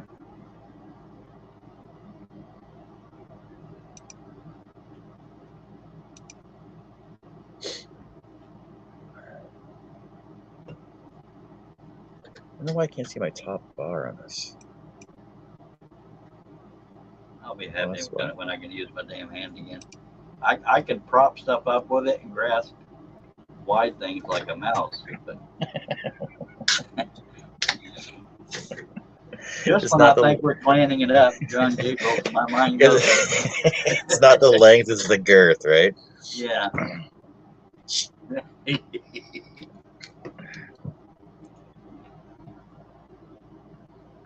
Well, Nancy, it all depends on what you're doing with it, though. Because the thing is, pegboard is nice because you can cut it and basically put it into a frame and stick it anywhere you want. You can have you can actually build a shelving or like a door system, so you can have pegs on both sides. So build like a shelf and have doors with pegboard, so you can have both sides on it, right? I'm guessing you saw Nancy's comment. Yeah. Okay, whereas with a slot board, you can't do that. You basically want to keep them in 8-foot lengths just because they're sturdier. Because they're at least I'm pretty sure they're half-inch thick. No, they're 3/4 inch thick. So it's sturdier. Mike, I cannot open a Dr. Pepper with it yet. Even to lift a 2-liter, I have to. If it has any weight to it, I have to pick it up like this. Otherwise, it hurts. If I try to pick it up like that, my hand can't take that. Or you can use your other hand. Yeah, that's what I've been doing. I was just answering this question. I use my left hand to put under, my right hand for putting under things, but I can't grasp many things yet.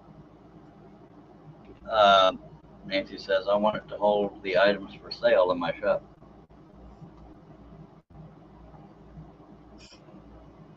See what I used. Actually, I sold it. At a shop, I can't remember what shop it was, but they used to like a gas station. So it was a four-way rotating keychain holder. So all the pegs were already on it, and it spun around, and I just cut off the pegs that I didn't need on there, and I hung all my ornaments onto it. And it basically came with a cardboard insert that had all the key tag names on the back of the cardboard insert. And I just put a piece of 1/8 in there and had that all scrolled out. So if there's a store closing down that you know about or whatever in the area, even gas stations, because when their map displays or their keychain holders or whatever get low on stock and they don't want to pay for a new one, they'll get rid of it. So go around back and see if there's any keychain holders like or at the shopping malls or whatever, right? Or auto parts places. A lot of places that have little pieces use those. Like we were driving by Costco the other day, and Costco was throwing out all their heavy duty shelving inside the store, right? Oh, and that's expensive. Mm-hmm. It's all steel. It was double sided with the teardrop holders on it, and they were bringing it out on I think they had like three forklifts. They were bringing it out of the store and just dumping it into the bin. It was just garbage. That is so sad. Yeah. And my helper was like, "Why are they throwing that out?" I said, "Because the Costco cannot legally sell it because it's an insurance safety issue thing. They cannot sell it because they're number one, they're not qualified to sell it. It's not in their books. They can't make profit off of it. So and it's a write off for the store anyway because they're replacing it. So he Wow. says, "Well, he says, can I come by and take it?" I'm like, "Yeah, you can dumpster dive here because it's basically off their property." Hell yeah. I don't have the room for shelving, but God knows I could use all the shelving I can get. Yeah, well, I got to get rid of some of my shelving. Well, bring it on down to Texas, I tell you what. Yeah, because that's economical too. Yeah. Yeah. Friendship has no price, just saying. Yes, it does. And I'm sorry it's been so long since I hung out with y'all. Or anybody, for that matter. Yeah, Nancy says our Dollar General was doing a remodeling. I wanted to check out their dumpster, but didn't get there in time. Damn it. Yeah, I want to make small drawers and stuff too. Like I want to make like in behind my scroll saw here. I want to make a table to have all my laptop up and my cameras and hide all my wires and stuff. But then I want to have like a drawer system behind that made out of these, these little cubbies, right? And then I wanted to buy some more of these tackle boxes. These tackle boxes are, they're cheap and they hold everything you need. And it's just a matter of, because they come with all the holders that go into them, you can divide them, but you can also pull these long ones out. Just cut these long ones out to make bigger slots too. And there's also 3D print files for that kind of stuff. Just saying. Just buying the Milwaukee pack-out ones are way too expensive too. There you go.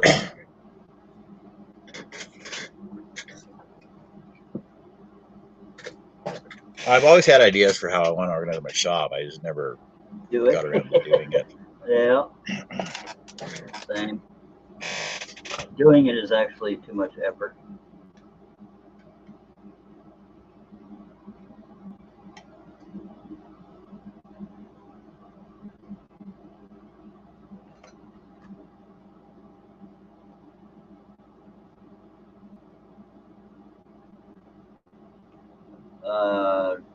Mike says, I'm making a set of tobacco tins that fit in a divided carcass. They look cool.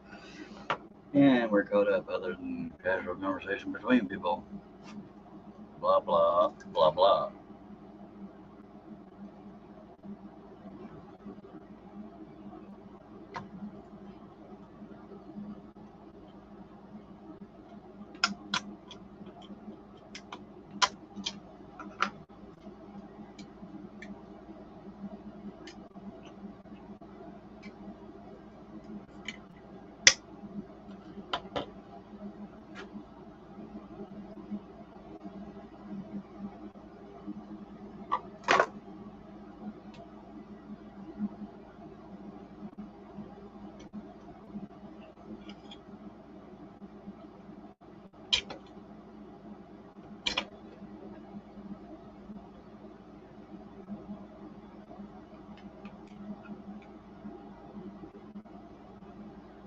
Nancy says, I'm going crazy trying to figure out where to put everything. Different layout here. Don't have room for the long shelves I had at my old place. But you moved into a new place? That tells you how much I keep up. I'm going to deduce that yes, since you just kind of said that.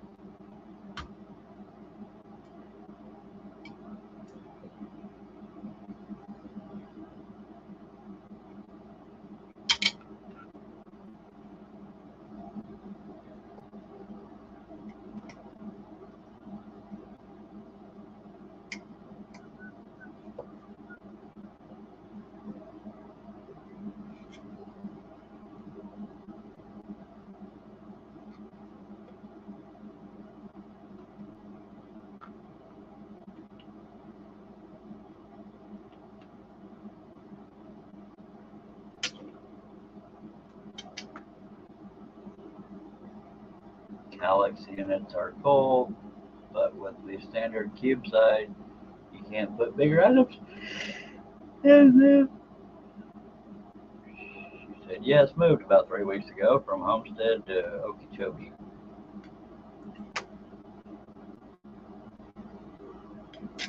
I don't remember. Is that Florida? I completely forgot where she lived.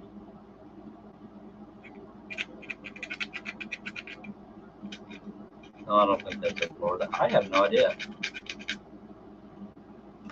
I have slept since then.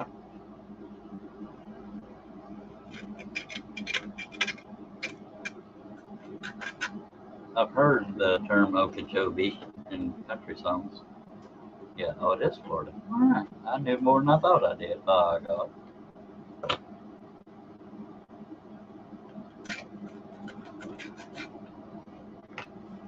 Alrighty then.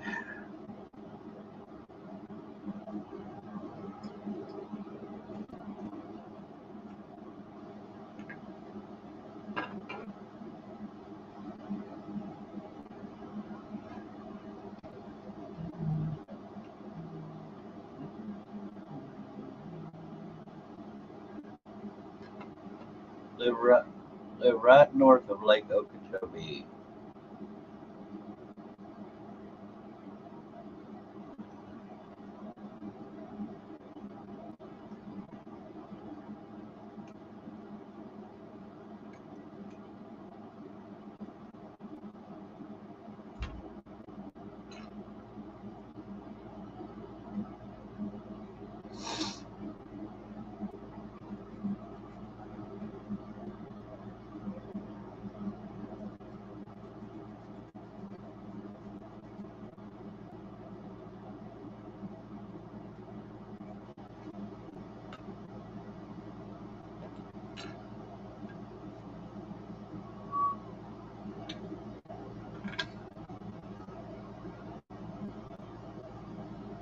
Alrighty then.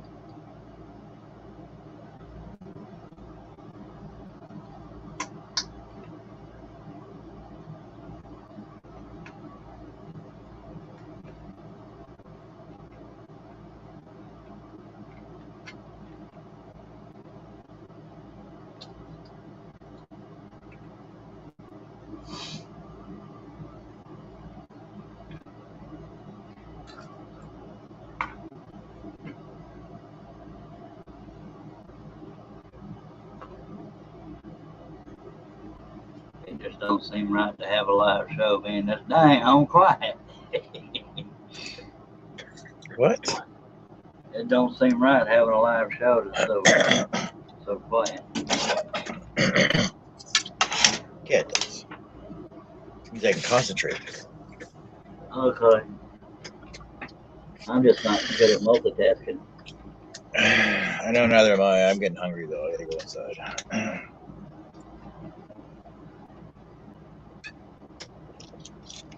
You know, that means everybody.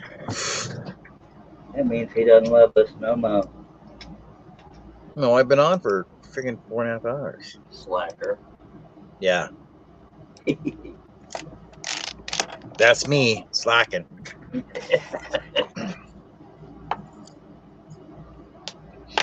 Thank you for having me, sis. It's good to be back. Temporarily. Oh, wait till Nate. Oh, wait till Mike gets back.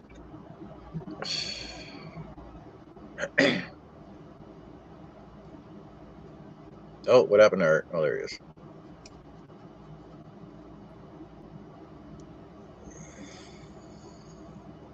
Okeechobee. Come here. Who named all these places? Okeechobee. That sounds like a Native American word. You mean Aboriginal? Sure.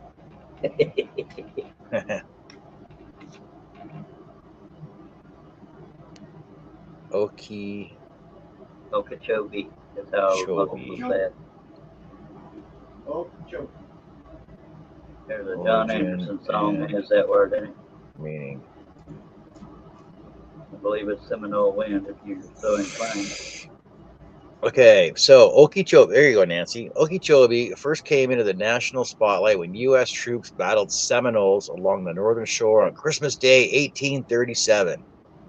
Its Seminole name, Okie, meaning big and chubby, meaning big and chubby, meaning water, became Big Water. There you go. Okeechobee. So apparently I'm Okie.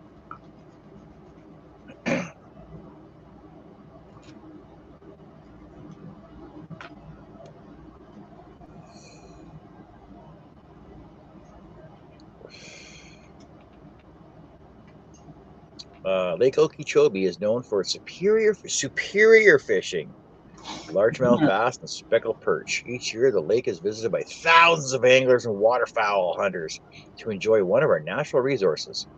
Visitors also visit Lake Okeechobee to photograph the flora and fauna and breathtaking views of the area. Breathtaking. Largest lake in Florida, Nancy says.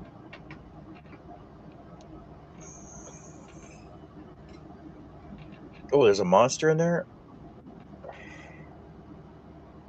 Said to be a relative of Bigfoot, the skunk ape has been sighted both on land and in the water at various places in the Everglades, including around Okeechobee. Ooh, Nancy, better watch out for that skunk ape. Can I show a non-family friendly? Yeah. It's quite large.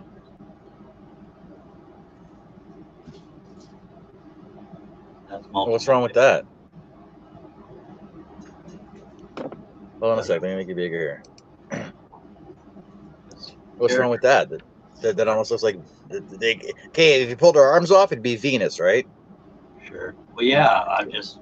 It's not for everybody. This is but it's art. Yeah, I agree. It's art, but yeah, it's one of the biggest prints I've done. It's multiple pieces, but how many hours did that take? Well, it took 2 different prints. One of them was 17 hours. One of them was 12. So if you were to translate that into money-wise, I don't know. I haven't learned all the formula stuff. Okay, so the formula for scroll sawing is at least $10 an hour, right?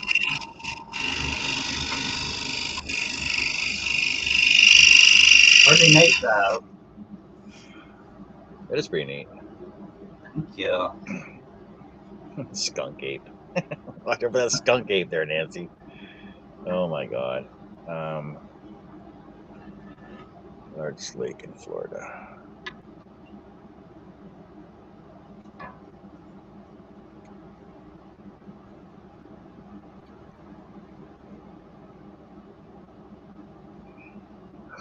Oh well, how come it said so? Lake Okeechobee.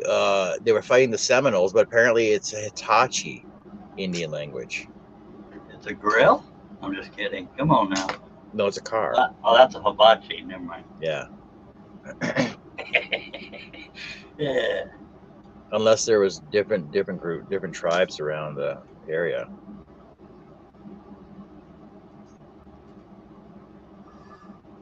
Hmm.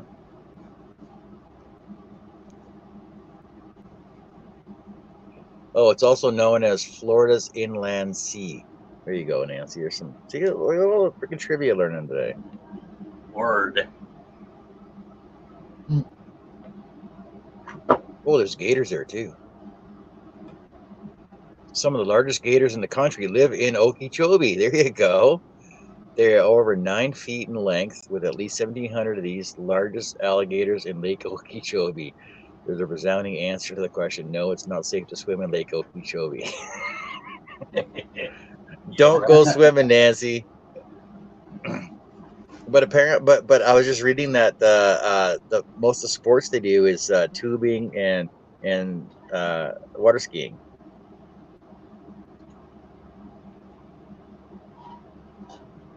Alligator infested lake. Why Okeechobee is the gator capital of Florida. Oh my God. Uh-oh.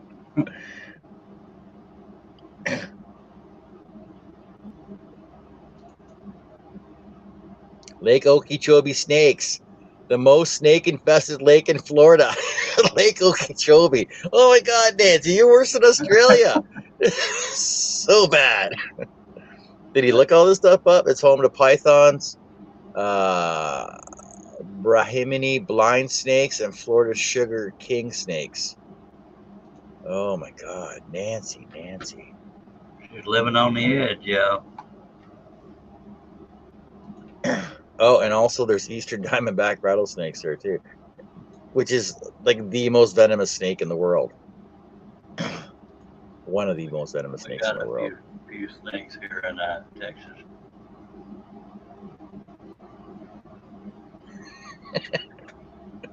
Put up a fence. You better put up a fence, Nancy. That's all I gotta say to that. I don't think a fence is going to stop a snake. Oh, God. Yeah, well, Yeah, well, unless it's electrified. Electrified, yeah. Who doesn't like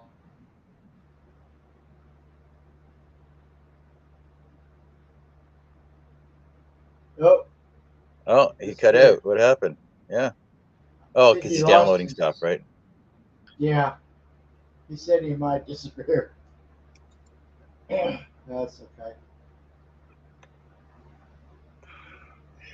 Okay, Lake Okeechobee, also known as Florida's Inland Sea, is the largest freshwater lake in the U.S. state of Florida.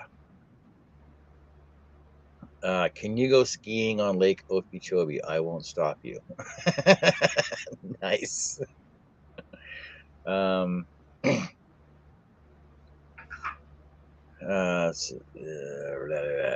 What's the biggest problem in the lake? About 2,500 acres of estuaries are polluted, accounting for 99% of the total assessed. A big driver of that lake is Lake Okeechobee, which covers about 450,000 square acres and has been populated by decades of agricultural and stormwater runoff. Ooh, that's not good. That sounds like the Salton Sea. Remember the Salton Sea?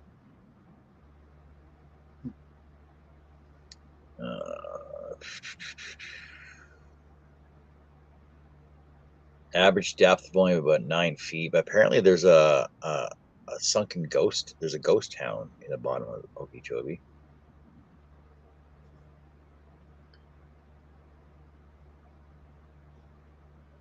Lake Okeechobee ghost town.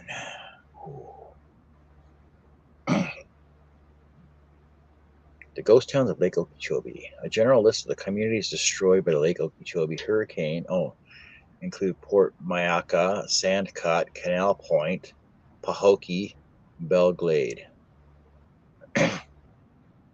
But most people have no idea there's an underwater ghost town hiding in Florida's Lake Okeechobee. Let's look this one up.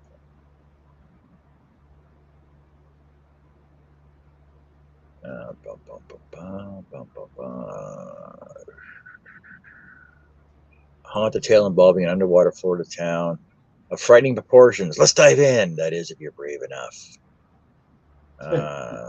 Yeah. Second largest body of fresh water in the entire U.S., Lake Okeechobee stretches over 700 square miles of land in Florida, become a prized fishing and vacation spot for residents and visitors alike throughout the years. But there's been a darker history to Lake Okeechobee that most are not aware of. Ghost sightings, reported phenomena, and unexplained mysteries occur around Lake Okeechobee every single year. Tales that have circulated involving ancient monsters under the water surface, as well as spirits lurking in the depths of the current. It is rumored to be one of the most haunted places in Florida. Besides the massive grave sites of the thousands of people located nearby, the gargantuan hurricane of 1928 claimed the lives of thousands of people when the Lake Okeechobee Dam broke. All the lives taken from this monster storm are buried in one gravesite nearby, which can still be visited today.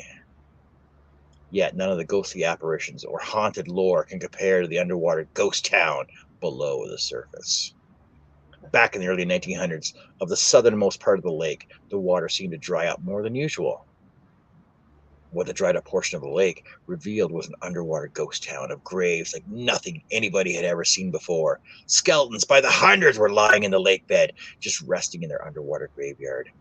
Nobody knows the history behind the bodies which remain at the bottom of the lake. While the underwater ghost town of bodies cannot be seen from the surface today, some fishermen have still claimed to pull up skulls when they cast a line, or even find bone fragments mixed with the shells that line the shore. Many of the local legends claim the skeletons were of the Seminole tribes who were hit by famine, war, and disease. Yeah, this is Lake Okeechobee, Nancy. This is right where you live. Where have I moved to? Others claim that the underwater graveyard is from ancient tribes dating back to the 1700s who raided on the land before the Seminoles existed. Regardless of who the skeletons belong to or how many bodies are buried within the area, the fact remains that hidden beneath the beloved body of water is one of the most haunting, abandoned places in Florida, an underwater ghost town of spirits and skulls, all with a story to tell. Boom, boom, boom. I'll leave that with you, Nancy. Have your son look that up. And that's on the site is called onlyinyourstate.com. There you go. And this was January 11th, 2023. There you go.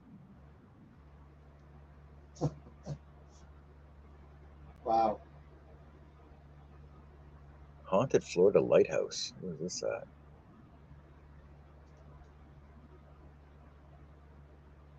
St. Augustine Lighthouse. Apparently there's a haunted lighthouse.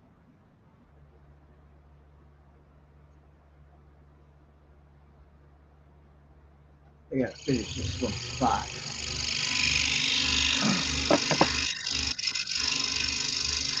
If you dig up a skull in your garden, it's not Carrot Top. No, it's not. But if you dig up if you pull up a skull from the lake while you're over fishing, I don't know. All right, everybody. So Nancy, have fun on those facts, and I'll read some more scary facts later. Oh, that was actually kind of cool. I love reading stuff like that. I'll thanks everybody for being on the panel who was on here. Thanks everybody for being in the chat, learning some cool information about where Nancy just moved to. Have fun. Hope you sleep well. Hope you sleep well tonight, Nancy. Watch out for them skunk apes. Take care. Wow. Well, I might go on later tonight. I'm not sure yet, but we'll see. And I got to go and eat some food right now. Take care. Have fun. Talk to you guys later. Have fun too, Art. Yeah.